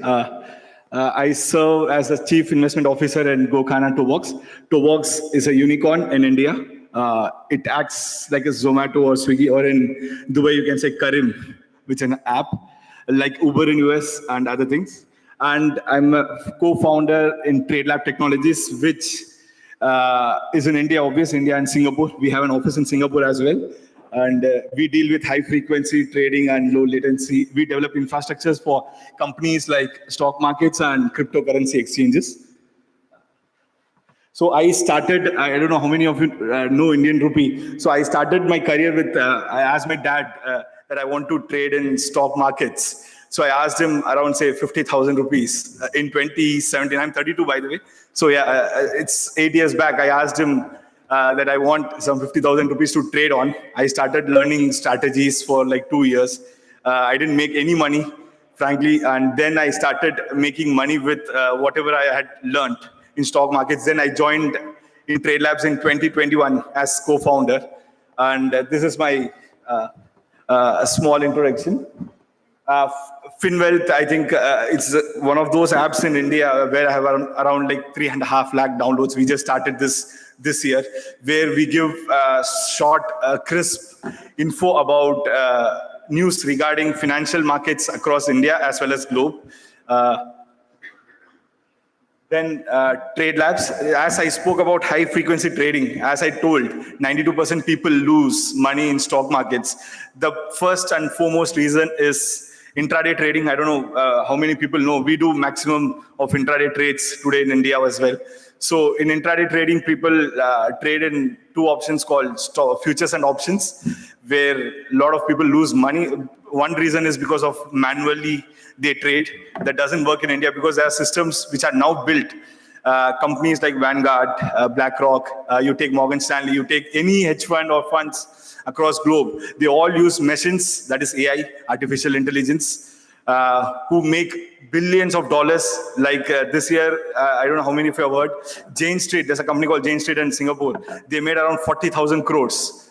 That's around, say, $5 billion with just intraday trading in Indian stock markets with a capital of around $2 billion.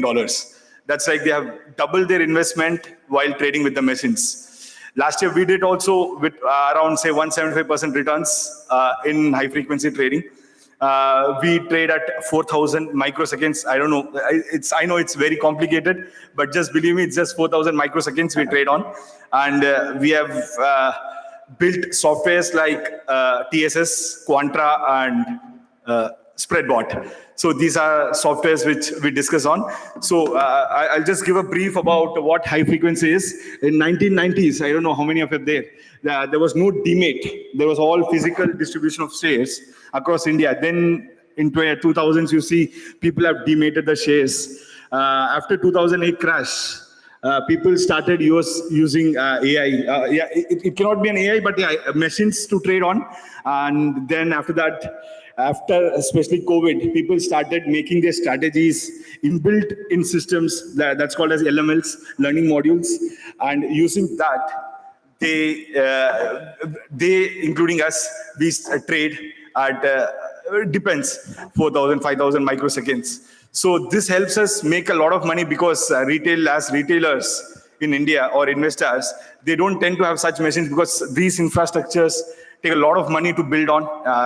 Again, I'll tell you in Indian rupees, it says around 50 to 75 crores. It takes to build one HFT machine, other than the other costs, like AWS, server costs, you have CTCL cost, you have your leasing line cost, you have stock market securities cost, you need to pay to government. Indian government is a highly taxed government in stock market, especially when you do intraday trading, especially it's around 33%. So these are things which we do. And lastly, I'll talk about GoKhana. This is the recent, I have invested in this company. It's $1 billion company now. So this company provides, it acts as a corporate kitchen to the Indian corporate people. We serve around 6.5 lakh meals per day to our clients like Google, Microsoft, Facebook, and other big MNC players who take the food from us, or say directly, indirectly, in the name of white labeling, obvious. So these are the things which I do. It was a great honor to speak with you all here. And investing, I have always believed, I think investing is not only about money, it's about investing on people as well. We have around 800 employees in Trade Labs, and we have around 2,000 employees in GoKhana, that's Tovox Ventures. So we believe that people create money, not money doesn't create people. So that's what I want to end up with. I would like to thank the organizers for giving me this 5 to 10 minutes to speak on my companies and what I've been doing here for the next. And thank you all. Thank you so much. Thank you so much, Mr. Vishal, for decoding speed, strategy, and discipline in modern markets. Moving on to the next keynote speaker, may I please welcome Dr. Suleiman Gurgaon. Do we have him here, Dr. Suleiman? Yes, our next speaker is an award-winning engineer, researcher, and an entrepreneur advancing AI and remote sensing for safer and smarter infrastructure. Ladies and gentlemen, that's Dr. Suleiman Gurgaon.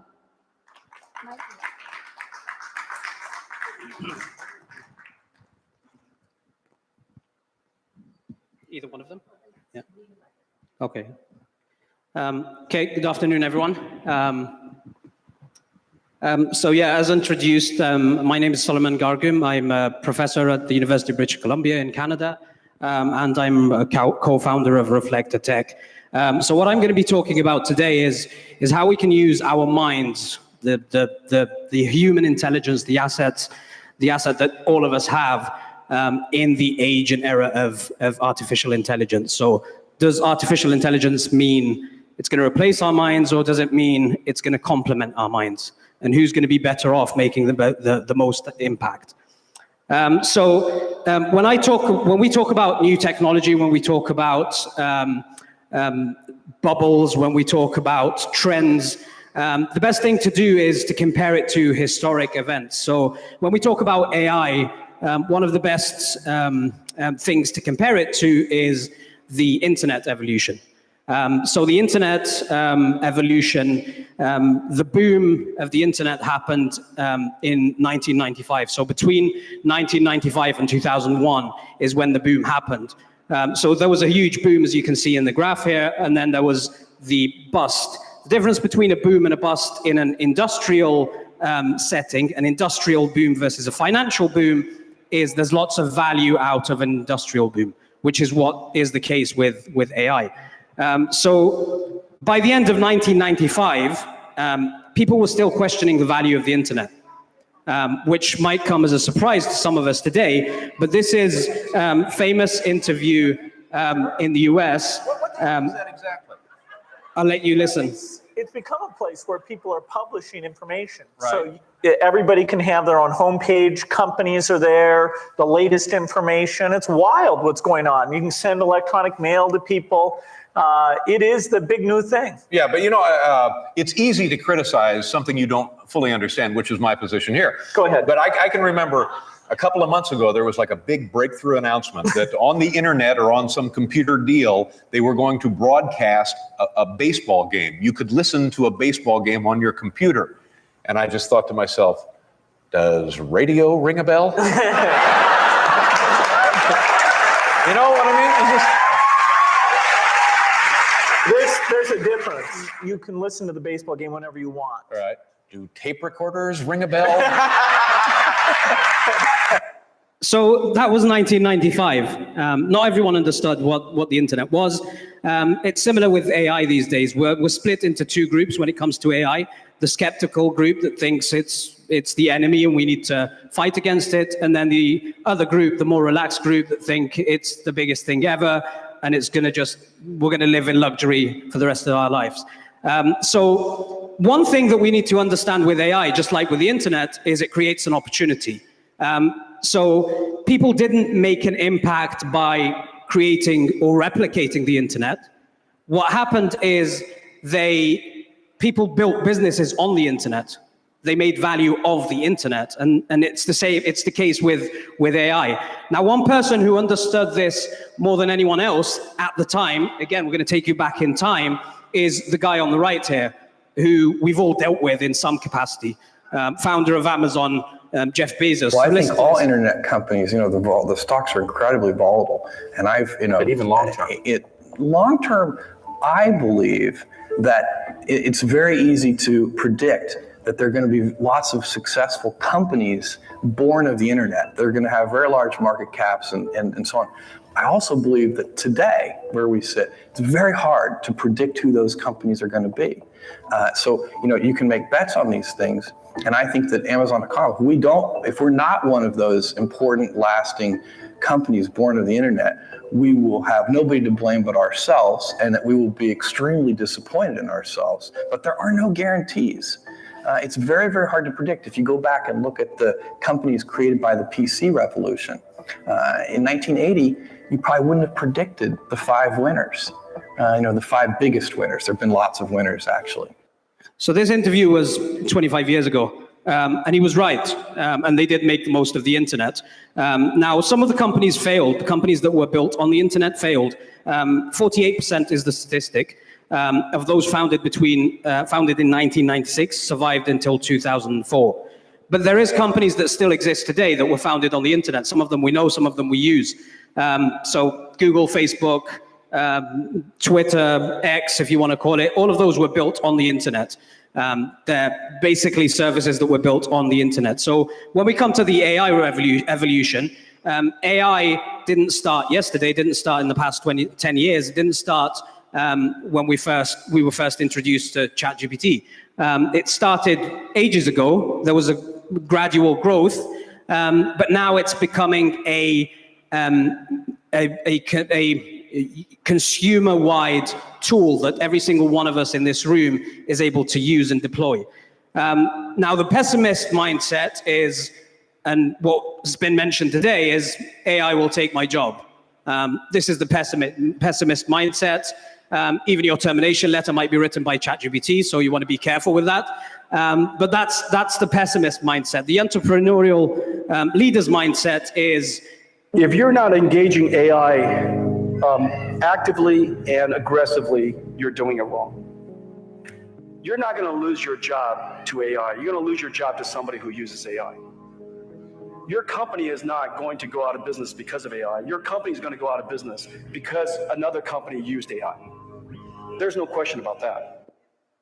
And now with the big picture out of the way, I'm going to focus a bit. So what you need to do is you need to acquire the skills where you could utilize AI. You may use AI to make yourself and team more competitive, and that's when you actually start making impact. Whether you're an individual, a company, an institution, a corporation, that's what matters in today's world. Now, how do we learn how to use AI? Isn't AI just a prompt box where you just get whatever you want? The challenge is, this is basically the challenge, is most people use large language models and ChatGPT, for example, just like they would use Google, a search engine, which is where we're missing out on the big opportunity.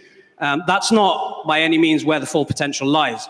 The full potential, just like any other technology, AI requires some skills for you to be able to fully utilize it. And that's where you start making the impact. And technology, again, is only useful if you've got the skills. How many of you, who doesn't own this device? Every single one of us knows what a smartphone is. But what comes to mind when you think about a smartphone? What's the first thing that comes to mind? Communication, socializing. You know what the actual answer is? It depends on who you are, depends on what your background is. Because if you ask your grandparents, when they see a smartphone, they're probably thinking something like this, making phone calls. That's the first thing that comes to mind. In today's generation, I don't even think making phone calls is the first thing that comes to mind. Checking emails, social media, it's not phone calls. And the difference is, your grandparents have different set of skills than what you do when it comes to the smartphone. They can answer phone calls, they can maybe send some messages, but that's about it. You've got a ton of other skills of how to fully utilize this tool. So what skills do you need to effectively use AI? There's obviously multiple different skills, but I'm going to focus on two of those. Number one is domain knowledge, and number two is prompt engineering. So when it comes to domain knowledge, as soon as AI, ChatGPT was launched, and before ChatGPT, people were questioning whether formal education was valuable by any means in the era of AI. And people we heard stuff like, probably the only thing that you might want to study these days is computer science, until we realized that large language models are also capable of writing code, so ChatGPT can actually write code for you. And then people start saying, well, maybe there's no need for formal education anymore. And that's where the mistake is. To pull out the full potential of AI, formal education is actually a necessity. Domain knowledge, what I call it here, is a necessity. And the difference between the people using AI to its full potential and people using AI and large language models as a search engine is the domain knowledge. So I'm going to go through a quick example with you, the coding example, I call it. What I did is I wrote a code. I used ChatGPT to write a code that reads a CSV file. The CSV file contains around 1 million lines. I asked it to filter out rows that had numbers more than 5. The numbers were randomly generated. They were between 0 and 100. So I just told it, find the cells that have values that are greater than 5. Very simple exercise. So ChatGPT went ahead. This was my prompt. And this is the code that ChatGPT generated. So just copied it, pasted it into this presentation. Code did exactly what I wanted it to do. It took 0.092 seconds to run Python code. Now, using my coding background, which is what I call the domain knowledge, what I did is I changed the way the loop was executed. So I replaced 3 lines in the code with 1 line because I know what it's doing. And this is the line I changed, and I got the exact same results, but I got to do it in 0.005 seconds. That's 20 times faster than the code that ChatGPT gave me.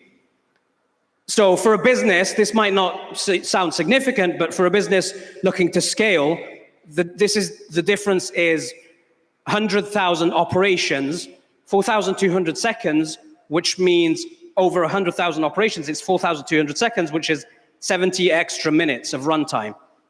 If you're doing 1 million operations, that translates to almost 12 hours of extra compute time. Never mind the electricity, everything else that you're spending just running this process.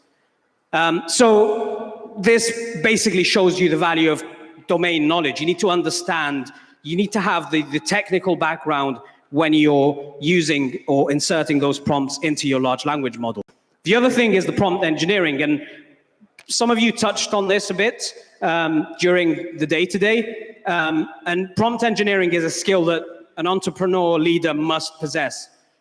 So whether it's, again, on an individual level or on an organizational level, that's how to prompt your AI tools.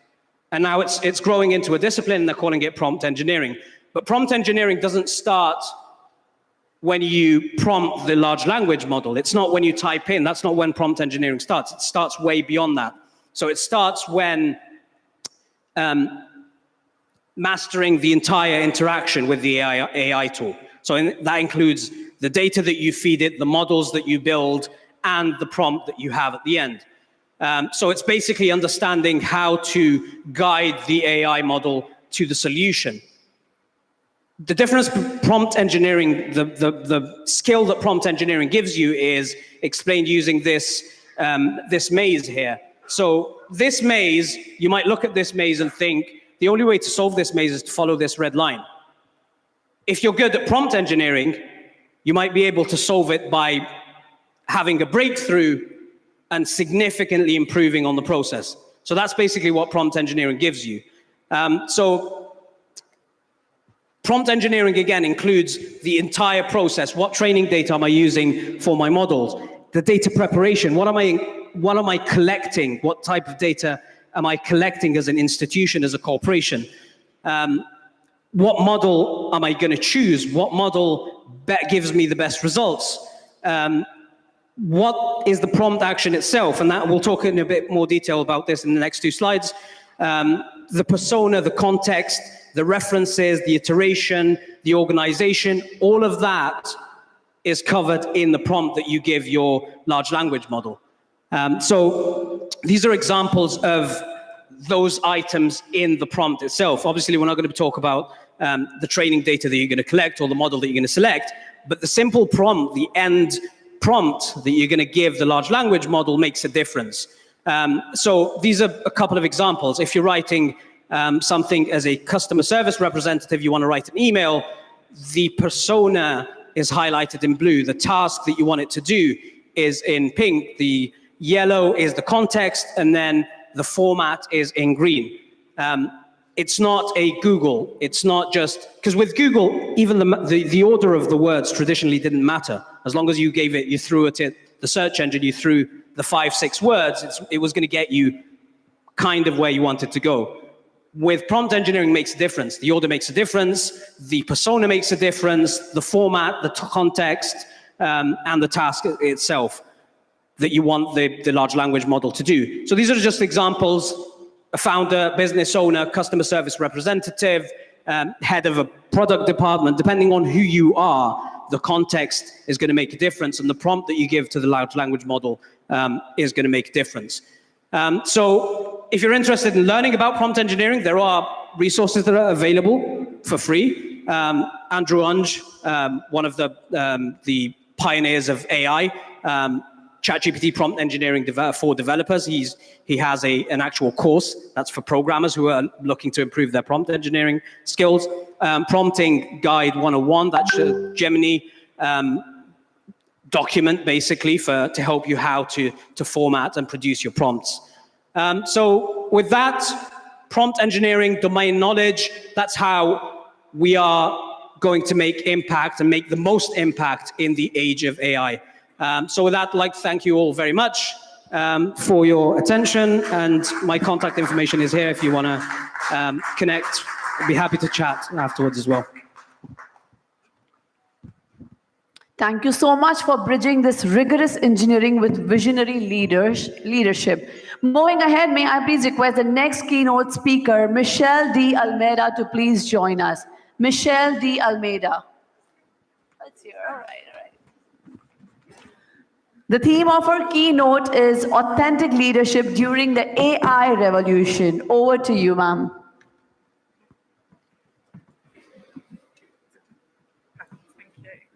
Hi everybody, it's great to be here with you today. It's an absolute privilege to be able to actually come with my husband as well. Normally I leave him at home, but because I'm in Dubai and he's never been, I brought him with me, so he's delighted for the invite too. Yeah, he's a great guy. There's been a lot of talk about leadership today, and just for my own benefit, I wondered how many of you in the room are actually right now business owners and leaders in your own organizations. Could you give me a quick show of hands? Fantastic. And then how many of you currently manage teams or would say that you lead your teams right now? So about half of you that were leaders in your space are currently running teams. It's interesting what our perception of running teams is. I'm just going to check, is these on? Yeah. I don't want to stand behind there the whole time. So if you think back to what a leader is and where leadership comes from, when I was a child, I'd go shopping with my mom. Maybe some of you are parents, so you can resonate with this. And your child might run off in the supermarket. And you say to them when you walk in, if you get lost, find somebody with a t-shirt that looks like a member of staff, and they're going to find you and bring you back to me, and then you'll be safe. The same thing happens when we go to school. If you are scared, if you get frightened, if something happens that makes you upset in school, go to the teacher. Then we go to employment, and if you're very lucky, you get told to go to your boss if you have any concerns or problems. Not all bosses are great, so some of us have had bosses who told us to go away and just do the task. But if you're lucky, you have a great boss who supports you and makes you feel good. But that was during normal times. Right now is not normal times. We've had a conversation on the table I'm part of today about the challenges in the world and in the US in particular. We've got challenges that have been discussed on this stage around AI and technology and what that means for us as leaders. Some of you right now today may be thinking about your businesses and wondering, will my business be here in 12 months? And that's really a painful thing to think about. Some of your staff are looking to you to lead and guide them. And right now, you don't have all the answers. And as leaders, we're told that we need to be able to direct our teams, to show them the way forward, to give them the great vision and that they will follow. But what do we do when that vision is challenged by circumstances beyond our control? AI is making us feel like we have no control, but we still need to empower our teams to know that we're here for them, that we support them, and that we're going to find a way together. Even if, as the business owner right now, you actually don't have a clue what you're doing. And that's okay too, okay? Most entrepreneurs, most business leaders have a period in time, at least sometimes more than once a week, okay? But you'll have a period of time where you don't have the answer, but you believe you should because you were always told that the boss knows, the person above you knows best. But you are that person now. You're the person who's meant to know best. So where do you go and what do you do? Thankfully, you get to come to places like this and be among incredible peer group. And these people in this room today are going to be able to give you insights and share their wisdom with you. But beyond that, what do you do? Maybe you need some new skills. Maybe you need to look at yourself as a leader and realize that what you did before no longer serves you. For me, being a leader of the future is about connecting with humanity, connecting with our people, inspiring them to be better and do better. by caring about them as human beings, which has been discussed by some of the speakers today. You can't lead the way you always led. You have to lead differently. But have your team and your skills and your leaders in your organizations got that skill set? Do they know how to connect on a human level and talk to people from vulnerability? I think there's a big gap between here and here, and there has to be a different way to be able to attain that. And that's what I'm going to share with you today. Some insights on what I think is missing, some of the solutions that my team and I have pulled together. But most importantly, I want you to ask yourself some questions around your leadership style, the leadership style of your managers, and how you can do differently and better in the future. Okay, so it worked. That's good news. After the challenges of some of the guys have had today. So I'm Michelle Dalmeida. I'm a multi-awards winner. I'm a business owner. I'm here today as my business coach role, which is now 4 years old this year. But I'm also an entrepreneur and property investor, and I have a green tech business that does energy brokerage. So when I talk about business, I'm talking about it from multiple different avenues, and I work with clients across multiple sectors in lots of locations. I'm not coming at this from one viewpoint. I'm coming at this from a place of knowledge. So some people don't like change. And whether you like Elon Musk or not, I know he's controversial. Okay, you can't hide from the fact that the guy has had some incredible success in his life. And he says, if we don't change, that we could lead ourselves to disaster. And for many businesses right now who are sitting on the fence and saying, AI is not for me, I'm okay, pal, you're about to become Blockbuster, okay? It's not gonna work. So we have to embrace change, but as leaders, we need to understand that our teams, our people, they're afraid of change too. And we have to show them there's a different way and that we're gonna support them through this period of change and challenge. AI and automation are reshaping roles. We've touched on already the incredible example we just had, how quickly a computer can program something compared to a human being.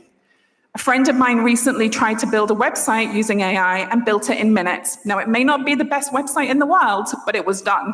And sometimes done is better than not started, okay? But emotional intelligence and trust are becoming a critical part of us being leaders. The speed of change is incredible, and our ability to adapt and move and pivot is essential. But we cannot ever lose the importance that humanity and human beings in our operations bring to us and to our clients. We actually need all three: technology, humans, and incredible leadership and leaders. I'm a bit of a country fan, and I love this one from Dolly Parton. It fits so well with some of my other coaching programs as well. If your actions create a legacy that inspire others to dream more, learn more, do more, and become more, then you are an excellent leader. How many of you could say that that is true of you? Oh, I can see some hands. Amazing, guys. I love this room. Okay. And it's why authenticity is now a non-negotiable. You know, we talked about the AI marketing, and you could put a social media post out and you wrote it using chat.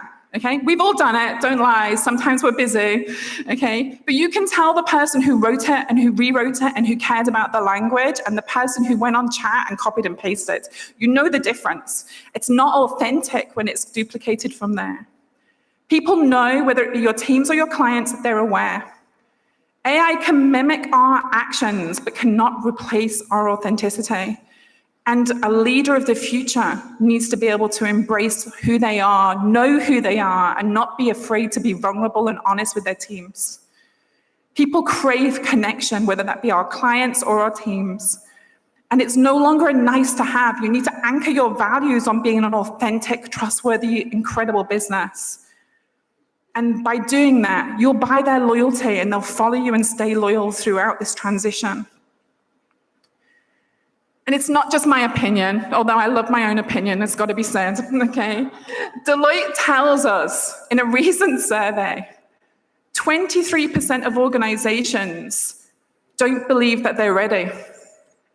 But more importantly, 97% of the respondents said that leading with empathy is critical, yet fewer than half of their employees said their managers do.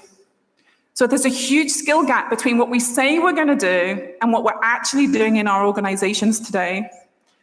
And that starts with you. If you are the founder of your company or a leader in your company, are you putting those actions out there? Are you currently today living by authentic values? Because as we already know, from here to here, we also right now are having our teams follow us. Your children copy you, your staff copy you, the people around you copy you. So if you're not being authentic, then that is why we're seeing this kind of statistic within our organizations. We have to do better. AI is going to make us more streamlined. It's going to make us quicker. It's going to make us more money, let's hope. But, you know, at the end of the day, it can't replace us. We created a 5-step leadership program called the Pinnacle Leadership Model. And the reason we did that is because we genuinely believe right now our human skills are what's missing in our businesses. It's not the technology. The technology's coming. It's going to go way ahead of us. But our ability to connect with who we are, that has been lost for many people. I work with lots of business owners who tell me they don't remember the last time they thought about what they were trying to create in their business. They were so busy doing the day-to-day, they lost perspective. So being self-aware, understanding your goals, creating something that aligns with your life and doesn't take over your life is a critical part of this journey. So I love AI. I use it. We're putting it into our tech business. But what I would say is authenticity, AI, you get amplified results. It doesn't replace anything, but it does have a place. Barack talked about we are the change that we seek. And as I've already touched on, the behavior in your companies is based on yours. So if you want something to change, you need to be willing to change too. 3 core shifts that perhaps you need to make that are maybe going to be uncomfortable for some of you, okay? Historically, as a democratic business, you would say, I must have all the answers. A future leader needs to say, I lead through questions and learning. You need to be curious. You need to want to ask your team and your people and your clients the questions that you've been avoiding because you don't have all the answers. Instead of always showing strength, and this was a tough one for me until a few years ago, but you need to lead through emotional intelligence and aligned actions. Tell your teams you don't have the answer if you don't have it. Share with your senior teams, perhaps. Now you're a bit unsure, you're a little bit fearful, because what's the worst that can happen? They actually might help you with some of the solutions. Don't think you need to be the powerhouse that has it all figured. Be vulnerable enough to trust in the people you've hired, to share your fears and know that they're going to support you back. And the big one around control. Previously, you would feel that perhaps you need to control everything. But now, as future leader, I want you to consider something different. I want you to create the movement and the momentum within your organization around clarity and accountability. When you set the destination, a bit like the GPS, but let's hope this one's been updated, okay? You should get to the end goal as long as you're all aligned and you move together. Previously, we rated IQ. As business owners, if you had a degree and you were smart, great, you were hired. But that's not enough now, because AI has way more IQ than anyone in the room. So now we need to look for IQ. We need to look for emotional intelligence. We need to look at people's personality skills. We need to build on humanity, not on a hierarchy. We need to be looking to elevate our people so that they can be the best versions of themselves, and we get to benefit from that as leaders in our companies too. So what is leadership?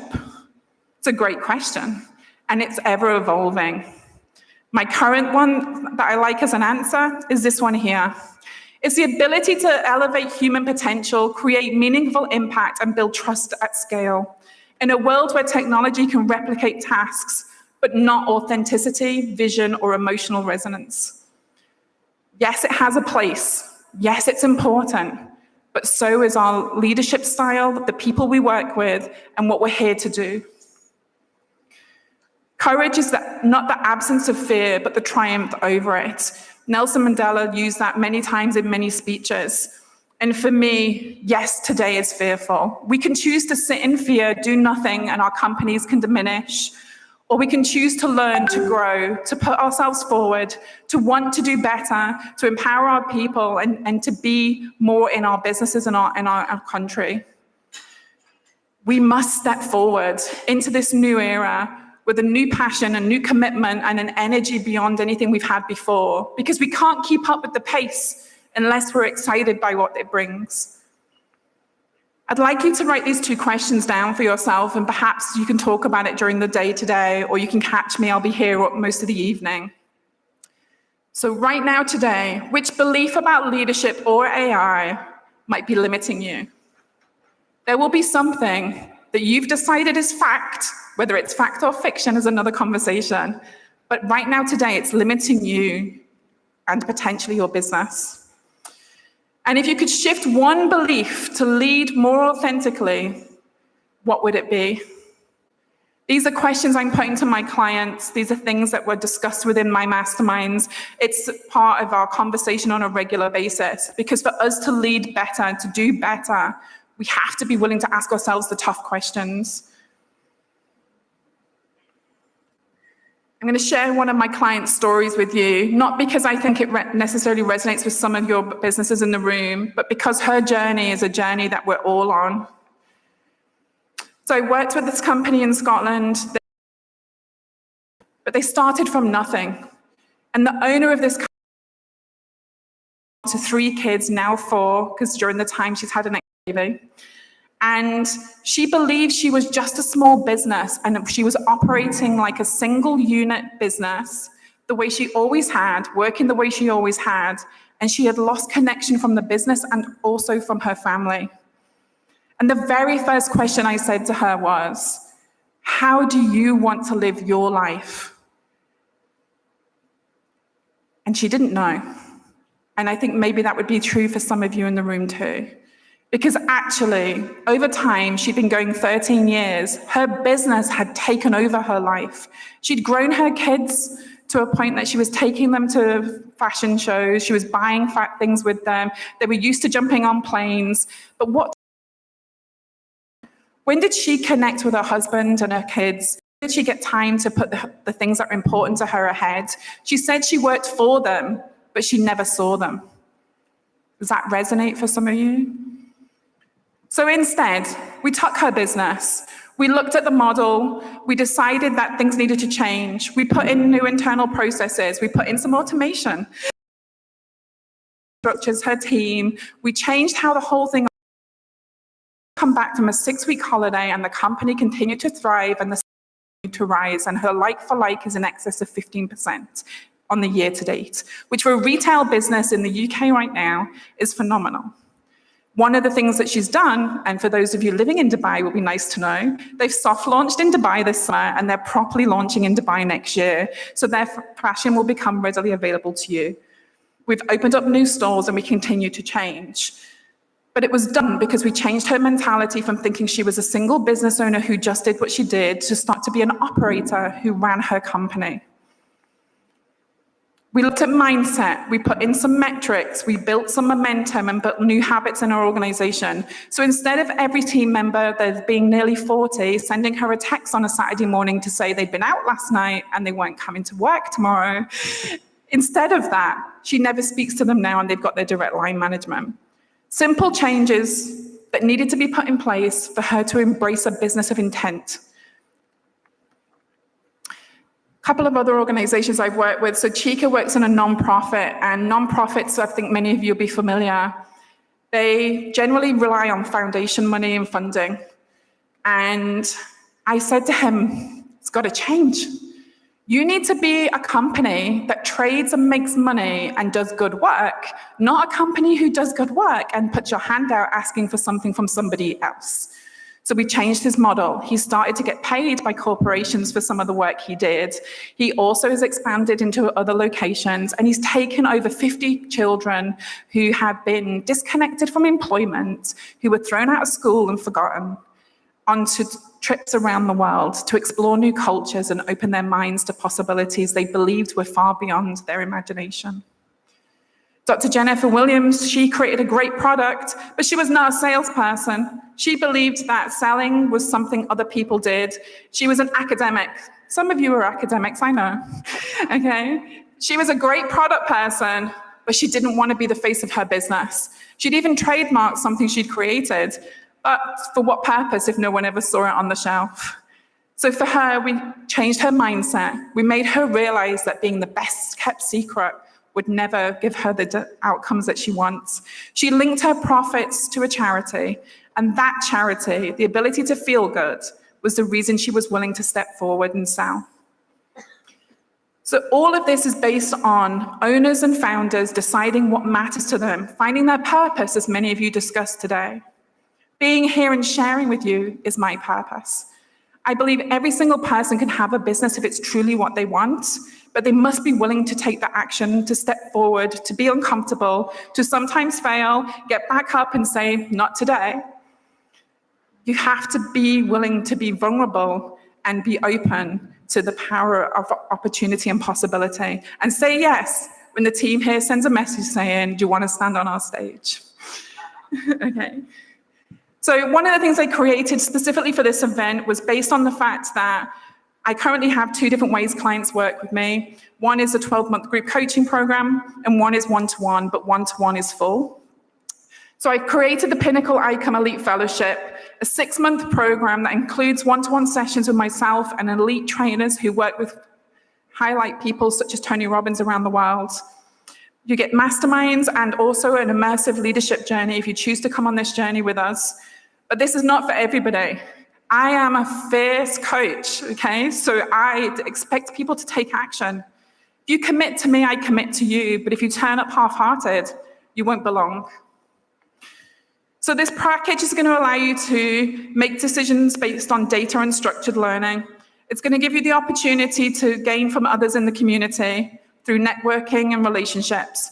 And we're going to provide mentorship and community through our app, like an app, okay? And we're going to work on your emotional intelligence and development. We need you to be the best version of you so you can take those skills, that learning, and go back to your companies to make them the best versions of them. We want you to have more revenue and profit and freedom, but we also want you to care.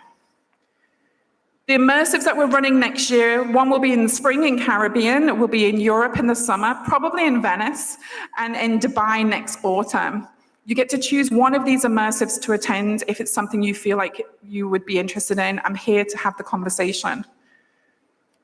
What I would say, though, is for some of you, maybe you've thought about coaches before. There's plenty in the room, and you can speak to us all.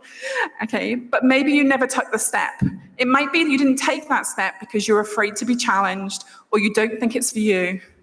But as Eleanor Roosevelt once said, you gain strength and courage and confidence by every experience in which you really stop to look at fear in the face. You must do the thing you think you cannot do. So if right now you think, I'd love to be coached, but it's not for me, or the time's not right, or maybe one day, what I would say is, you must do the thing you think you cannot do.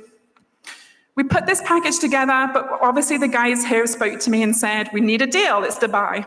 Okay, so for this package, instead of it being our normal price points, we've taken it right down for you, and we're doing it at a lower price point at 19,000 sterling, 26,000 USD. And as I said, the luxury immersive opportunity, we are including all the food, all the drink, all the coaching, all the experiences, the firewalks and everything else that we do in that. But you need to get yourself on a plane because you all come from different parts of the world, and I'm not including that. During the program, if you decide that you want to come and join us and you take advantage over the next 24 hours, you get an extra in-person session with myself. You get to come to the immersive the day before and have a private dinner with me and the speakers. And you also, for those of you who need it, get to have an AI audit for your business. That'll be done by one of our global experts. To be eligible, you'll have a £500 deposit to pay, but that is refundable because if when we meet with you or talk to you, we don't think it's for you, we will obviously give back the money. And you'll have a completion of an application and some one-to-one time with me or the team. Pinnacle leadership model is about you as a human first, so you can be the best version of you in your company. In a world of intelligent machines, your greatest advantage is your humanity, your clarity, your heart, and your authenticity.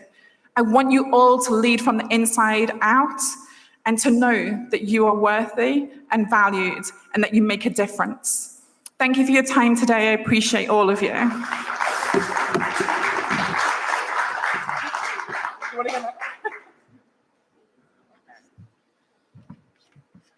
Your tab. Excuse me? Excuse me?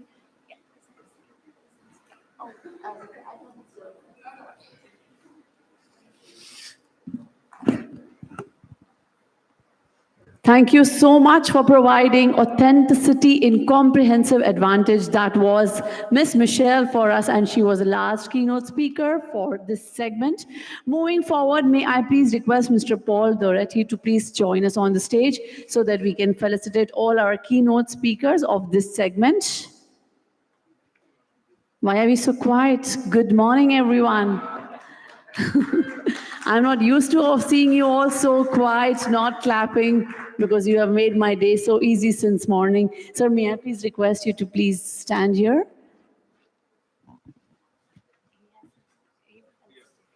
You will be felicitating. Oh, yeah. So I just... You have to felicitate the speaker. Yes, yeah. All right. To begin with the first keynote speaker, may I please request Josh Davies to please come on the stage. Ladies and gentlemen, let's give a huge round of applause for Mr. Josh Davies.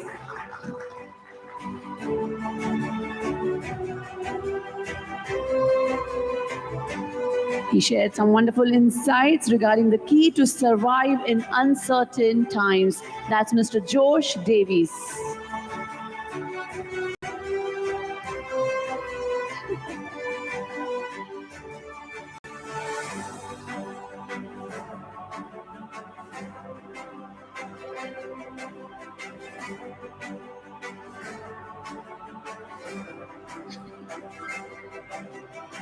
Thank you so much. May I please go ahead and invite Mr. Vishal Kumar on the stage. Yes, the theme of his keynote was Bridging Finance, Technology and Investment for a Better Future. That's Mr. Vishal Kumar.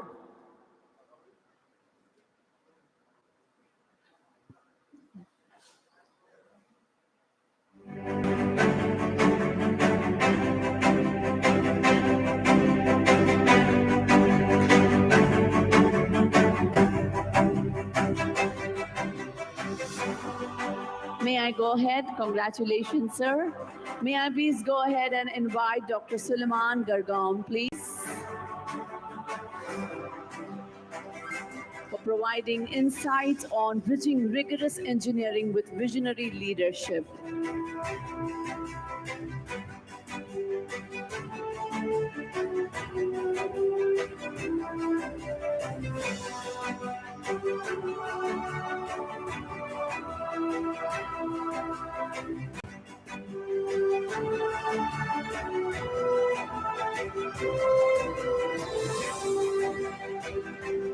Last but not the least, may I please welcome Michelle D. Almeida.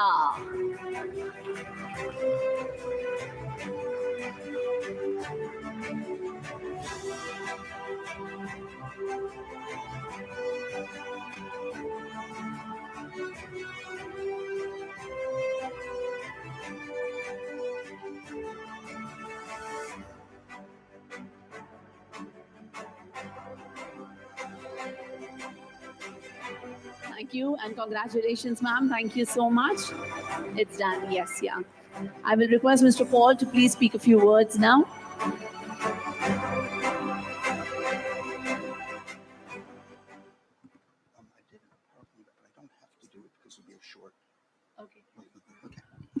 Good afternoon, everybody. My name is Paul, and I'm a recovering architect. Welcome, Paul. It's a 12-step program, isn't it? I just wanted to say a couple of words. First of all, just to the conference organizers, well done. Well done. It's been very insightful. Some wonderful things have been said. I'm a real estate developer that works here in the Middle East and in China. And and I'm an Irish American. So it's a very, very unusual global viewpoint that I come with. I want to just express a couple of things that I heard here today. When it comes to technology, although I'm an architect, I'm the person that created a technology called building information modeling. In other words, designing in 3D. I had a company called Revit, and I was bought by Autodesk about 25 years ago. What's really interesting about that story is transformation over time. I thought that the doctor did a nice job about describing how the internet was something that we could measure against with this new age of technologies. Working with Stanford and MIT just about 12 years ago, I was introduced to large language models. It wasn't called AI back then. But what I started to see was that it was a very good companion.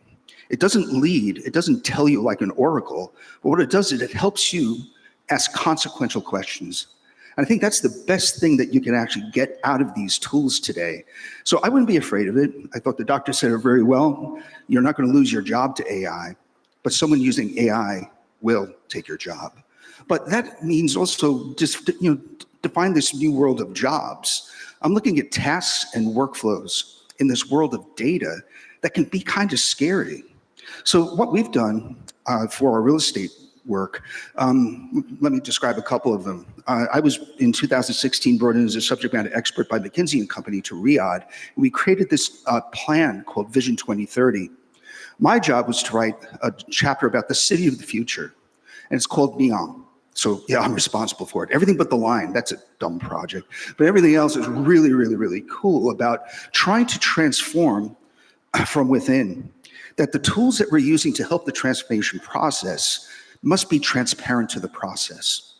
So that means you have to know how work gets done. So I've been thrown into the deep end of the pool with Neon because now I'm creating something that doesn't exist, and we have to attract people to it, which means I have to design healthcare systems, educational systems, all these different things. And what I'm finding from what I listened here today is that there are a lot of people that can help. So when we cast a wide net, we're into execution mode now. It's no more planning. It's no more just, doing the hype and getting PowerPoints out there. It's about doing the work and pulling something up out of the ground, which we hope will be magnificent. So I want to leave you with just a couple of thoughts with that. I think that there's a word that has not been mentioned today at all, and something that I'm trying to bring back into business talk because it's been weaponized over the years, and that word is love. Love of the project, love of your business, love of yourself, love your colleagues, love your clients and your customers. Don't be afraid about using it. It's not about the romantic part but I think that word needs to be brought back because as what was mentioned by the conference organizers this morning, it's about community, and we are one big community. So I just want to leave you with that. I hope you enjoy the rest of the afternoon, and I look forward to the next speakers. Thank you.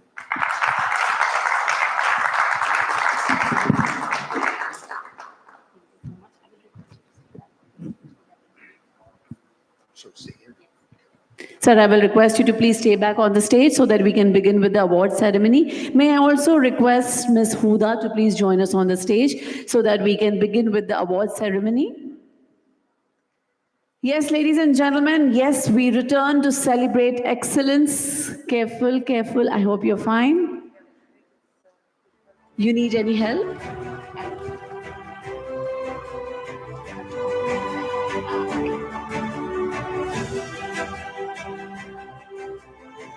Welcome, ladies and gentlemen, to the second segment of our Leadership Excellence Awards. To present the award, yes, I have already invited Mr. Paul, Ms. Huda, and the radiant lady, yes, Ms. Sania. Thank you so much for joining. Please, to begin with, let me welcome the first awardee of the second segment of award show at the Global Icons of Impact 2025. Mr. Dhruv, can we please have you on the stage? Yes, he is here as well.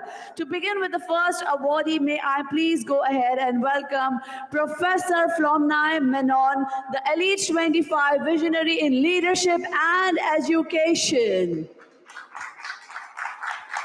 As an educator, strategist, and leadership developer, she bridges academics and industry, empowering future-ready leaders through ethical practices, immersive learnings, and initiatives that transforms both individuals and organizations.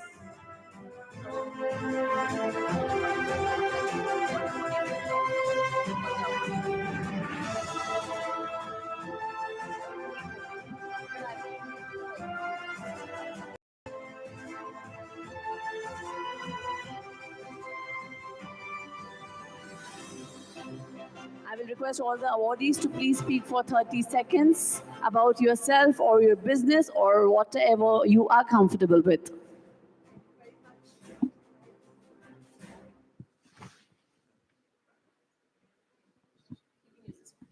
Thank you very much, Enterprise. I just want to say one thing, that my core strength is basically designing courses integrating AI and EI for corporates.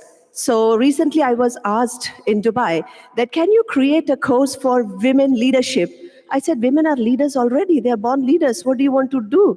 Then they said, okay, can you create a course for women in power? I said, women are always in power. What are you talking about? And then I suggested, okay, you suggest, I suggested women empowerment. Because although we women are out there doing everything, but how many of us are recognized? There are a lot of barriers, corporate responsibilities, there are a lot of governance, corporate governance, which doesn't allow women to bring their utmost potential. So this is what we need, women empowerment.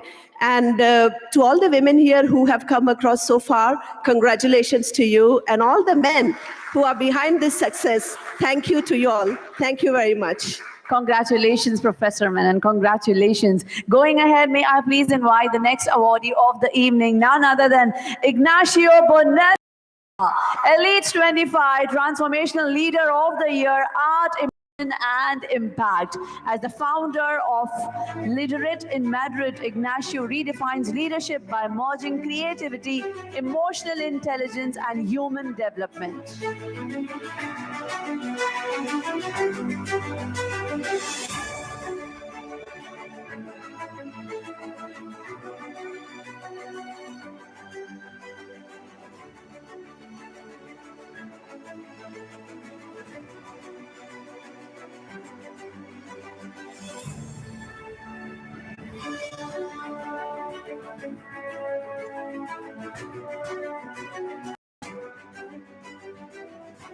Thank you for this award. This award is a tribute of 3 raw materials with I work: art, education, and talent. Let's use art to change the world. Thank you. Congratulations. Moving on to the next awardee, may I please go ahead and welcome Lori Gredley, the LHW Excellence in Personal Development, Leadership and Women Empowerment. As a CEO of Splendid Inspiration, she has spent over 3 decades helping people build confidence, resilience, and balance through her global wellness program, best-selling books, and unwavering commitment to empowering women to live with purpose and positivity. That's Ms. Lori Gredley.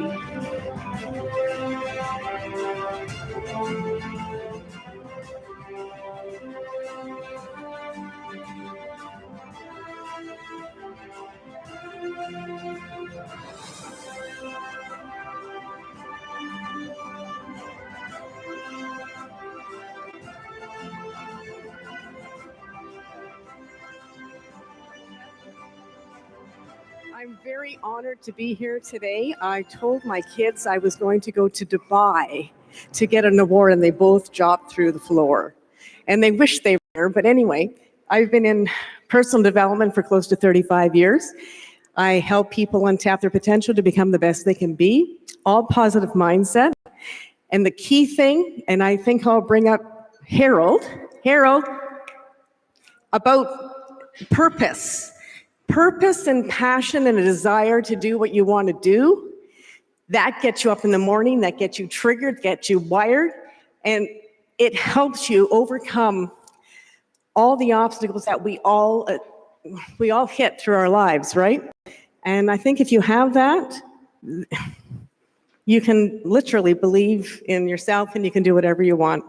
I just love what I do. I love helping people. I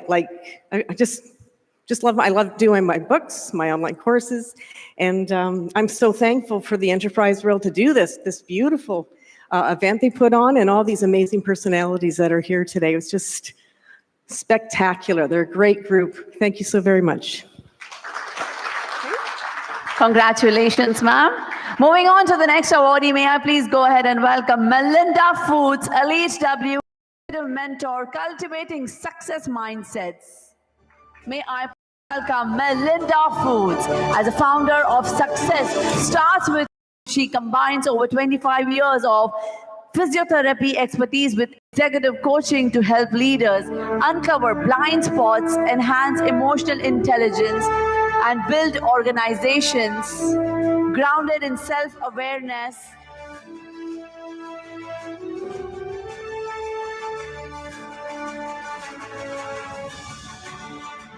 I repeat, as a founder of Success Starts With You, she combines over 25 years of physiotherapy expertise with executive coaching to help leaders uncover blind spots, enhance emotional intelligence, and build organizations grounded in self-awareness, compassion, and sustainable success. That, ladies and gentlemen, is Melinda Foods.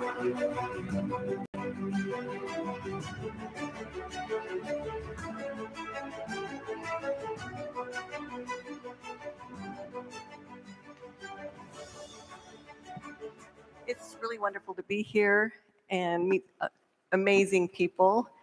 And I just have a few words. It's an honor to join this gathering of purpose-driven leaders, change makers, and innovators from around the world. Today, more than ever, our collective footprint matters, not just in what we do outwardly, but in how deeply we understand and lead ourselves. Dr. Harold mentioned facing the lion. My message for you today is transformation begins within. You must face your own lions. That gives you purpose. If we are to make a meaningful, lasting impact, our work must start with self-awareness, as Michelle mentioned, emotional intelligence, and clarity of purpose. The more we understand our beliefs, blind spots, my specialty, and internal narratives, the more effective we become as global leaders. Each one of you carries a unique voice, capacity, and calling. Do not minimize your inner work. It is the foundation for your outer contribution. When we cultivate compassion with courage, clarity with vulnerability, and action with integrity, we can shift systems, uplift communities, and ignite impossibilities across borders. Let us use this event to connect not only in strategy and collaboration, but in authenticity, growth, and generosity, as you all have done in this event. May you leave here stronger, more aligned, and empowered to serve your world at the highest level. Thank you for being part of this journey, everyone. Together we can elevate the collective future. Thank you so much and congratulations, ma'am. Thank you. Do you need help to get down? Well, that was Miss Melinda. Moving on to the next awardee, ladies and gentlemen, at Global Icons of Impact 2025. May I please invite Dr. Mehwish Khan, LHW, Global Icon of Leadership Excellence in Pediatric. I'm sorry, I cannot pronounce this. That's neuropsychology. Have I got it right? Neuropsychology. Yes, it is. Wow, I'm getting better. Dr. Mehwish Khan, can we please welcome him? Actually, Dr. Mehwish was supposed to attend, but there was some issue in her visa thing, so she couldn't attend. She have given me her note, but I'd read it afterwards. For now, I'll collect her. Moving on to the next awardee, may I please welcome Mohammad Faisal Ikram. Do we have Mr. Mohammad Faisal Ikram? Yes, we do. Trailblazing ICT strategist driving business transformation. As the Director of IT Operations at Wajda Group, he is a leading large-scale digital transformation and cybersecurity initiatives across the region, empowering governments and enterprises with next generation ICT, AI, and cloud solutions that strengthen resilience, innovation, and trust. That's Mr. Mohammad Faisal Ikram.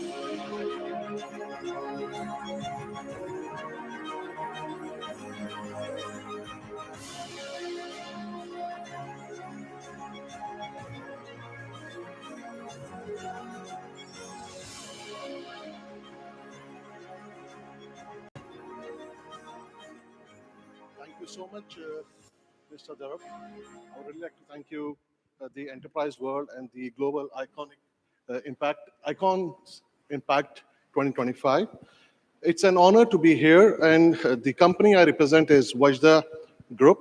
We have been in the industry for the last 35 years, and we are into the telecom and ICT domain. I was just talking to somebody this afternoon, So everyone was just talking about AI implementation, LLMs. So just figured out, nobody talked about risk mitigation. So where are we standing on risk mitigations? So somebody said, yeah, we are just planning on it. It's a banker. So unless and until risk is not defined, how are we really moving ahead on implementing AI in the industry? So this is one of the topics I think it should be discussed, and one of the panels should discuss on this. That's really critical. Thank you so much. Thank you so much, Dr. Mohammed. Yes, definitely it will be taken care of, and someone will definitely come up with it soon. Moving on to the next awardee that honors a trailblazer redefining how businesses approach sustainability, government, and impact. Let's welcome, ladies and gentlemen, Dr. Nisha Kohli, Sustainability Visionary Leader, ESG.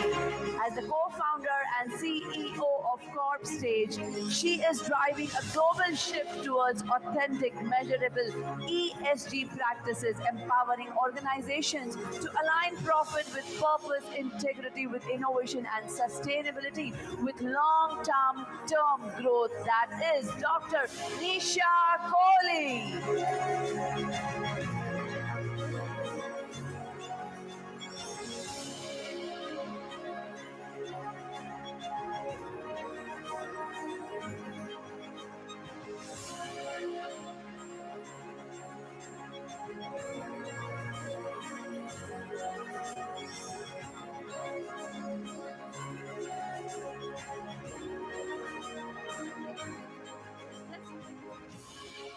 Thank you very much.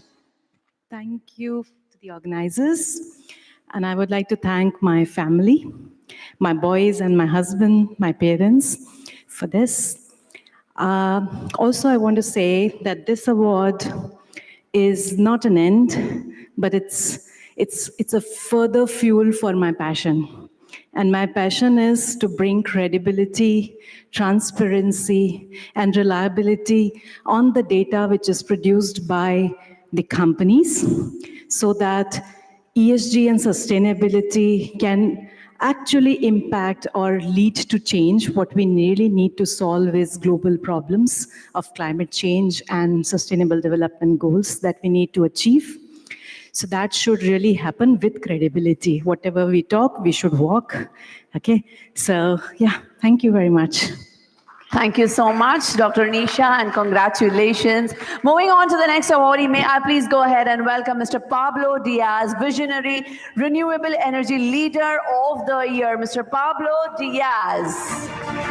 As a founder and CEO of Director Solar America, he is driving global transition to clean energy, bridging gaps in the solar industry with customer-first model that delivers accessible and cost-effective and environmentally responsible solar solution for homes, businesses, and communities worldwide. That's Mr. Pablo Diaz.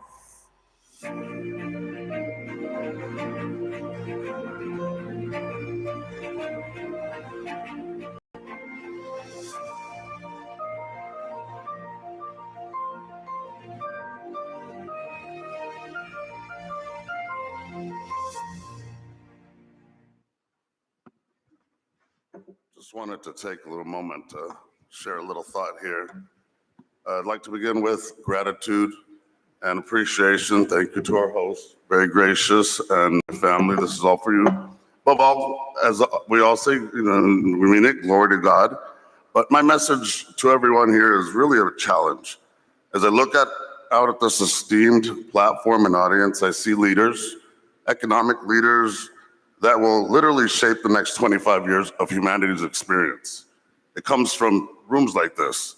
We will build that future together, guided by the people here today. For generations, we've embraced a form of capitalism that prioritizes profit. At best, profit may occasionally benefit humanity, and in a huge measure, everyone has accepted that concept as standard. Well, I am here to tell you I've lived the experience and I challenge that assumption. I believe it's not entirely accurate. Why cannot making the almighty dollar also help our civilization heal, grow, and evolve? Through the awareness group, our ticker symbols TAAG, we fund alternative energy projects via a finance product called a PPA, primarily for the solar and battery storage industry. We've learned in the United States creating profit and helping our fellow man can coexist. In our industry, solar and battery storage, it has largely been accessible only to the affluent. Those with good credit and high income are only able to finance such projects in the United States. Why? Why only for the affluent? What about the other 70% of our citizens? For years, the industry has discussed a no FICO, no income funding program, but no financier had been bold enough to take that steps. That's where TAG, our company, steps in. We pioneered one of the first national no FICO, no income PPAs in order to fund solar systems and battery storage systems, and also spreading our mission, which is to democratize solar. Our goal is to help everyone enjoy clean energy and the multiple benefits it creates, not just the affluent.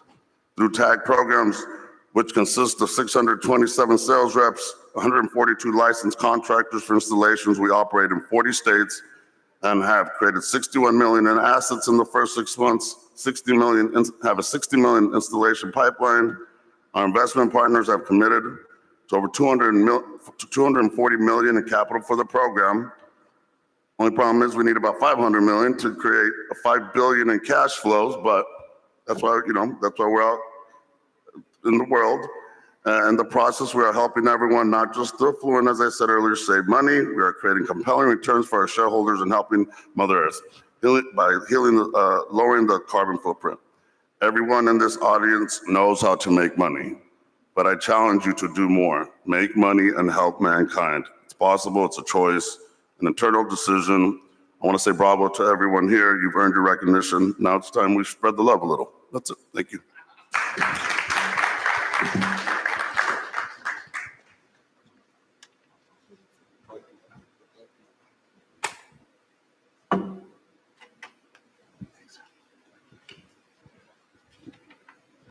Check.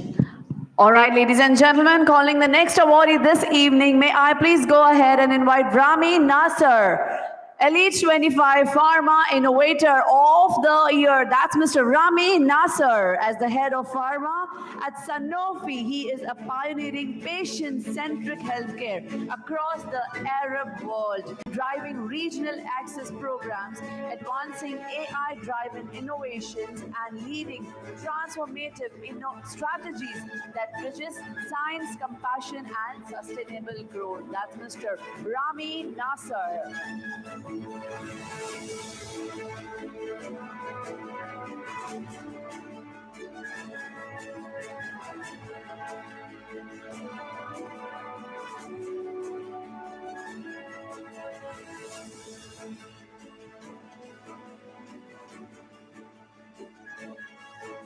Thank you very much for the organizer.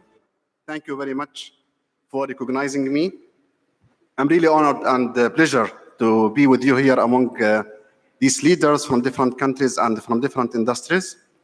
And really, it was an insightful meeting today. And as a leader in pharma healthcare, or specifically in pharma industry, I herewith confirm my commitment to support the patient around the world, especially with this geopolitical tension and difficulty to have access for the patient for the innovative medicine.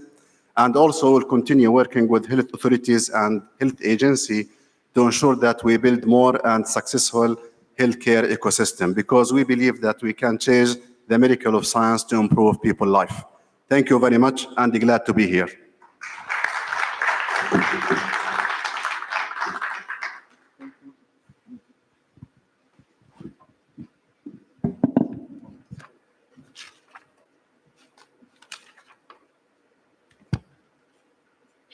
May I please go ahead and invite the next awardee, Mr. Edward, please. Excellence in Tech Solutions and Client Impact. That's Mr. Edward.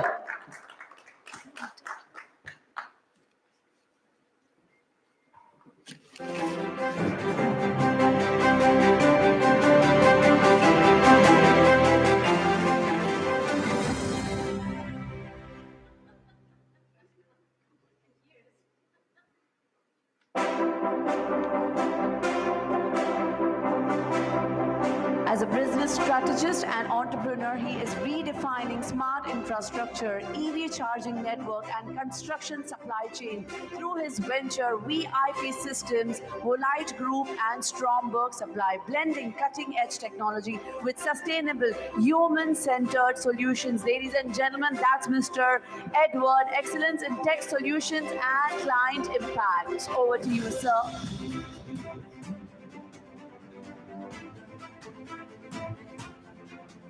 All right. Okay, no worries. Thank you, everyone, and it's truly an honor to be given this award today. Thank you to Enterprise World for organizing this amazing event. It's truly an honor to be here with all these leaders in this room today.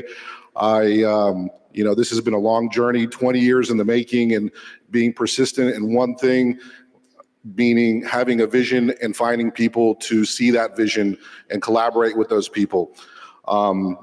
Electricity is definitely the future. Electrifying different, entities within the environments that we live in. Everything's an ecosystem, and I learned that with working with low voltage and being part of the day-to-day ways that we access our home, or we find security, or we use our phones to get internet.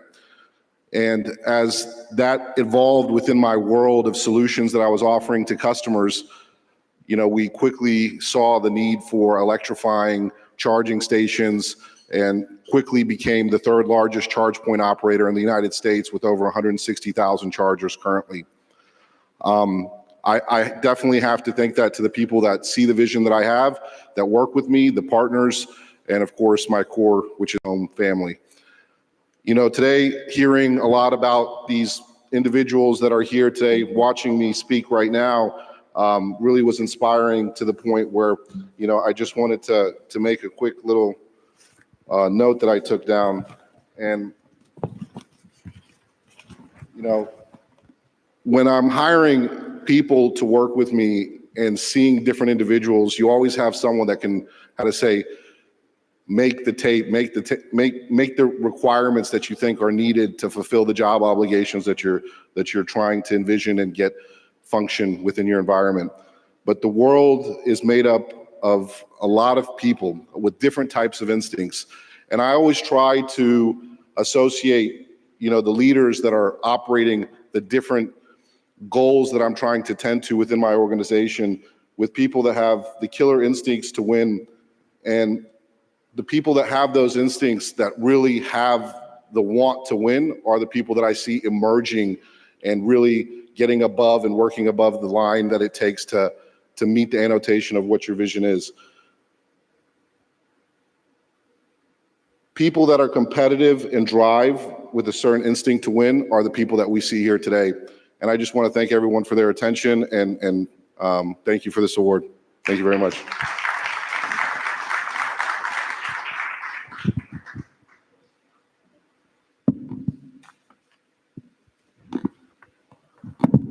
Kindly bear with me just for a minute.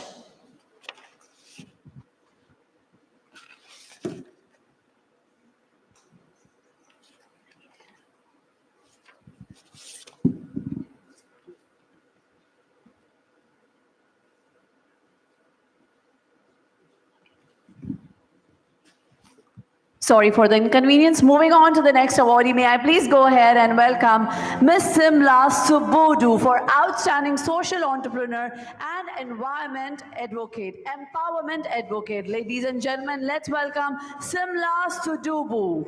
Not here.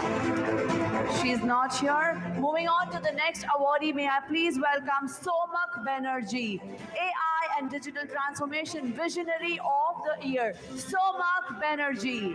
As a Director of Delivery Transformation at Wipro Technologies, Somak drives generative AI and digital initiatives that optimizes operations, empowers team, and creates sustainable human-centered impact across industries. Ladies and gentlemen, that's Mr. Somak Banerjee.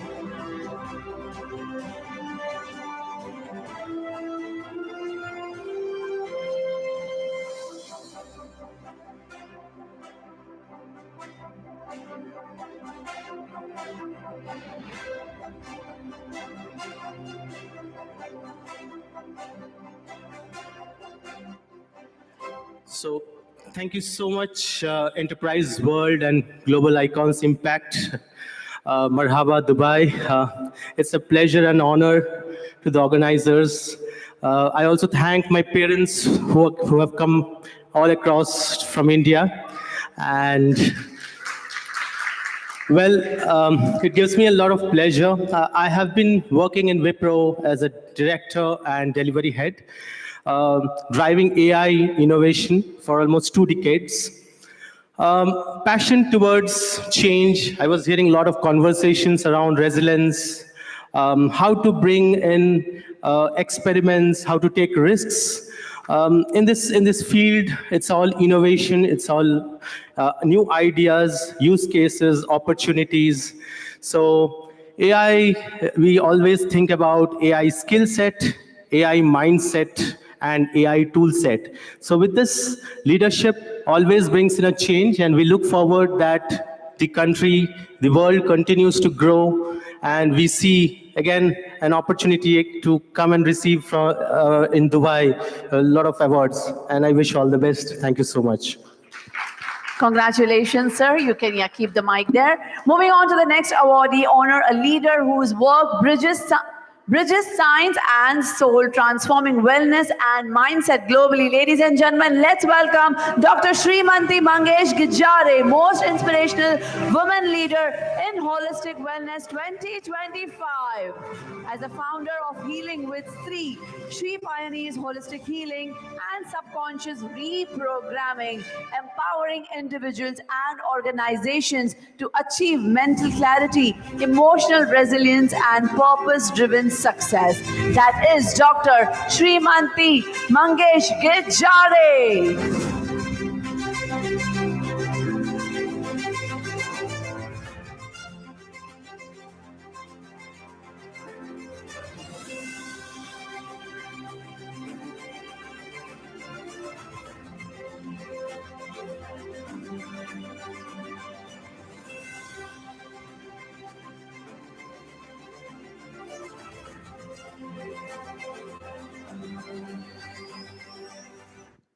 First of all, thank you. I would like to first say thanks to my husband.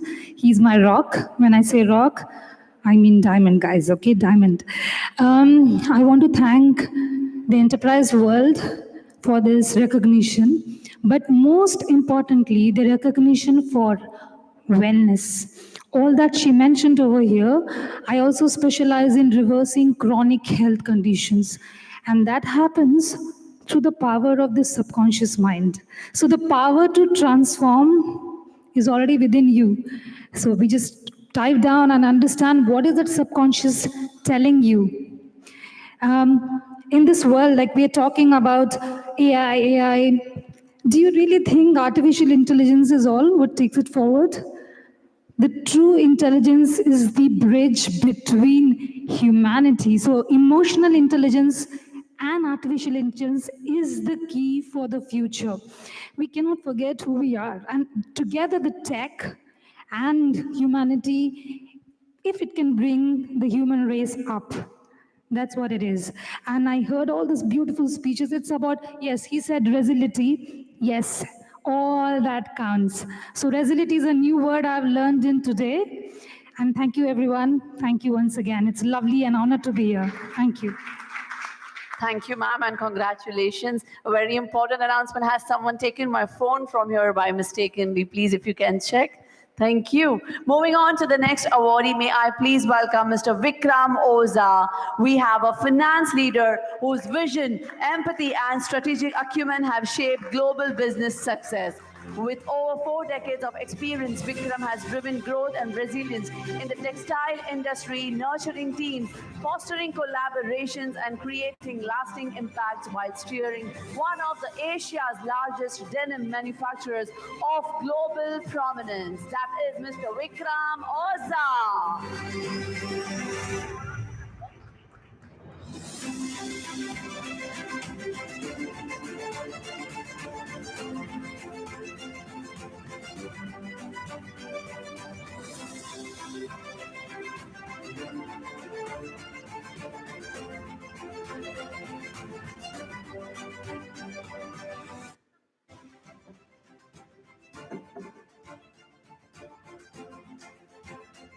Thank you very much for this recognition. I would like to thank particularly 4 pillars of my edifice. One of them being my grandfather. When I was born, immediately the next minute, he had written on a sheet of paper that this boy is going to be a chartered accountant and a finance leader in future. Second, credit goes to my father, who kept this as a well-kept secret and told me about and showed me this sheet when it was time for me to decide my career.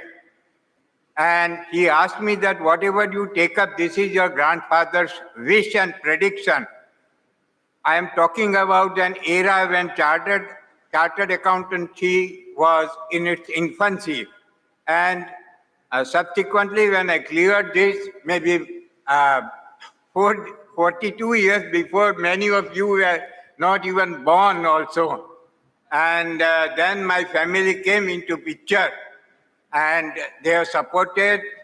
So what I would say means the initial foundation was done by my grandfather, structure was made by my father, an interior to that structure was done by my family, and I am proud to say that my wife, one of them, is here to represent the third structure, and the fourth, to make it famous, that edifice.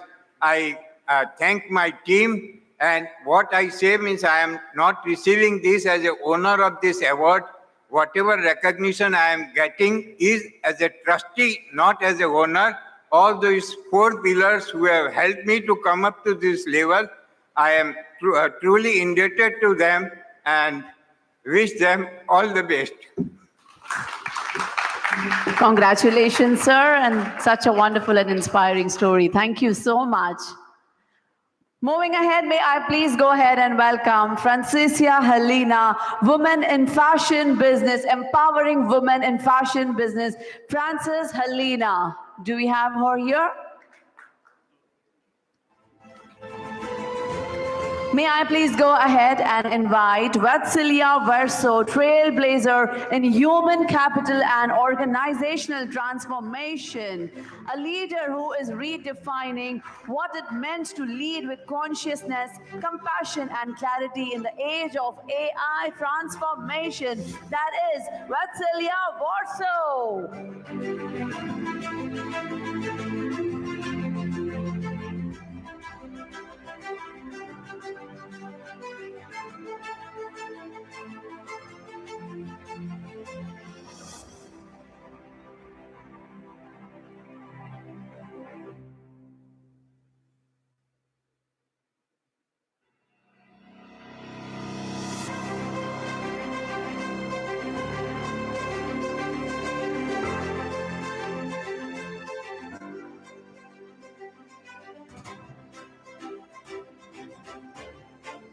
I definitely didn't expect the award to be now.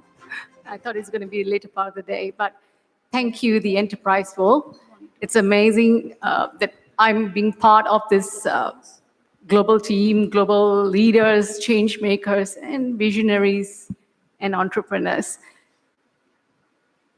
I need to say this, it's a very important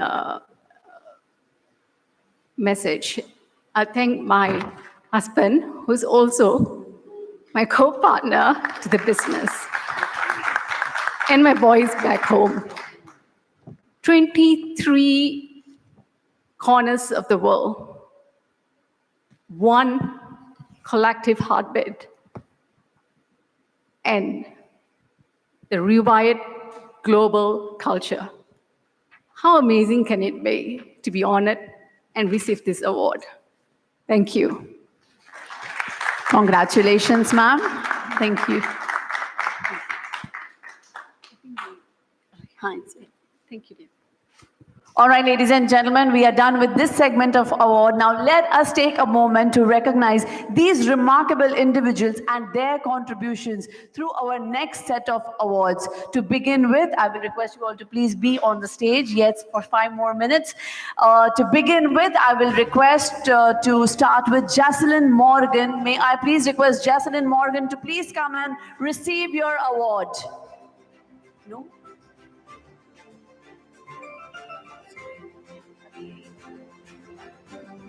Okay,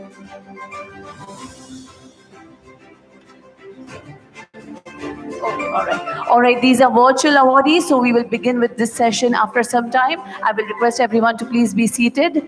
Thank you so much. Thank you. Moving ahead, now we will begin with our panel discussion. I will request you all to please be seated.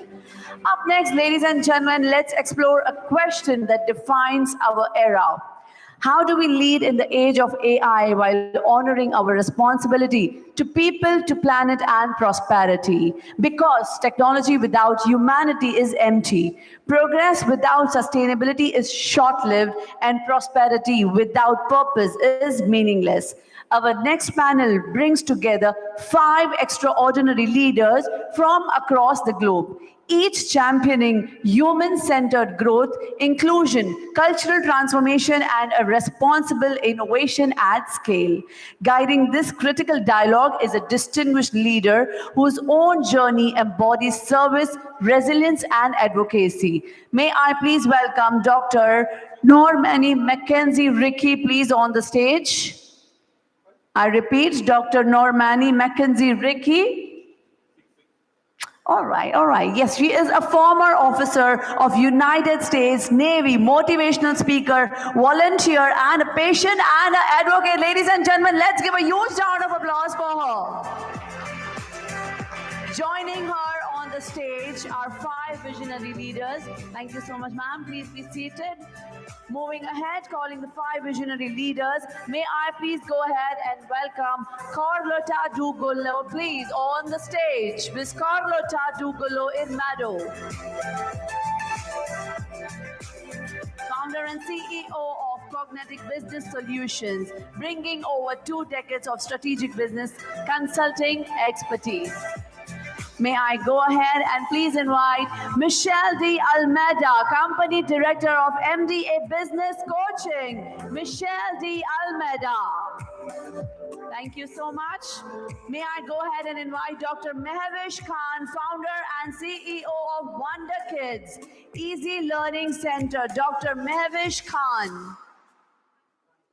May I please invite Dr. Shrimanti Mangesh Gijare. Dr. Shrimanti Mangesh Gijare, clinical hypnotherapist and founder of Healing with Sri.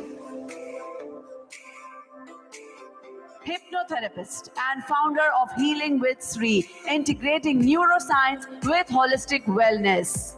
Moving ahead, may I please invite Dr. Dominic, founder and chief culture architect of HR Remedy Consulting. Dr. Dominic. All right, over to you. Can I please have the extra microphones for them?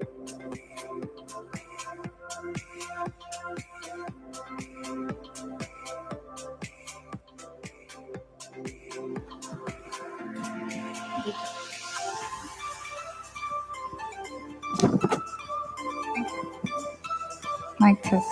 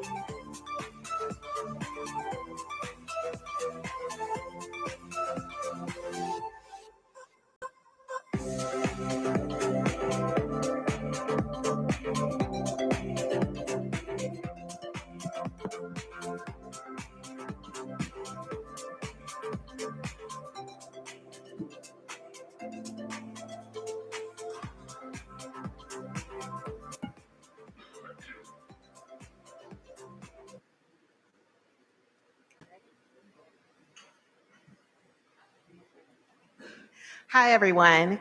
As our host so graciously said, my name is Dr. Normani Ricks. I am from the United States. I've been a business owner and I've been a practicing occupational therapist for 17 years. I would like for everyone on this stage to say their name, where they're from, the name of their business, and how long they've been in business for. Good afternoon. So I'm Carlota de Gula Iremedjo. I'm from the Philippines. I'm an accountant by profession. And for 2 decades, I've been doing the finance services and also business consulting. Thank you. Hi, I'm back. So I'm Michelle Dalmeida. I'm the owner of MDA Business Coaching, and the business is actually coming up to 4 years old. So it's celebrating this year, which is nice. Awesome. And where are you from? I'm from Scotland. I'm actually from the UK generally, but I live in Scotland and I love it up there. So you're all welcome to visit. Hello everyone, I'm Dr. Shrimanti Mangesh Kijare. I'm a clinical hypnotherapist, regression therapist, wellness coach, speaker, author. I have 2 books. And my specialty, I feel it's reversing chronic health conditions. Before this, I was a geoscientist. My company name is Healing with Shri, and I've been doing this for the last 6 years now. And I'm happy to be here sharing my opinion. Thank you. Good afternoon. I am Dr. Dominique Revere, also known as Dr. Dom. I am a DEI and leadership expert out of the United States, and I've been in practice at my organization called Remedy for the last 6 years. Awesome, awesome, awesome. So there's a statistic that says by 2030, AI is expected to contribute 15.7 trillion to the global economy, making it one of the most transformative forces of our time. We are fortunate to be a generation that has seen the internet, Google, the smartphone, and now AI. So I have the wonderful opportunity to talk about the theme today, Leading in the Age of AI, Global Leadership for People, Planet, and Prosperity.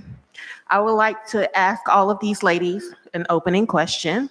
In your view, what does leading in the age of AI truly mean beyond technology in terms of purpose, empathy, and global impact? Starting with you, Carlotta. Hello.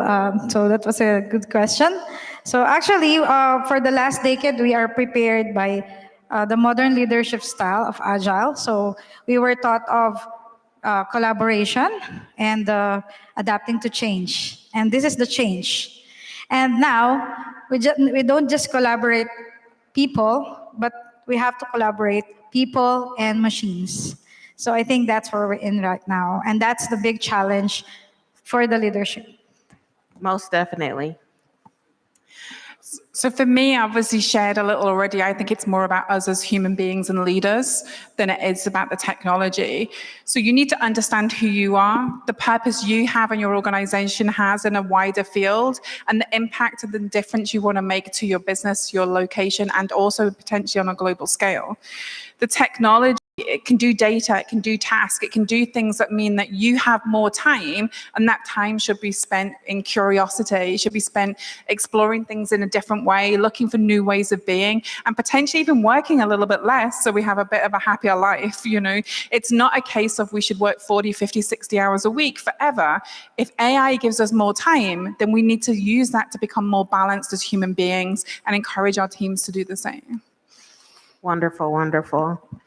So yeah, leading in the age of AI, I personally feel, yes, AI can do a lot of things in very fast, huge data, precision, great.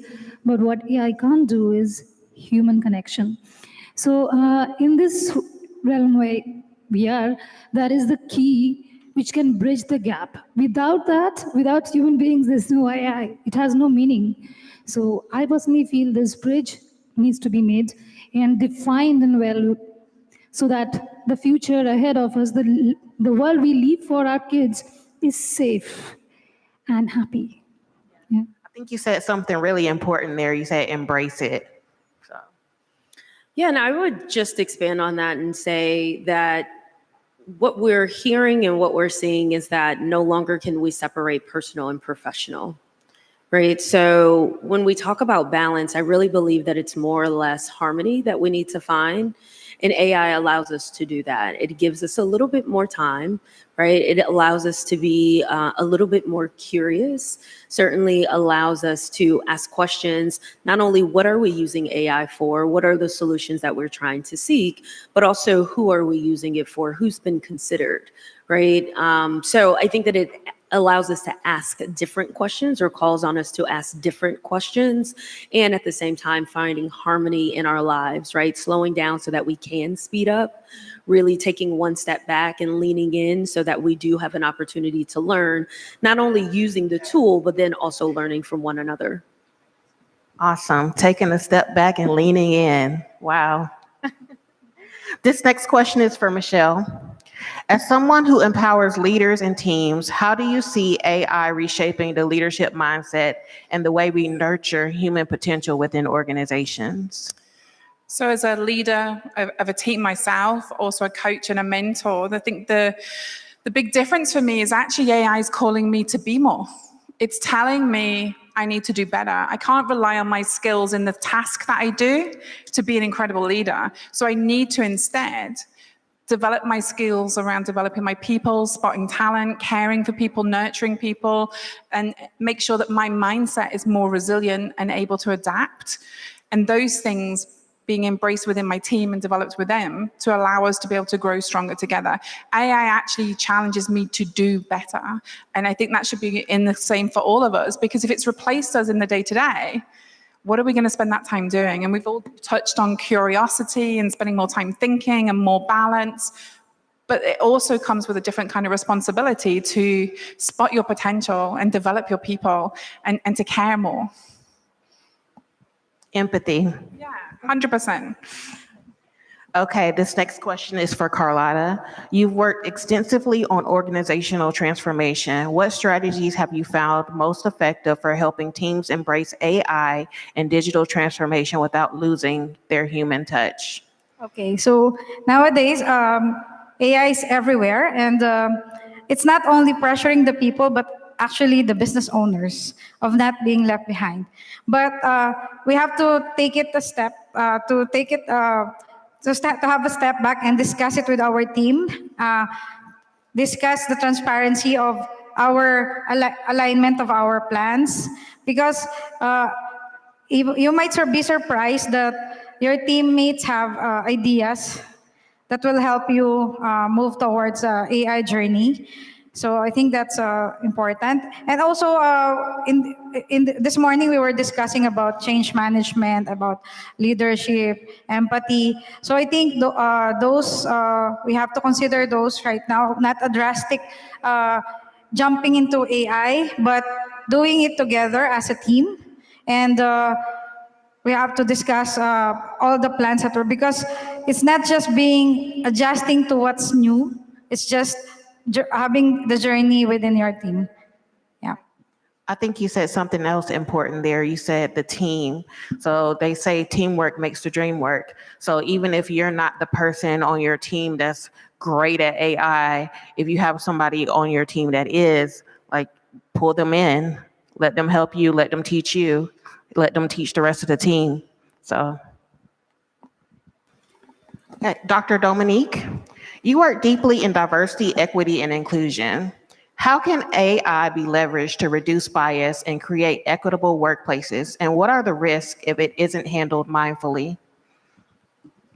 Yeah, sure. So before DEI, I was an executive in the human resources space for 20 years.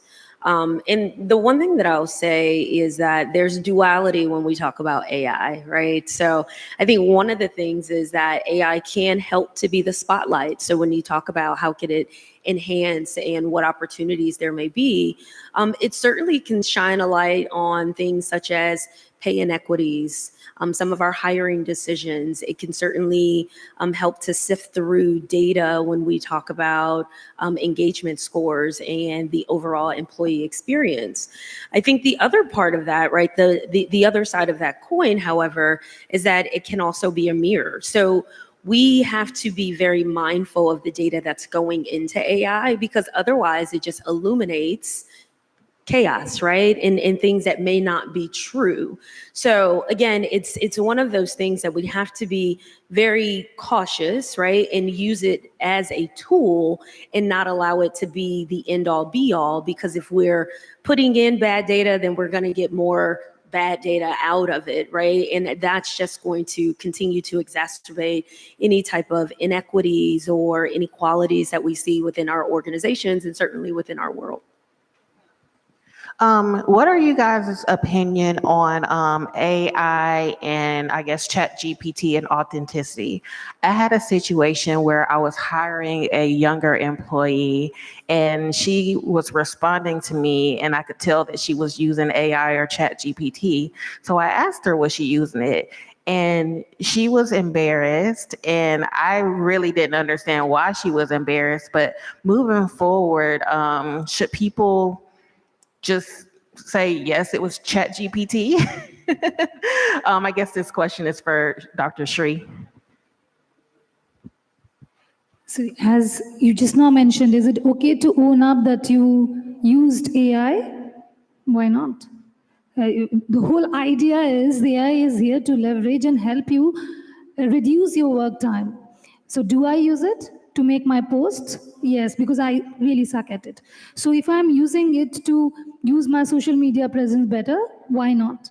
AI is there to help reduce my workload and actually take tasks off me, which I don't enjoy much.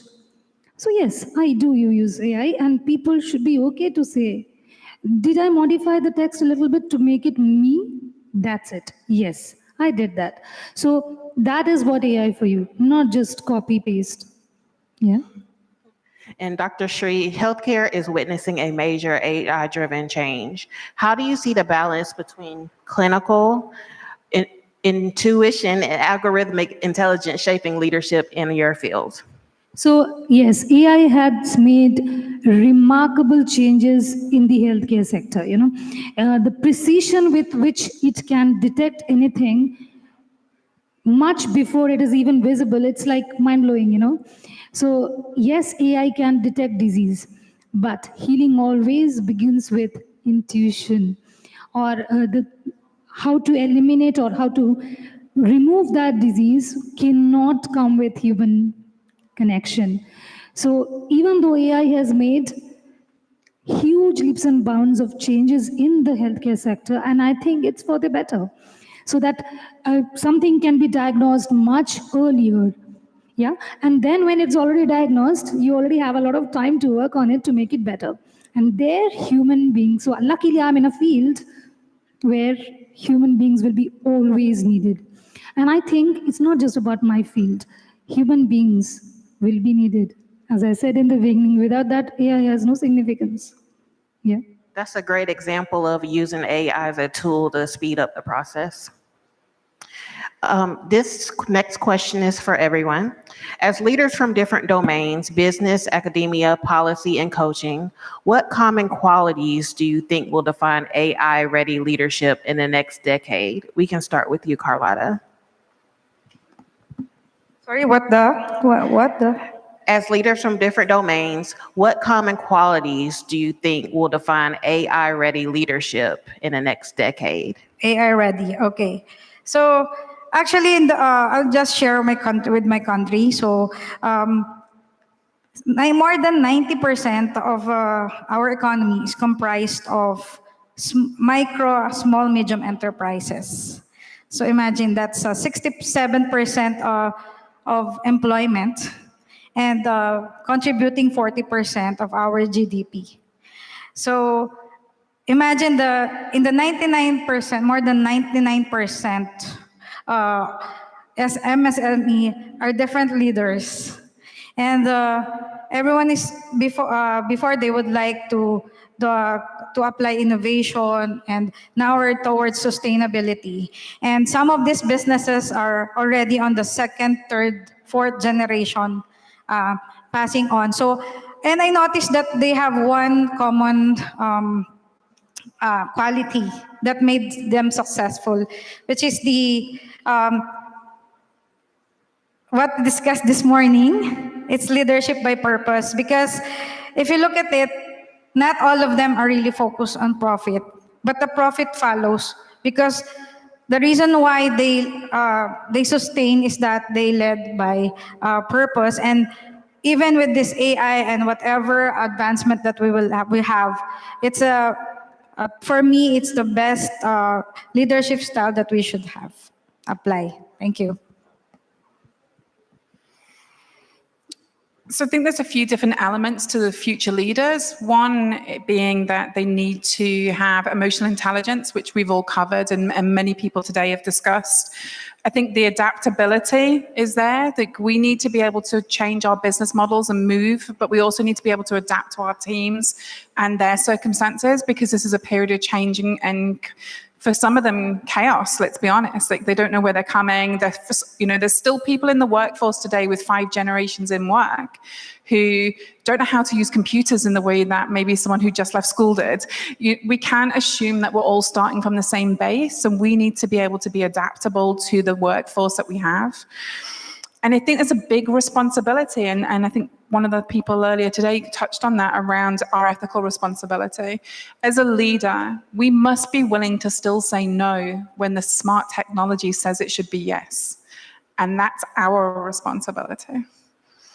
Excellent, excellent, excellent answer. So I feel the 3 key characters you should develop as a future AI leader, or just generally as a leader, is first is self-awareness. So self-awareness is the thing, like it's like a guideline. It helps you know where you stand at this point. So that's first. The second is adaptability. Without that, you will be left behind if you do not, like it's a Darwin's law of evolution. If you do not adapt, you become extinct. So that's very important. And the third one is empathy. The more we automate externally, the more we should humanize and harmonize internally. And today I picked up this new word. Again, I'm going to quote you, resility. Yes. So all 4 of it is needed for a future AI leader. So that's the key, I feel. Yeah, and the 2 that I would have to add is, first off, having the audacity, right? The audacity to lead, the audacity to stand in the gap, to ask the questions, to dare to be different, especially when we talk about Black and brown communities, right? What does representation look like? Who's sitting at the table? Whose voice haven't we heard? So really, again, being audacious and asking the right questions. And then the other thing that I'd say is accountability, right? When we talk about AI and kind of going back to your previous question, is it okay to admit that I'm using it, right? Giving credit where credit is due, right? Having the level of accountability to not only say that, yes, I use AI, but I think also being accountable in the sense that I need to humble myself, right? When Carletta talked about collaboration and bringing the team together and understanding, hey, you know what? I may not have the answer to this, but somebody on my team may have the answer to this. We're really being accountable and, again, calling people in as opposed to calling them out. Wonderful. The next questions are from Michelle and Dr. Dom. Both of you work closely with emerging leaders. How do you prepare the next generation to navigate ethical dilemmas in an AI-driven environment? And I think, Dr. Dom, you kind of started talking about that already.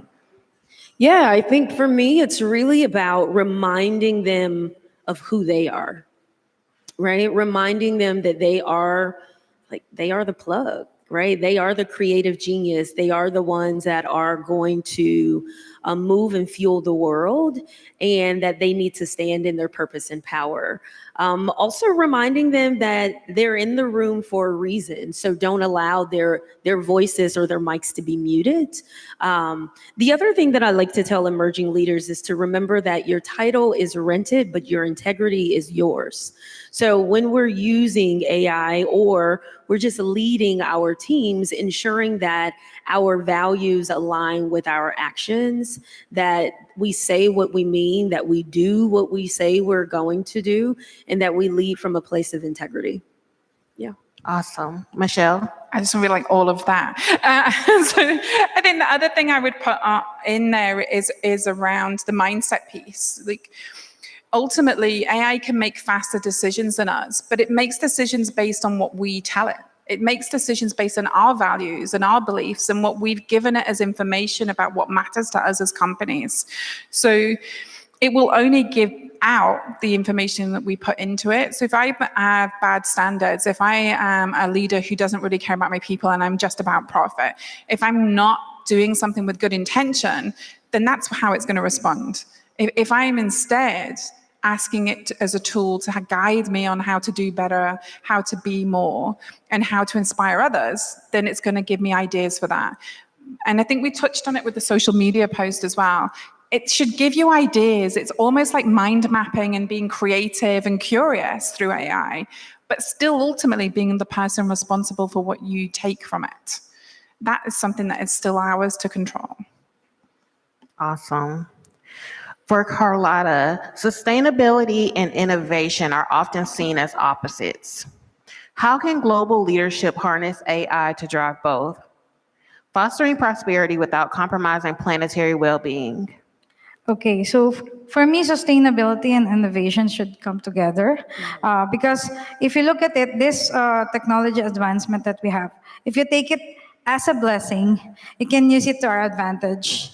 And but given the power to have this opportunity to use AI, also leads us to a great responsibility of using it correctly and ethically. So we have to study, learn more about it. We have to know more about AI, our team also, so that we know how to use it to the best of their advantage. Yeah, I think you make a great point. We can't ever take education out of the equation. AI is not there to replace education. It's there to help and augment it. All right. Okay. For Dr. Shri, as coaches and thought leaders, how do you personally stay grounded, resilient, and human amid the noise of digital transformation and constant connectivity? So I firmly believe in what I preach. I practice myself, and the most important thing in that space is there's no cheat days. So every day is the same day for me, whether I'm on vacation, whether it's a weekend or a weekday, it doesn't really matter. And that's the first 45 minutes of my day is meant for breath work. It's meant for yoga. It's meant for my time with nature, whatever that is. Earthing, grounding, I truly believe in gratitude. All of this. And by the way, there are certain times in my day where I completely switch off. So when I disconnect, I've seen it helps me connect better with me first and with others. I can get little nuances which I earlier could not catch because there was so much of noise within. So this has helped me, and that has helped me keep me grounded and work better. Awesome. So the final question for all of the panelists, if you had to give one piece of advice for future leaders to lead people, planet, and prosperity in the AI era, what would that be in one line? I'll start with Dr. Dom. I would say that we collectively need to heal, and we have to heal together individually and help one another. And when I say heal, I mean, first and foremost, humanize, right? Humanize the things that we do say and how we show up in spaces.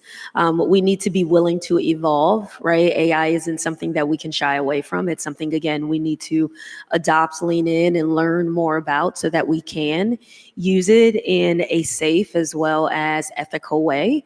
We also need to align. So when we're talking about our businesses, when we're talking through or about our employees, making certain that what we do in organizations that we work in, work for, and work alongside align with our values. And then the last thing I'll say is that we have to lift, right? So we have to lift as we climb the ladder, those that are coming behind us, whether it be future leaders, those that don't quite yet understand. It certainly could be people who are scared, right, to operationalize AI or anything that we've got going on in our organizations. But it's really about healing, again, individually and collectively. Awesome. And have no fear. That part, right? Have no fear. Dr. Shri. So I personally feel that we should lead with consciousness. AI is here, it's going to be here. But the whole idea is to use AI to uplift humanity in the best way possible. You know, AI is going to be here. It's not a threat. We are treating it as a threat. We have to use it for our betterment.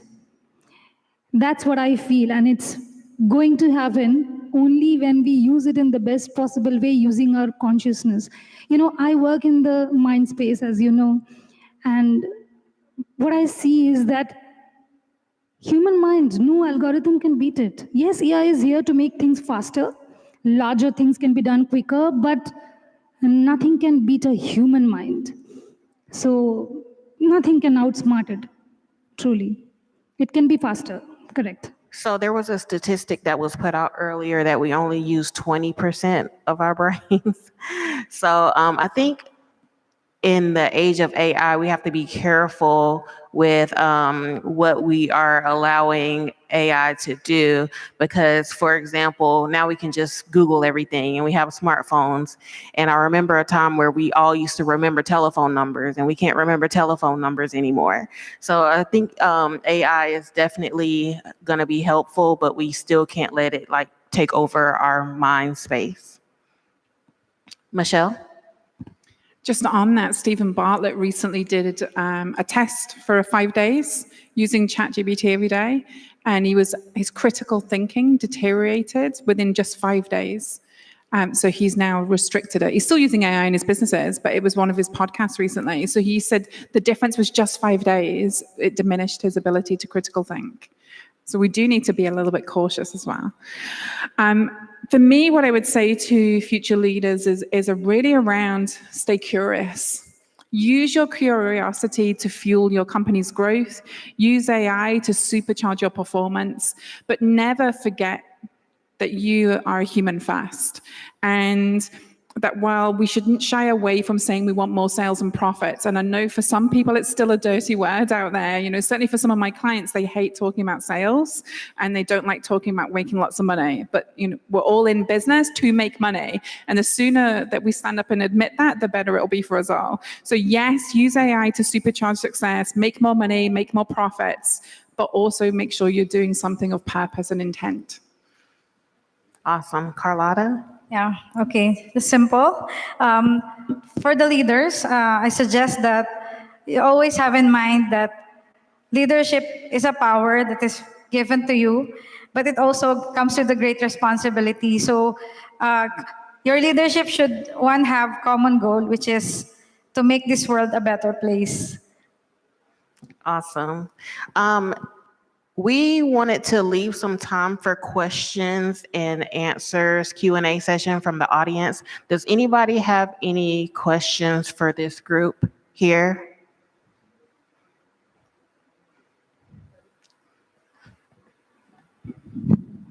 Could we ask you a question then? Sure.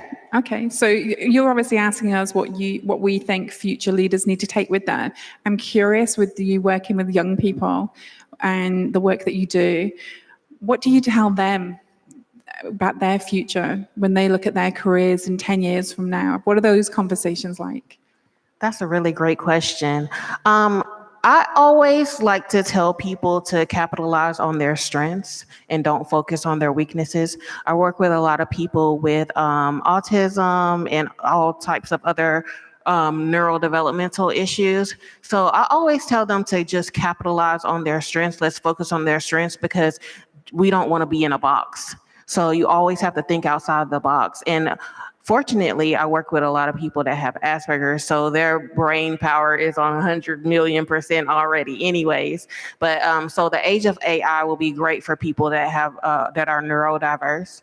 So I just definitely drive home the point of, like, let's capitalize on your strengths and not focus on your weaknesses. Fabulous. I love that. And I think they're really suited quite often to entrepreneurship as well as a business or a future for them. I've got a few clients that have neurospiciness. That's their phrasing.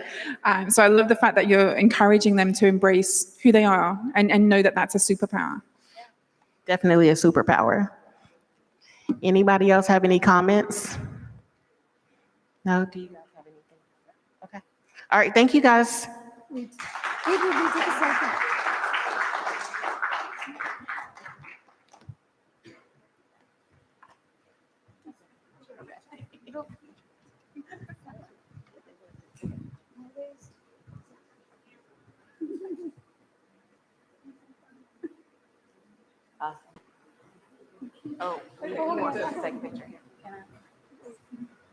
Let's have a group picture. Well, thank you so much, all the no, that was just one moderator. Thank you so much, the moderator, Dr. McKenzie, and the outstanding panelists for the powerful exchange of ideas. Moving on to the next segment. But before I move on to the next segment, may I please request, if you all can please check if someone has accidentally taken my phone from here.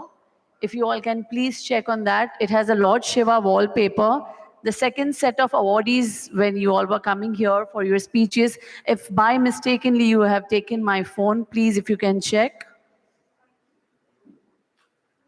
It has a pink cover and a Lord Shiva wallpaper. If you all can check, that will be great.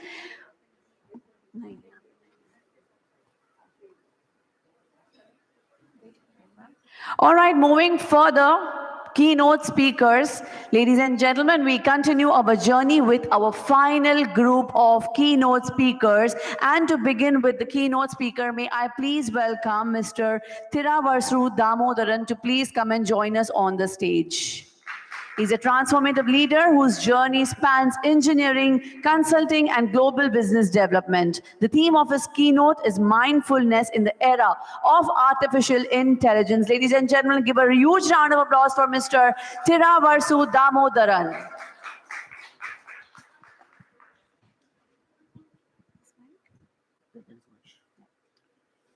So how do I go to my slides? Display. So this just goes forward? Yes.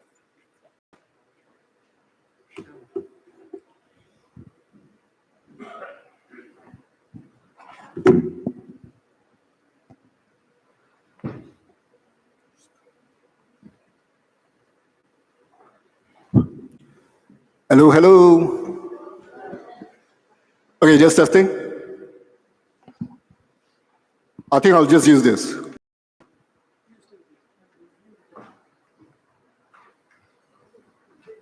Good afternoon, everyone. It's an honor to be here at the Global Icons of Impact 2025 here in Dubai. Today, I want to explore something deeply human, mindfulness in the age of AI, and how we can lead with presence in a tech-driven world. We are living in an era of extraordinary connection, yet paradoxically, we feel increasingly disconnected. Technology gives us speed, but it can rob us of our stillness. It gives us reach, but sometimes it erodes our relationships. This talk is not about slowing down productivity, but it's about slowing down internally to see more clearly, to decide more wisely, and to lead more compassionately. So now let's begin our journey towards mindful leadership in the AI age by looking at the roadmap ahead.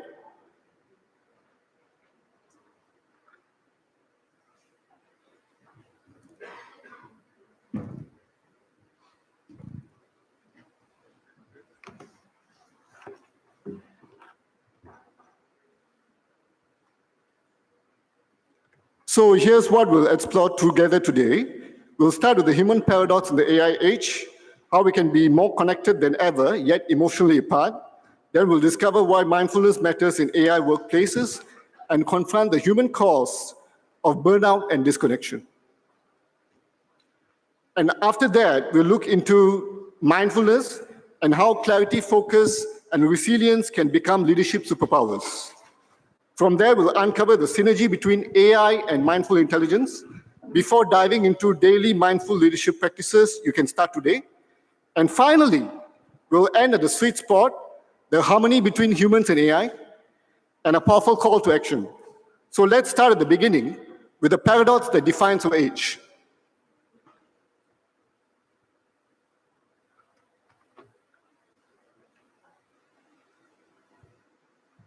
Think about this. We can send data across continents within seconds, but yet we struggle to truly connect with the person sitting next beside us.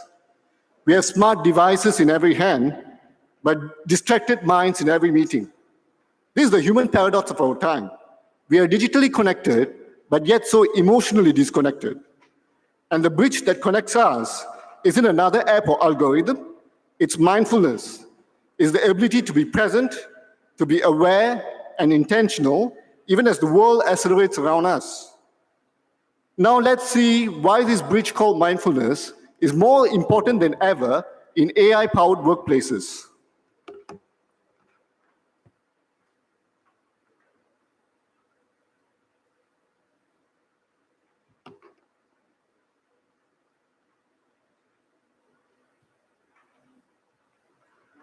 In AI-driven environments, data moves faster than thought. We face endless dashboards, decisions, and alerts, which are often made under intense time pressure. And the result, mental fatigue, emotional overload, and reactive leadership. Mindfulness restores this balance.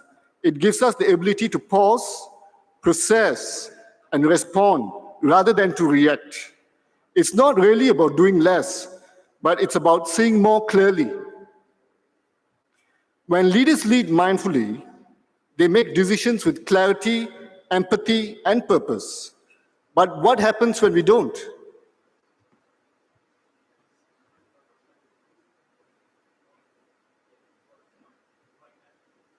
The cost is human, and it's high.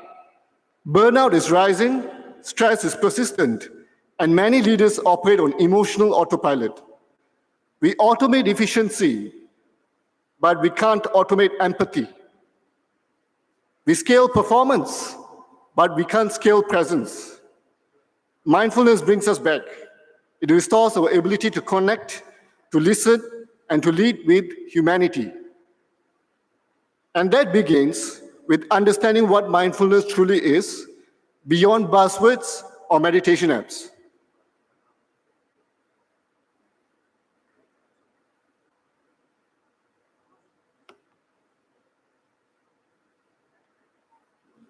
Mindfulness is not as simple as sitting cross-legged in silence. It's about being fully present with yourself, your team, your work, and your moment. It's awareness without judgment, clarity without confusion, and resilience without rigidity. When leaders are mindful, they cut through noise and focus on what truly matters. They recover faster from stress and lead with balance, even in uncertainty. In essence, mindfulness transforms chaos into clarity. Now imagine what happens when this mindful intelligence meets artificial intelligence.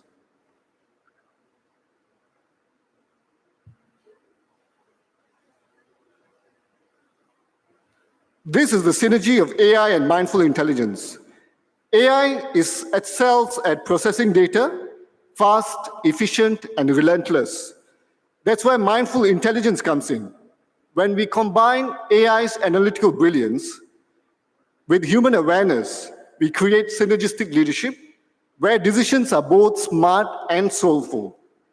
And that's how we ensure technology serves humanity and not replaces it. And that synergy begins with mastering mindfulness not once a year, but every single day.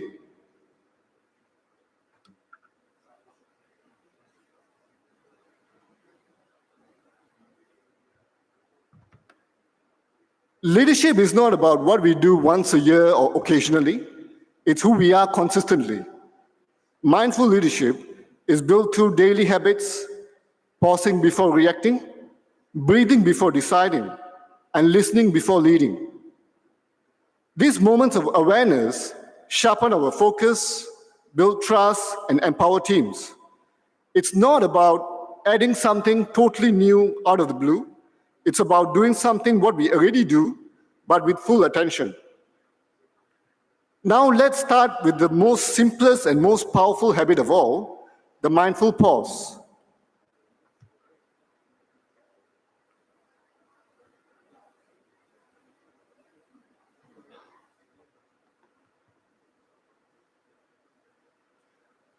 Before you make an important decision, take a 10-second mindful breath. That pause resets your mind and centers your emotions. It turns reactivity into reflection. A single breath can change the entire outcome of a meeting because a calm leader inspires calm thinking. In fast-moving workplaces, that's not a small advantage, it's a superpower. Now let's bring mindfulness to one of our biggest sources of distraction, our digital world.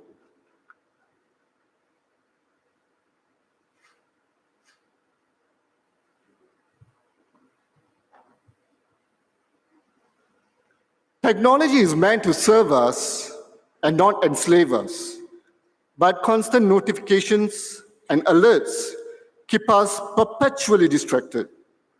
Mindful leaders set boundaries. They silence noise to amplify focus. Control your tech, or it will control you. When you manage your digital environment consciously, you reclaim your most valuable currency, attention. And when you protect your attention, you also create space for renewal, even in the busiest of days.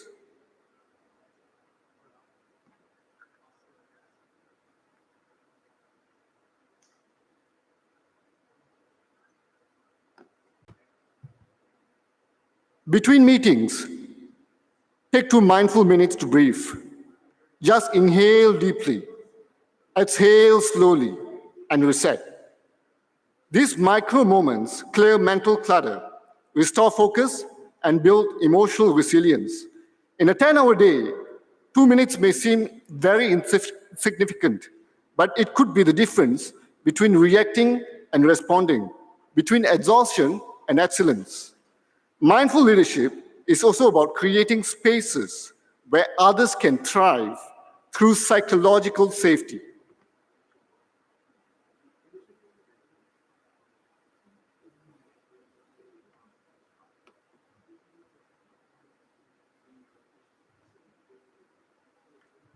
When people feel safe to speak openly, innovation flourishes. Mindful leaders cultivate environments of trust where people can disagree respectfully and contribute authentically. Psychological safety isn't something that's soft, it's strategic. It builds resilient, creative, high-performing teams. And it starts when leaders listen with presence, not just to reply, but to understand. So how does mindfulness translate into real leadership excellence?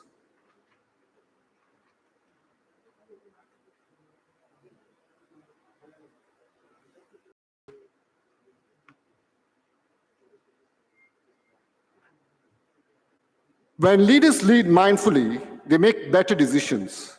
They stay calm amid chaos, navigate uncertainty with clarity, and foster empathy that binds teams together. In an AI-driven world, human presence is the ultimate edge. It's what inspires trust, loyalty, and performance that no algorithm can replicate. And that brings us to the heart of this talk, the harmony between humans and AI.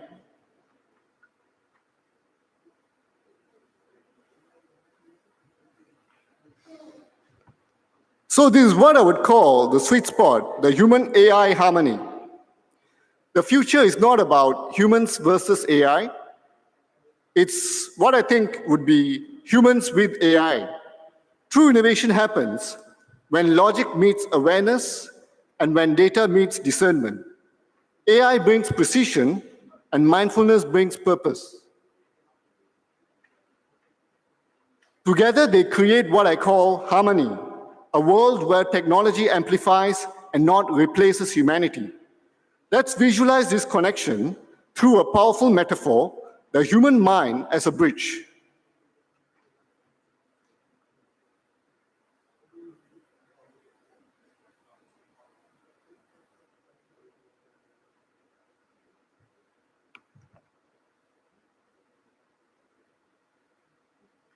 Imagine your mind as a bridge spanning two worlds.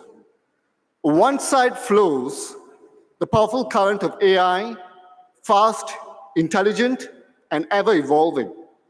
On the other side stands the calm, steady ground of mindfulness, rooted in awareness and compassion. As leaders, our task is to walk this bridge every single day, balancing speed with stillness and data with discernment. And that's how we stay human in a digital age. And that brings me to a quote that captures this journey perfectly.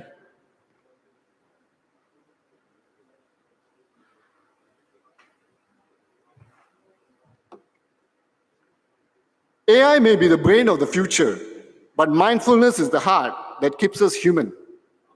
This is not just a quote, but I think it's a calling. Technology will evolve, but humanity must deepen.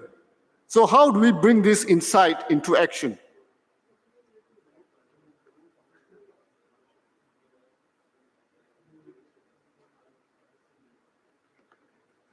As leaders, entrepreneurs, and change makers, the world doesn't just need us to move fast.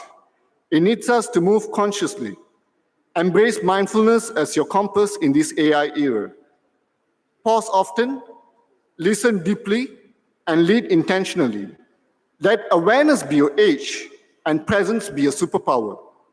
Because in a world of automation, presence is your ultimate leadership advantage. And with that, I leave you with one final reflection.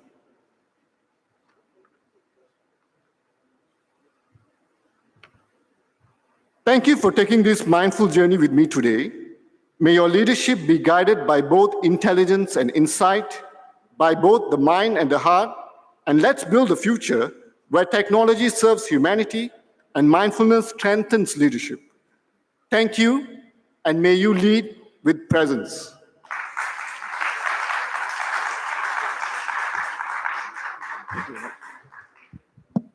Check. Thank you so much, sir. Thank you so much. Moving on to the next keynote speaker, may I please go ahead and welcome Ms. Shilpa Kudekar. She's a medical scientist turned holistic wellness leader with over 15 years of experience in clinical laboratory medicine. Over to you. Hello and good evening, ma'am. Hi. Thank you so much for the warm and wonderful introduction. Thank you. Hello, everyone. How are you all feeling today? Just tell me in one word. Fabulous, awesome, from here. Absolutely amazing, great. One word from me, I'm nervous. All right, thank you, that is so amazing. I just wanted to say thanks to all of you for giving me this safe space, this safe platform to share my passion, my purpose, my love, my ikigai, which is Reiki and well-being. So we've had some great conversations today about AI, about corporate world, about business, about strategy. I'm going to go off a tangent completely because I am a frontline caregiver. So let's kickstart. I can use any one of these, right? Awesome. Okay. I would like to take you all through today about the principles, the intentions of Reiki. So what is Reiki? I want to talk to you all about that today. And I want to talk about some research, some evidence-based research attached to Reiki. And I want to share some of my observations and experiences with my caregivers and my cancer patients. So I'm going to request you all to come on this journey with me with open mind and an open heart. What is Reiki? It simply means universal life force energy. It's a Japanese restorative technique which is safe, simple, natural, non-invasive, does no harm, has no dogma or religious beliefs, so anyone can use it. It falls under the realm of complementary and alternative medicine or holistic medicine. It is one of the biofield therapies. How does Reiki work? Now, please remember, Reiki is intangible, falls under the realm of quantum physics. So how does it possibly work? One of the literature stipulates that one possible way Reiki could work, it's due to the interaction between a practitioner's biofield and a client or patient's biofield. So what do I mean by biofield? Has anyone over here heard about biofield? Michelle? It's all right, chew your food first. I'll put you on spot. Correct. So it's energy field. I'm sorry, you wanted to say more? How do you feel? How did you feel? Fantastic. That's your validation. Brilliant. That's your anecdotal evidence. There you go. It is. So it simply means, biofield simply means energy field. So it's interaction between my energy field and a client's or a patient's energy field is one possible way Reiki could work. So one of the literature stipulates that me as a practitioner, I'm just a channel, a medium, and I channel this energy through me into my client or my patient from my hands. The beauty of this practice is that they are in charge, they are in control. They will only take what they need. So what happens is, if I put my hand, so with their permission, now this is a gentle touch. There's no pressure, massage, or manipulation. I can either touch them gently or hover above their specific energy location, wherever they want me to focus on. Let's take your head area, so your crown area.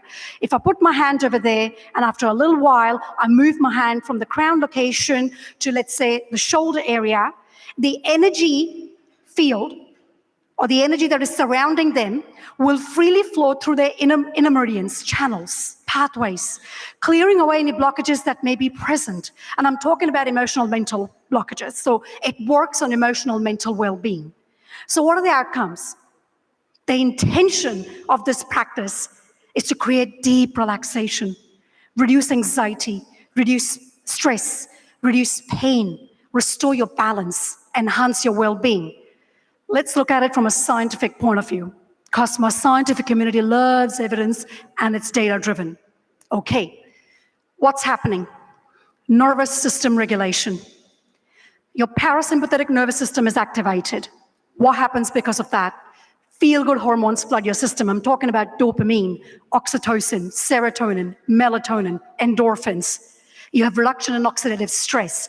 Your stress hormone, cortisol, goes down. What happens to your system? Your body gets a chance to recover. Your immune system gets a chance to heal. Reiki essentially works in recalibrating your mindset. Okay? So essentially, it simply works on your mindset. So what your mind believes, your body achieves. Remember that saying because it is so true. It's reframing how you think. It's reframing your mindset. What does evidence say about Reiki in cancer research? I want you to take a look at these statements. Take a moment, soak these statements in. Now, these 5 statements were taken from a study spanning from years 2021 to 2025, recently. 2 of them were systematic reviews that looked at effect of Reiki on mental health care and pain management. As you can see that Reiki has positive benefits, positive impact. It reduces anxiety, reduces stress, it enhances the quality of your life, it reduces pain, and cancer patients feel pain. And that pain could be due to the side effect of chemotherapy, or it could be due to the igloo that they put on top of the head, cold cap, cold gloves, cold socks, they put that on when they are going through a certain medication that causes neuropathy. So to combat that, they have to absolutely freeze their hands and their feet. It's not comfortable. I can only imagine what they're going through. It's painful. Reiki distracts them. It takes their mind away from pain. That's how they get their relief. So I want to talk to you about my experiences, my observation with my caregivers. So I have been in Abu Dhabi for 11 years, and I work with a world-renowned healthcare facility over there. And during pandemic, Healthcare systems took major hit. So us as medical scientists, when we work behind the scene, or as educators while we're teaching, we had to upskill ourselves. So I upskill myself as a, well, in better sense of a word, dirty nurse or a dirty scrub nurse. So I had to, with a suit, go in, scrub everyone. And we did that day in and day out for 3.5 years. And I could see in that process, a lot of caregivers did fall sick. They had to be quarantined for 21 days. Some of them were stuck overseas. They couldn't come back. So the remaining caregivers just had to step up and help the remainder of the teams, and we did. I'm so proud of all of those souls. But what I observed in that process is that there was a lot of stress, a lot of burnout, a lot of fatigue, a lot of depression, a lot of anxiety. And a couple of us practitioners, there were 4 of us, 3 of them have left and gone to bigger, better things. So 4 of us practitioners decided, hey, why don't we finish our shifts? And at the end of the shifts, perhaps give an hour or 2 for taking care of these amazing souls, our colleagues, our caregivers. Because they used to come to us absolutely exhausted and burnt out and depressed and fatigued. And they used to open up to us. And we only did 20-minute session per caregiver. And we saw hundreds of them throughout pandemic. And I collected data, and the trend that I could see was they came in feeling anxious, nervous, burnt out, fatigued, depressed. They left going back to the units to take care of their patients, feeling at peace, calm, lighter, better, more resilient. That means they could take better care of their patients when they were feeling really good themselves. My patient journey started in January 2023 when the cancer center went live. And in between pandemic and the cancer center going live, I did a lot of Reiki awareness session with the leadership teams, with physicians, because you need to have their buy-in, otherwise nothing is going to go ahead. So my approach was talk to them about Reiki, and the only way they're going to understand the value and the benefit of it is to experience it. So I conducted, caregiver well-being sessions all through the organization. And one of the oncology physicians turned around and said to me, hey, Shilpa, I think this is going to benefit my patients. So let's start seeing patients. Come to the Oncology Institute and start taking care of patients. I'm like, there you go. That's the foot in the door I need. And since Jan 2023 up till now, I've seen over hundreds of unique patients, given over 500 Reiki sessions. I've taken care of males and females of different age, ethnicities, locals and expats with various diagnoses. And what I did was I saw them during their chemotherapy, or when they were going through surgery before and after, or radiation therapy, after radiation therapy, or during immunotherapy. And of course, post-surveillance, when they were in remission. And they came back for post-surveillance. When they were in post-surveillance or when they were in remission, they came back just to enhance their well-being. Because at that time, I followed them all throughout the journey. At that point, they essentially just come to me and said to me, hey girl, I feel good. Anxiety's gone down. Stress has gone down. I just want to enhance my well-being and I want to sustain it. So I'm going to come and keep seeing you. I'm like, let's do this. Let's keep that going. So essentially, I captured the perceptions of feelings pre and post session on a form, and that was my anecdotal evidence. Now, how did I give it validity? Because Reiki is intangible. There's no measurement device like EEG or EKG to measure Reiki. There's cerulean photography. It's expensive. It measures the dimension of your biofield or your energy field. So I used a validated numerical tool, which is used in major oncology centers around the world, including MD Anderson. So I essentially focused on 4 symptoms, and those are the symptoms that I observed during the treatment. That was pain, stress, anxiety, and overall well-being. I gave them scale 0, feeling amazing, 10, feeling worse. And I captured the symptoms on a scale pre and post session. That was my tangible outcome. And I'm very proud to say that Research and Ethics Committee have approved my study for publication. So we are now in the process of interpretation of my data. We're going to write the manuscript and hopefully present at ASCO in Chicago next year, which is American Society of Clinical Oncology, and then hopefully have the journals published in peer-reviewed articles soon, starting with Journal of Oncology Global. What's the outcome of Reiki? There was a gap in the support system. Once the chemotherapy finishes, what's next? Okay, I go through surgery. What's next? Radiation immuno. What's next? I mean, what do I do after? What do I do after I finish my journey? Where do I start? What happens? What about my nutrition? What about movement? What about purpose? What about relationships? What about community? Is there a support group? So one of my patients said, Shilpa, we can't find any support groups. Can you start one? And I'm thinking, well, am I allowed to? I'm like, well, hell with it. I'm going to do it. My patients need it. Yes, I'm going to do it. So I started a support group called Tribe of Warrior Women, Spirited, Thriving, Conquering. It's a WhatsApp group. It's not scalable, but I'm building a website. I'm building a community. So hopefully we're going to, migrate to that pretty soon. These are my gorgeous girls. We meet once a month, if not twice a month. We have lots of fun. Ladies' night, lunch, brunches, but we also do adrenaline rush activities. You can see we did skydiving. They're crazy. We did hot air balloon ride. Crazy. But absolutely beautiful. Pink run. One of my girls was undergoing immunotherapy and she ran 10 kilometers while she was getting infused. Kudos to her. And she was stage 4. I'm happy to say she's in remission. No longer stage 4. Brilliant. Brilliant. That's another story.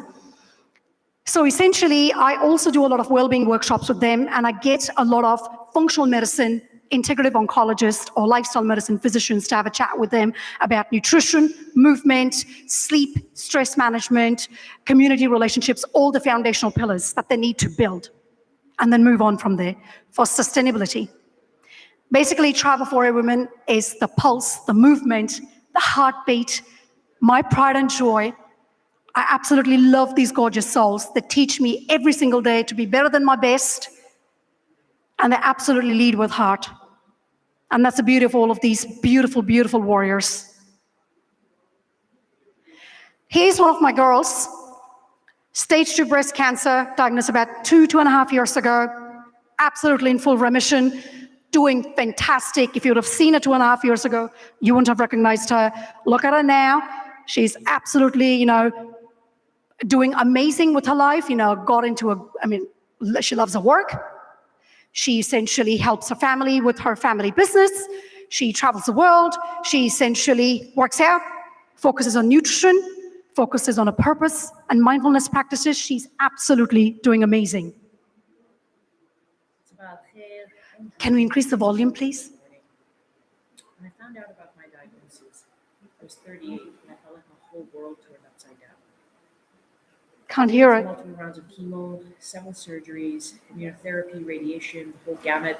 That's no easy feat. It wears you out bit by bit. But for me, Reiki... Do we have volume, guys? It was a pole I used, that's the best way to describe a pole I used to hike tall mountains. It's about hair.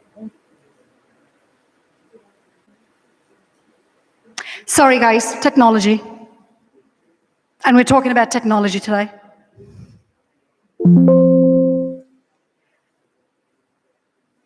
Bonjour, good morning.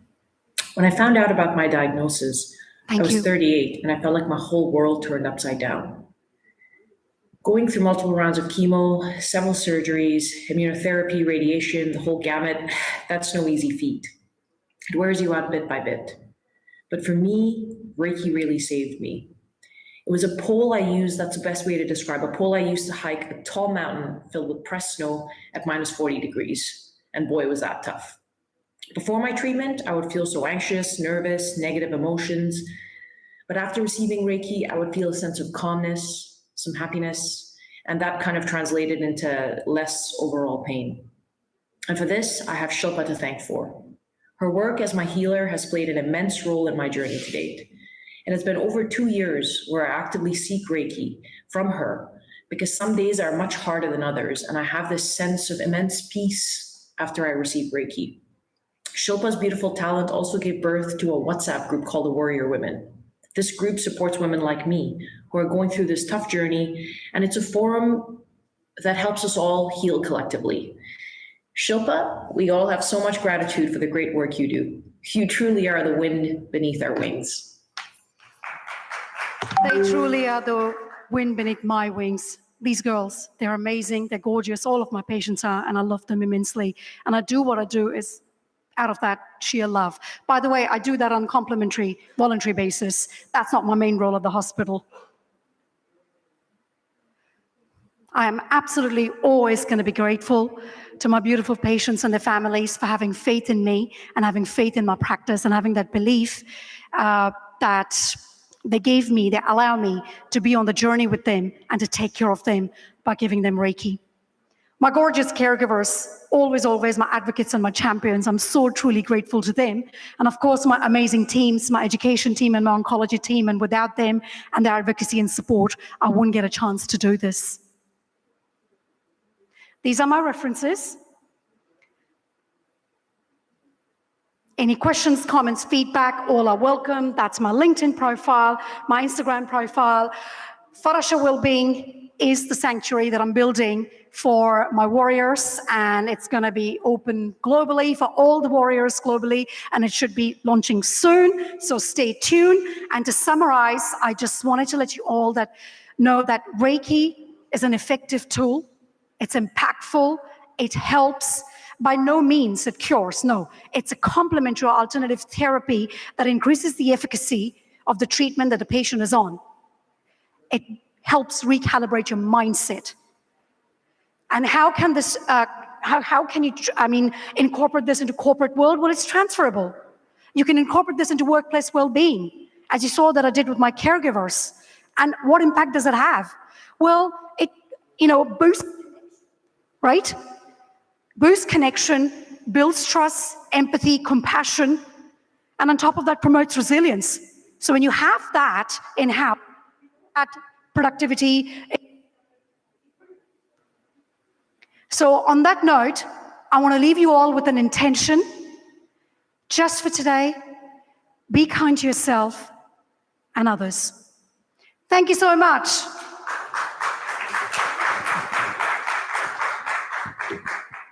Thank you so much, ma'am. Thank you so much for such wonderful message. Moving on to the last but not the least keynote speaker, Resil, who is a globally recognized transformational leader, executive coach, and master neuroplastician based in Melbourne.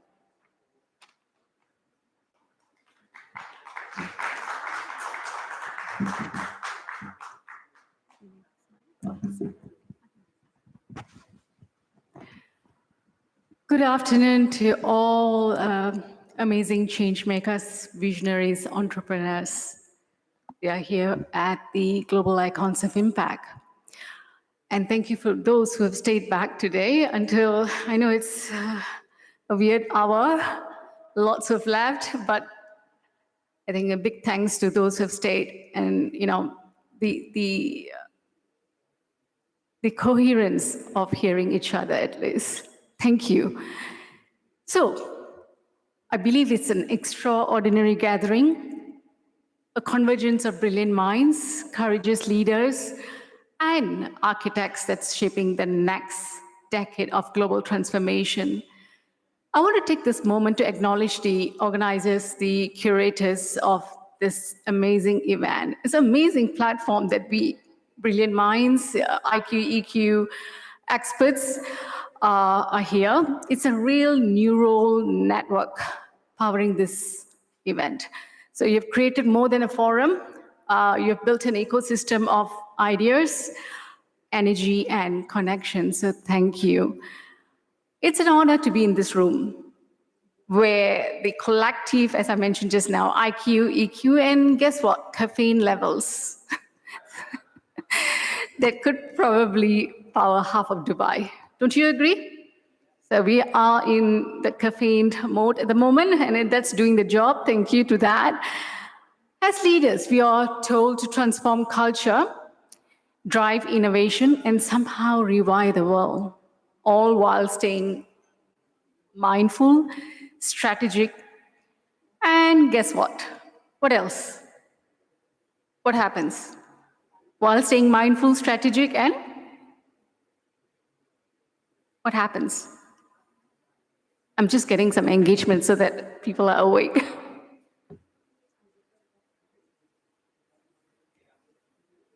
Chaos? Presence? Can I hear from the other side? What else?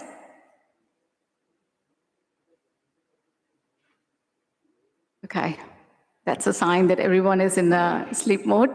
Oh, that's good. No one is going to scrutinize me for the day. So, yeah, it's while staying mindful, strategic, and especially what we do with its social media. Anyone can take a guess? What do we do in social media?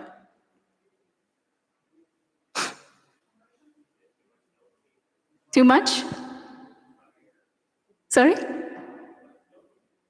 Too much dopamine. So we try to put up an act in social media. We smile, we act that everything is going fine. Yeah, that's what we do. So let me move on to the next things. I don't know why it's not. Does this work?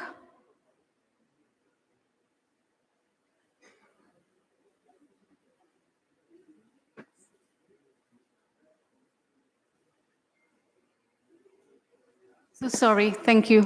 Technology again. That's also saying that it's tired. So this slide explains a lot about 3 different companies that I'm going to talk about. I'm not going to mention names, but let me start with the first thing. When culture collapses, retails that we are going to address, winning at all cost. Most of us do it. We talked about profits. We talk about profits being growth-led. So a win at all costs, culture created fear and burnout. By 2017, the CEO stepped down and hundreds left. Growth wasn't the problem. Winning was. Do you agree? The next company, pretty well known. It's a finance company. I'm sure people who are in the finance sector would understand that. Performance pressure led to 3 million fake accounts. Guess what? KPIs, KRAs, billions in fines later. Trust was gone, a culture wired for fear, not productive integrity. And when brains don't sync, the next company, and I think everyone would have known, pretty well-known merger, communications industry, 35 billion merger collapse, one of the largest merger that collapsed because the systems merged. We talk about machines, integrating systems, that merged, but the brains didn't. And threatened brains don't collaborate. They actually compete. Do you agree? So, a few years ago, I was in a consulting role with a regional organization in Singapore that pride itself on innovation. They had the latest technology, cross-functional teams, and even meditation pods in the office. Amazing, isn't it? Then one morning, a total system blackout. No emails, no data, no dashboards for 2 hours. Every smart tool they had depended on was offline. What happened next? Fascinating. Half the teams froze, waiting for direction. The other half started moving instinctively, communicating, collaborating, and prioritizing. The difference wasn't their skill set, it was their neural set, their wiring. One team's culture was built on compliance, and the other was built on coherence. And that's where it actually hit me. In crisis, culture doesn't disappear. It reveals itself, actually.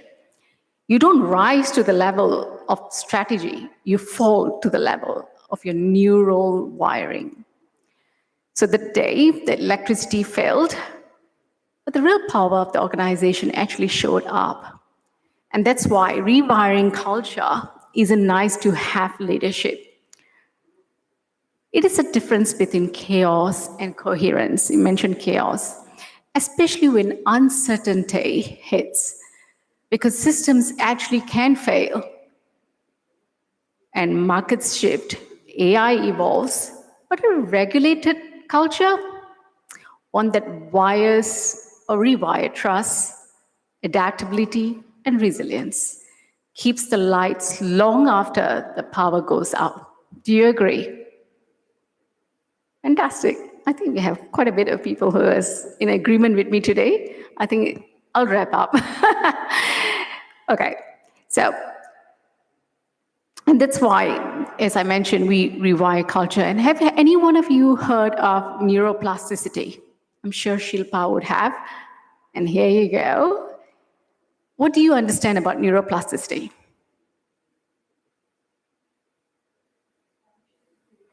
Exactly, it's formation of new neurons. Yeah, it's amazing. And in very simple terms, for those who find this pretty bombastic, it's very simple. It's like plasticine. We get to move, maneuver it, and we can get to shape it according to what we want. Have you done that before? So you become the sculptor, and you create a sculpture. And with the sculpture, if you want to create another sculpture, you have the ability to do that.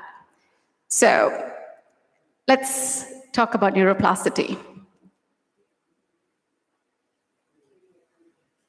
It's working. Woo-hoo. Culture isn't soft.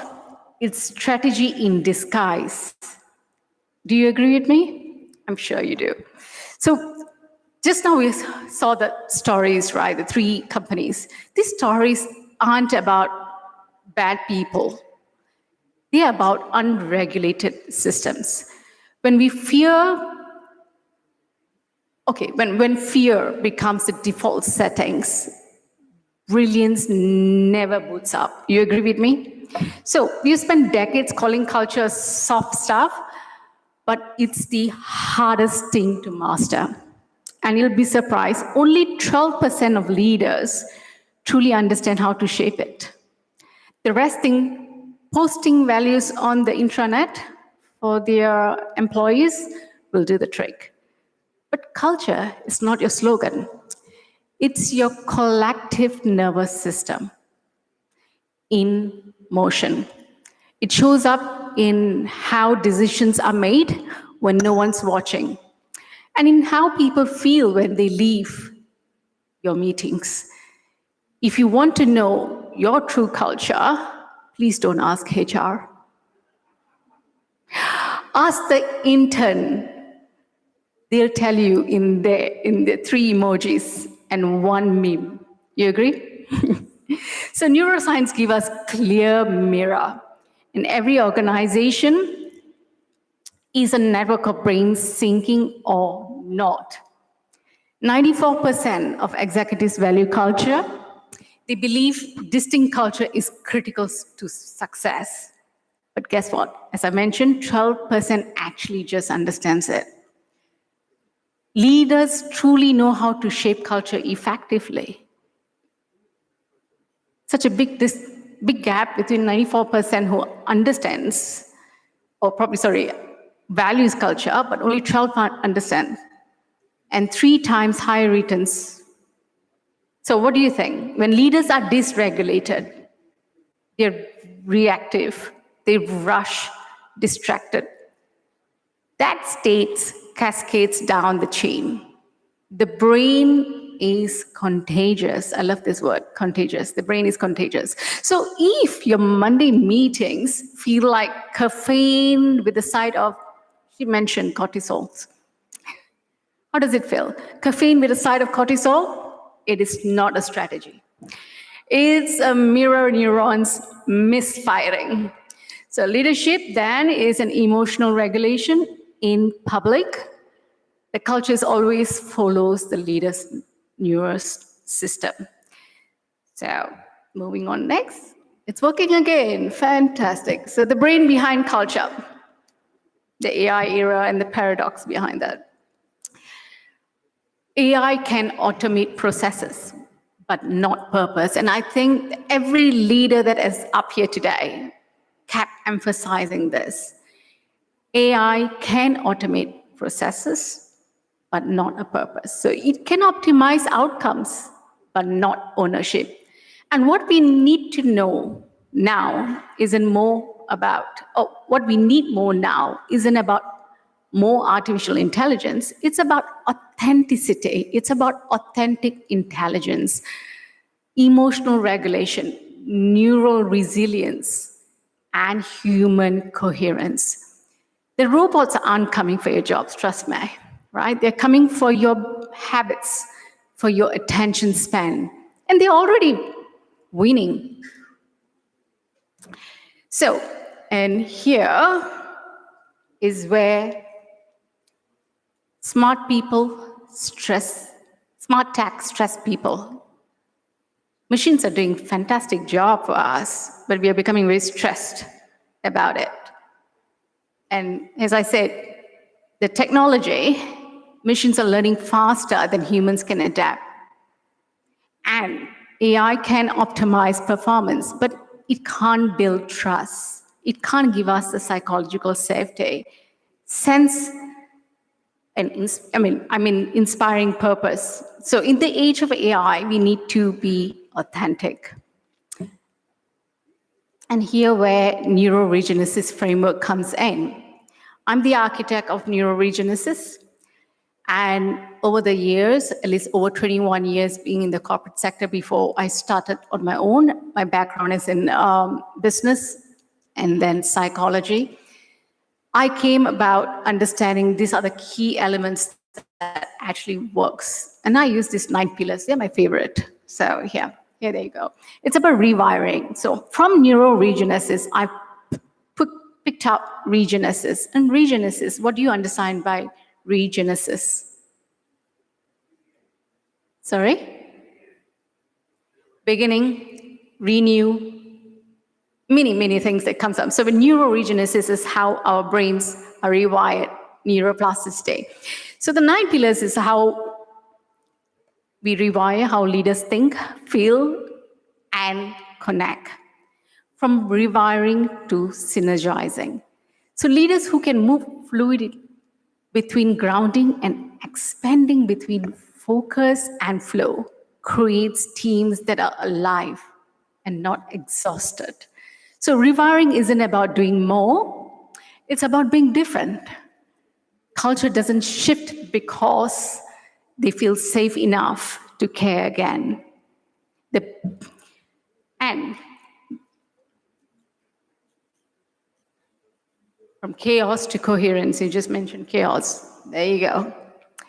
So the brain hates uncertainty, and that's where the ambiguity of challenge comes in. It hates uncertainty. So it treats ambiguity the same way it treats physical threat. The amygdala lights up, just like Dubai at night. So when we say leaders resist change, that's not resistance, that's neurobiology. The mind defaults to predictability because safety equals survival. And the real work of leadership is reframing uncertainty from danger to discovery. Stop calling it chaos. I would try avoid using the word chaos, but call it cognitive cardio. It's about how your leadership muscle builds resilience. And at Practice Vision, we don't fix culture, we rebuild its neural architecture. We help leaders learn one of the hardest modern skills, which is calm under the cognitive fire. So when leaders regulate themselves, the team synchronizes not because of instruction, but imitation. Coherence is contagious. I'm using it again. So if your meeting starts to feel more like a meditation than mayhem, congratulations, you're leading through coherence. So the real ROI of rewiring culture, I'm sure every leader here would have put this out to their fellow team members. KPI driven, which is efficacy, efficiency, and excellence. These aren't KPIs. They are the byproducts of the brain alignment. Do you agree? Teams that rewire don't just do things faster. They do them with less friction. They stop firefighting, but they start doing what? They start firelighting. They start igniting ideas and not egos. So every cultural breakthrough has a neurological shift.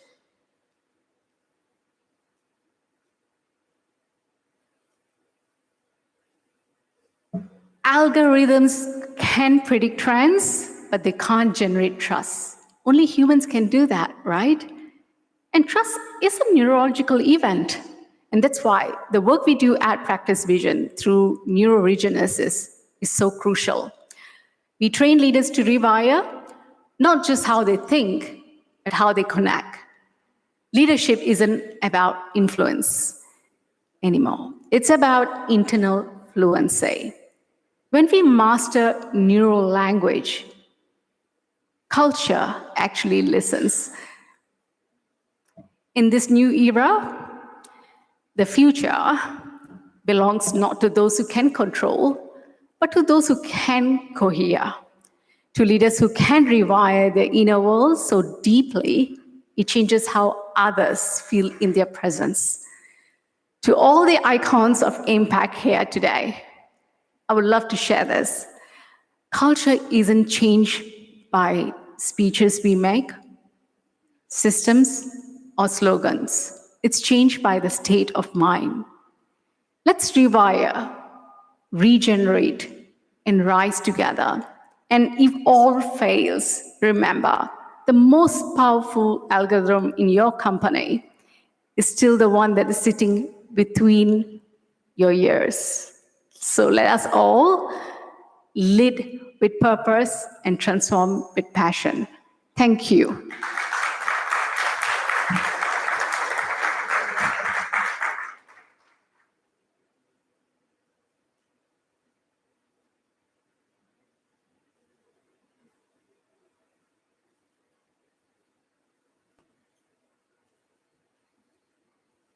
Check.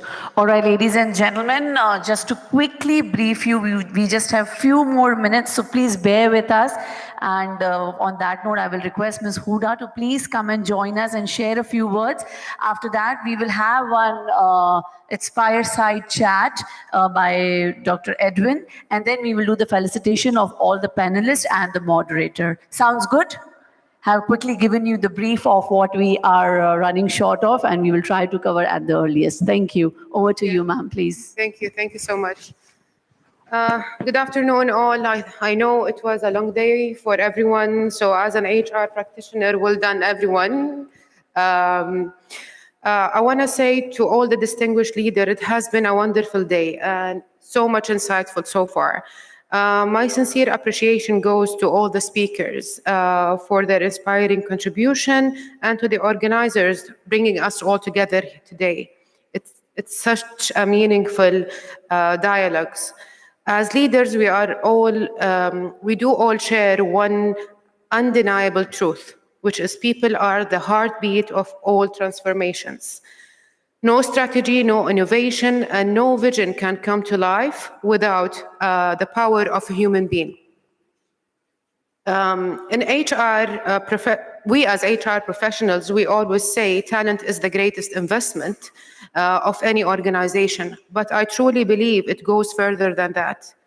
Our role is not only to hire talents, it is to enable, inspire, and innovate talent to thrive and make an impact. When we create environments where every individual valued, trusted, and is capable of growth, we unlock something far greater than performance. We unlock purpose. We turn employees into contributors, and contributors to leaders, and those leaders into agents of meaningful change. And impact must be inclusive. It should not reach every person, regardless of their background, nationality, or role, because of a future built by few who will never be as powerful as a future built by everyone. Since I'm from Saudi Arabia, I want to say in Saudi Arabia, we are witnessing one of the most ambitious transformation journeys in the world. Vision 2030 is not just a national plan. It's a movement powered by people and led by people. It's the youth, the women who are breaking the new barriers, the innovators and dreamers who are shaping a future that would bring the world to witness that admiration. Our people are not only passengers, they are the drivers of historic leap forward. To all my fellow leaders, our legacy will not be measured by the position we hold, but by the people we empower. Let's lead with humanity, courage, and conviction, because real impact begins with those who we choose to believe in. Thank you.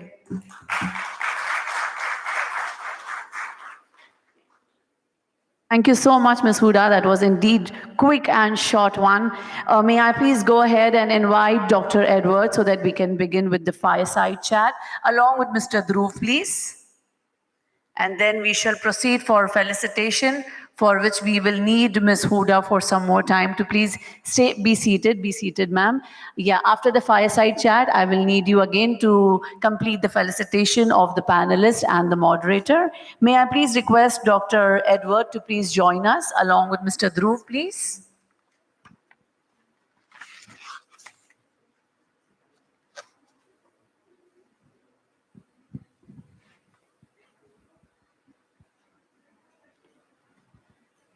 All right, ladies and gentlemen, we continue with a leader who is electrifying infrastructure at scale, EV charging, fiber optics, and next generation access solutions. Please join me in welcoming the founder and the owner of Voltaire Group and the leader behind VIP Systems and Stromberg Supply. That's Mr. Edward Gannon. Ladies and gentlemen, huge round of applause for the fireside chat along with Mr. Dhruv Apte, please.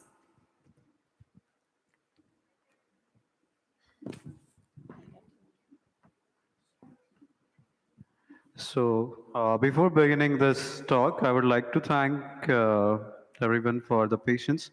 And yeah, I'm sure the last version will be productive as all the talks that we had in the day. So let's begin with the keynote of this wonderful day. So hi, Edward.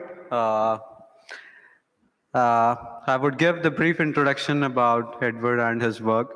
As the founder and owner of Voltaire Group, he is driving change in the electric vehicle charging sector, having led the acquisition and rebranding of NLX Way Juice Box, now North America's third largest EV charging operator with over 160,000 chargers.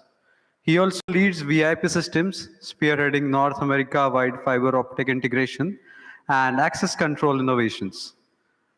And Stromberg Supply, a company he originated in 2014 that has evolved into a key player in millwork, marble contracts, and contract furniture. So, Edward, let's start for this chart. And you have...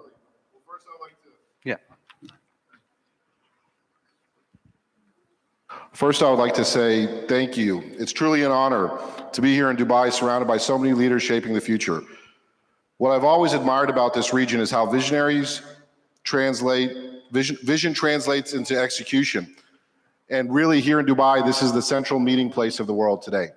Everyone seems to be coming here to meet, shake hands, and network, which is really a truly unique environment. Okay. What I've always admired about this region also is the bold ideas backed by real investment and a clear long-term plan. It's the same mindset that guided me on my own journey. So let's start with the first question. And as I talked in the introduction, your career spans in multiple sectors, from infrastructure and construction to EV charging and smart systems. So what inspired you to pursue such a diverse path, and how has your vision for business evolved over the years? So, 20 years in the making, like I said earlier, it's been quite a journey. But my journey really started with the curiosity that I've always been fascinated on how systems connect. The way a city's infrastructure, technology, and all the people rely on technology. Early on, when I realized that innovation doesn't just belong in one industry, it's a mindset. Whether it is building automation, EV chargers, or energy infrastructure projects, it all comes down to creating a smarter, more connected environment. Over time, my vision has shifted from building projects to building ecosystems. Software, hardware, and human capital all work together. That has been the foundation of everything we do at Volti and VIP Systems. And what has been your guiding principle in scaling Volti Group? And how do you see the EV infrastructure industry evolving in the next few years? Because, EV is the talk of the market nowadays. Absolutely. So, I entered into the EV marketplace as seeing it as a untapped market for some of the different services that I was offering within the low voltage world, dealing with some of the biggest developments in North America, such as Hudson Yards or Miami World Center, Armani, Porsche Design Towers. And instead of just generating a one-time installation, by expanding into the recurring revenue portion of chargers on a platform that we developed, we quickly realized that the market had a lot more growth to happen. We went into a acquisition drive mode, quickly annotate into the marketplace a large footprint. By acquiring NLWay Juicebox, we quickly became the third largest provider in the United States, including one of the largest services for the United States, and several manufacturers like Mercedes, Volvo, Stellantis, and more. One of the biggest things that you have to realize when growing and annotating to a growth spurt like that is hiring people that see the vision and the direction that you're going into. Those people are the pegs, the foundation of any company, and the foundation has to stand strong for the building to grow. And we talked about AI throughout the day. And when we talk about AI, it's more into technology and software kind of thing. But how do you see technologies like energy, construction, and logistic get affected by AI and its use in the coming years? Absolutely. I think it's a very good question. And I can tell you that AI is only as good as the information that the computers and the servers are given. I'm sure most people in the room, we also heard individuals speaking about the information that's given to AI to compute to us as a module is all suggestive of information that it's dragging from the internet.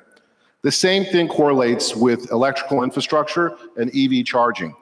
As the industry continues to expand, we need to know where to install EV chargers. We need to know how to guide utility companies to provide the energy needed to power those EV chargers. So with AI, we can consolidate information that lets us know about user activity as well as where the future is going to take it. And I think that that's a huge segment of planning for the future and properly creating an environment that will be able to reduce what we call range anxiety for EV drivers and giving more substance to people to want to buy EVs and move into that direction. Let's now get back to the business and leadership. So you're leading 3 groups at a time, that is Volti Group, VIP Systems, and Stromberg Supply. And all are at different stages of growth and innovation. So what's your approach to leadership when managing across multiple businesses? And how do you ensure agility and alignment in each? So I believe that, my approach to what you would call the serial entrepreneur setting is, would be we focus on a group setting. So I'm sure that there's been a term that's very frequently used in the finance world today. It's called family offices. So back 10 years ago, individuals or clients would solely invest into companies like Deutsche Bank, Goldman Sachs. But now there's family offices which are managing wealth for individual families or groups that control multiple businesses. That being said, our goal in our group is to have a stable line, which is basically our round table of individuals that manage their specific verticals, such as accounting, technology, marketing, legal, how to go to market. And when there's an idea or an opportunity that comes to the table, it's reviewed, and then it is positioned in order to be deployed. And each one of the groups that we operate have a complete team that's specific to those industries. Because, to give an example, if you have a CFO that's not specifically knowledgeable within the EV space, you're not going to be able to define the needs of how to finance or how to be creative with what you're offering to the customers. And so we highly believe that each individual company, even though the vision may be started from one platform, but they all have their specific managers and directors that report up through a scale and allowing them to define that they're productive.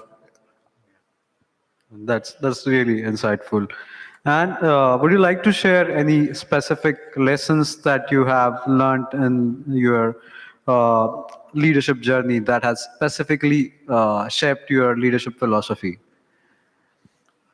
I think it's very important to always be the calm person in the room. Perspective is something that can only be identified when you're in that position. And when even you're speaking to a group, you may have an idea of what you're trying to communicate, but the perception of what you communicate can be something totally different. So always listen, respond, and be clear with your communication. And understand that sometimes the position of someone else can be digested if you just take the time to listen. And being a young entrepreneur, what would be a message that you would want to give to all young entrepreneurs who are trying their mettle in the business industry or entrepreneurship? Any one message that you would like to give to all young entrepreneurs? I think persistence is a necessity, and never give up on your goals. You got to keep trying. When I started working with VIP systems, I had a minimum of 100 cold calls a day. It's really hard to get individuals to believe in that type of work. But look, I'm an example. I'm 39 years old. I have several hundred employees, and we generate close to $100 million in revenue. And we don't have any debt. We don't have any investors. And we're proud to continue to grow and expand the GCC market. That's really great at such a young age. And the last question, as you look ahead to your business journey, what kind of legacy do you hope to leave through your work and your companies? Look, one of the strongest points is to bring an opportunity, and nothing greater than when what we do is a specialty business. And as you mentioned, there's a wide variety of things that we offer, from technology to electric vehicle charging to furniture contract manufacturing. But none of those industries have a specific way of going to university and training yourself for tomorrow's next step. And I take a specific pride in creating an environment that creates a specialty trade for somebody to always be able to fall back on and provide food for their table for their families. It's something I take dearly. So thanks a lot. Thanks for sharing the wisdom with us. And it was really insightful experiences. Thank you. It's been an honor to have you with us. And I look forward to continue this association in coming future as well.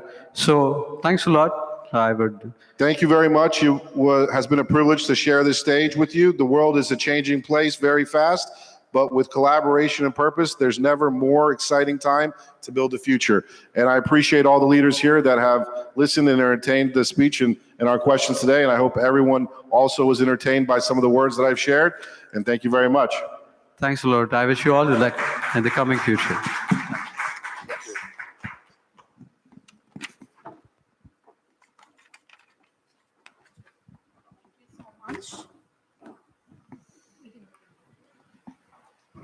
Check. Thank you so much once again, Dr. Irwin. Thank you so much, Dhruv. Moving forward to the last segment of the evening, ladies and gentlemen, may I please request our honorary guest, Ms. Huda, to please join us on the stage. And to begin with the felicitation, I will first call the moderator, Dr. Normani McKenzie Riggs. Is she available here? Yes, she is. Hello and good evening once again to everyone. This is the last segment of the evening. So yes, let's make it wonderful and let's end this evening on a wonderful, wonderful, wonderful note. That is Dr. Normani McKenzie Riggs here at the event. May I please request to get the felicitation trophy and the certificate for her?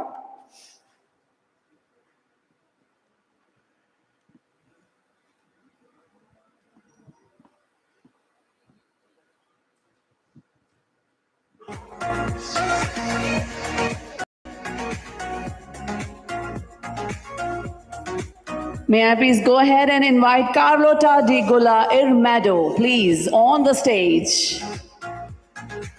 Founder and CEO of Cognitive Business Solutions.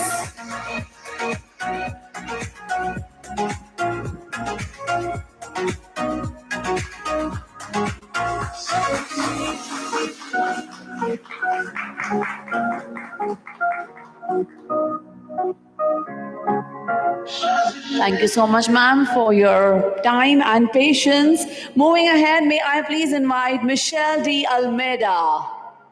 Michelle D. Almeida, yes, she's here, Company Director of MDA Business Coaching, internationally acclaimed business coach.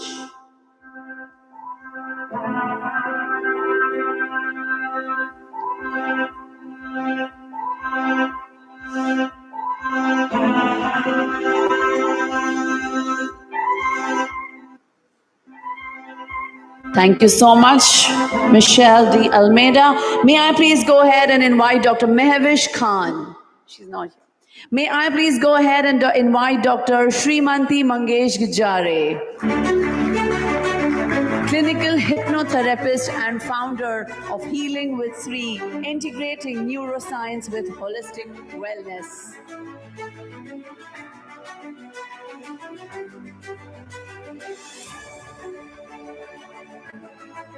Thank you so much, ma'am, once again for all the wonderful insights that you shared during the panel discussion. Last but not the least, panel discussion member, Dr. Dominic. Can I please invite you, founder and chief culture architect of HR Remedy Consulting. Dr. Dominic. Moving on to the keynote speakers, I believe Dr. Dominic has already left. Moving on to the keynote speakers, may I invite Mr. Thiruvarsu Damodaran to please come and receive the felicitation.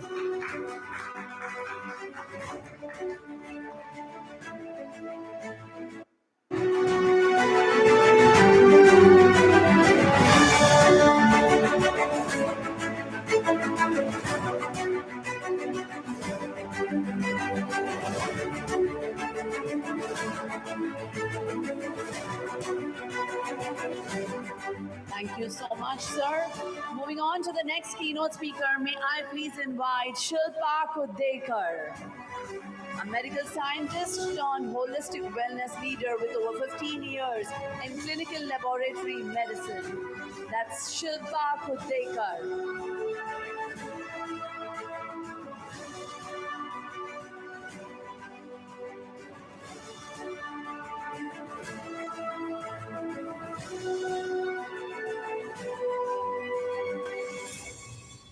And yes, now last but not the least, the beautiful, the gorgeous Vatsilya Warsaw, who is a globally recognized transformational leader, executive coach, and a master neuroplastician based in Melbourne.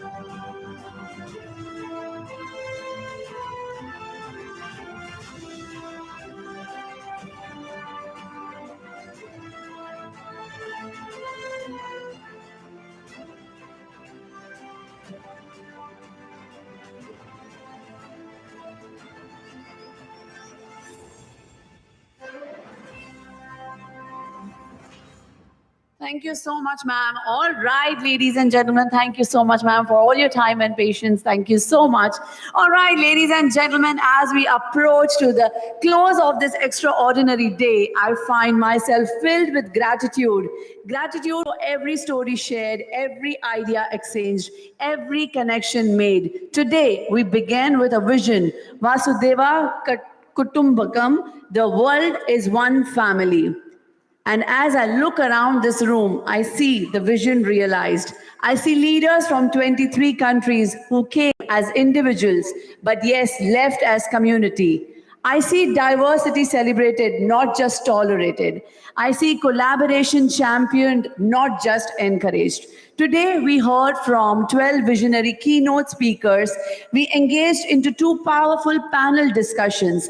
We celebrated 42 exceptional leaders through our awards, and we witnessed the power of conversation, collaboration, and connection. And as we prepare to depart, I leave you with one final thought, a quote from a visionary leader, Sheikh Zayed bin Sultan Al Nahyan, whose legacy built this very nation. We may not live for hundreds of years, but the products of our creativity can leave a legacy long after we are gone. So go forth and create, go forth and lead. Go forth and inspire. Because, ladies and gentlemen, you are not just participants in this event, you are global icons of impact 2025. Thank you so much. This is your host, Sanjeevani Sharma, for the evening, signing off. Thank you so much. You may please proceed for networking. Goodbye. Virtual awards. I will quickly just announce the virtual awards.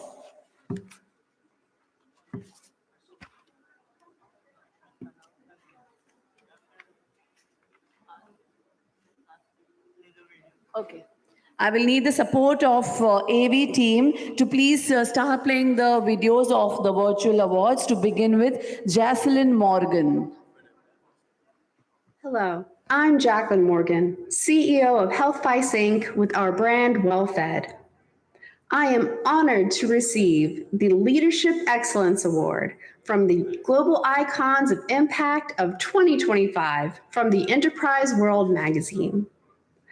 Now, over my career, I have faced many challenges, especially building a company in the AI innovation space. But the only way to lose is to quit. I have co-authored a patent. I have brought together an incredible team. I have helped create a product that is continuing to advance and is positively impacting the masses. So if you truly believe in what you're building, do not take no for an answer. When your back's up against the wall, push through and make it happen. Congratulations to all of the other awardees in this event, and download WellFed app today. We are your one-stop flavor shop. Convenience you crave. Moving on to the next awardee, we honor a woman whose passion and leadership have transformed the wellness and business landscape. Please, ladies and gentlemen, let's welcome Shan Jones, recipient of the Elite, the most influential woman in the business to watch in 2025. Shan Jones. Hi, I'm Sean Jones, founder and director of Chuckling Goat, and I'm so honored to be brought forward for this award. It's been a long, interesting journey. In 2007, I was a single mother on the run from an abusive relationship in a strange country with no money, no job, 2 children in the back of my car, and 1 suitcase. Fast forward 3 years, I had met and married my husband, Rich. He came out of hospital with a superbug infection. The doctor said that they could not help us. And I was driven to try something, so I used the kefir that we were making in our stone barn to actually clear his superbug infection and save his life. That was the beginning of our business, and that was the beginning of our journey. Kefir is so powerful because it's a living system. And what it taught me about living systems is that they thrive on connection. So cash is not king, connection is king. And I'm so pleased to be connected to you all, although I can't physically be there. But we are all connected into this network of living things. And in my mind, the future belongs to people who support that living network. Thank you very much. Our next awardee has dedicated her career to guiding individuals and families towards brighter future across borders. The award goes to Nancy Thompson as the Global Leadership in the Immigration Consulting Services. Nancy Thompson.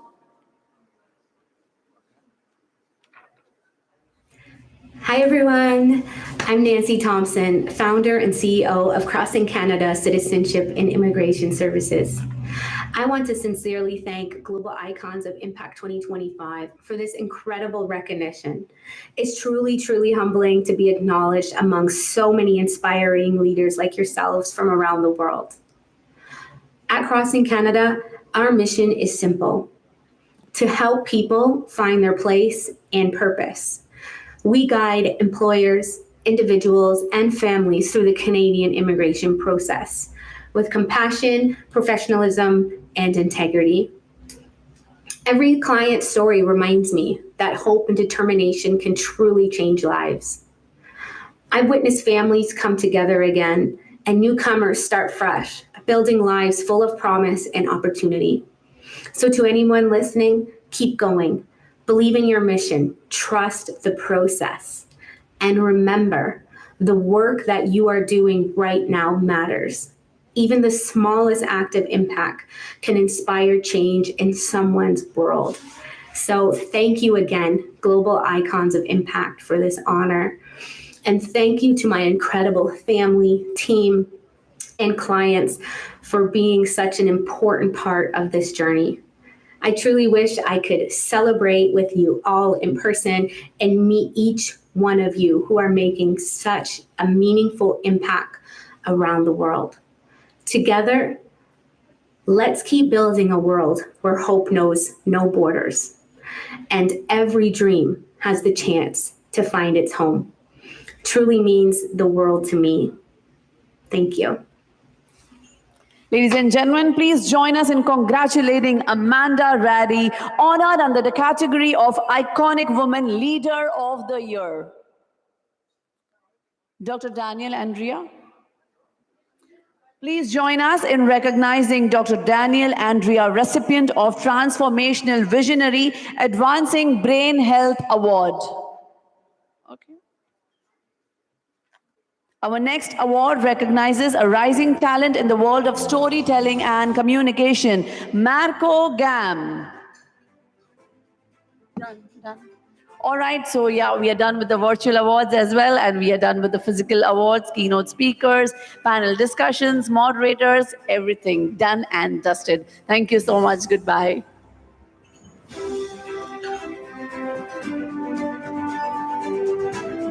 One final announcement. If anyone still finds my phone, please do not hesitate to give it to the Lost and Found department. Please, please, thank you so much.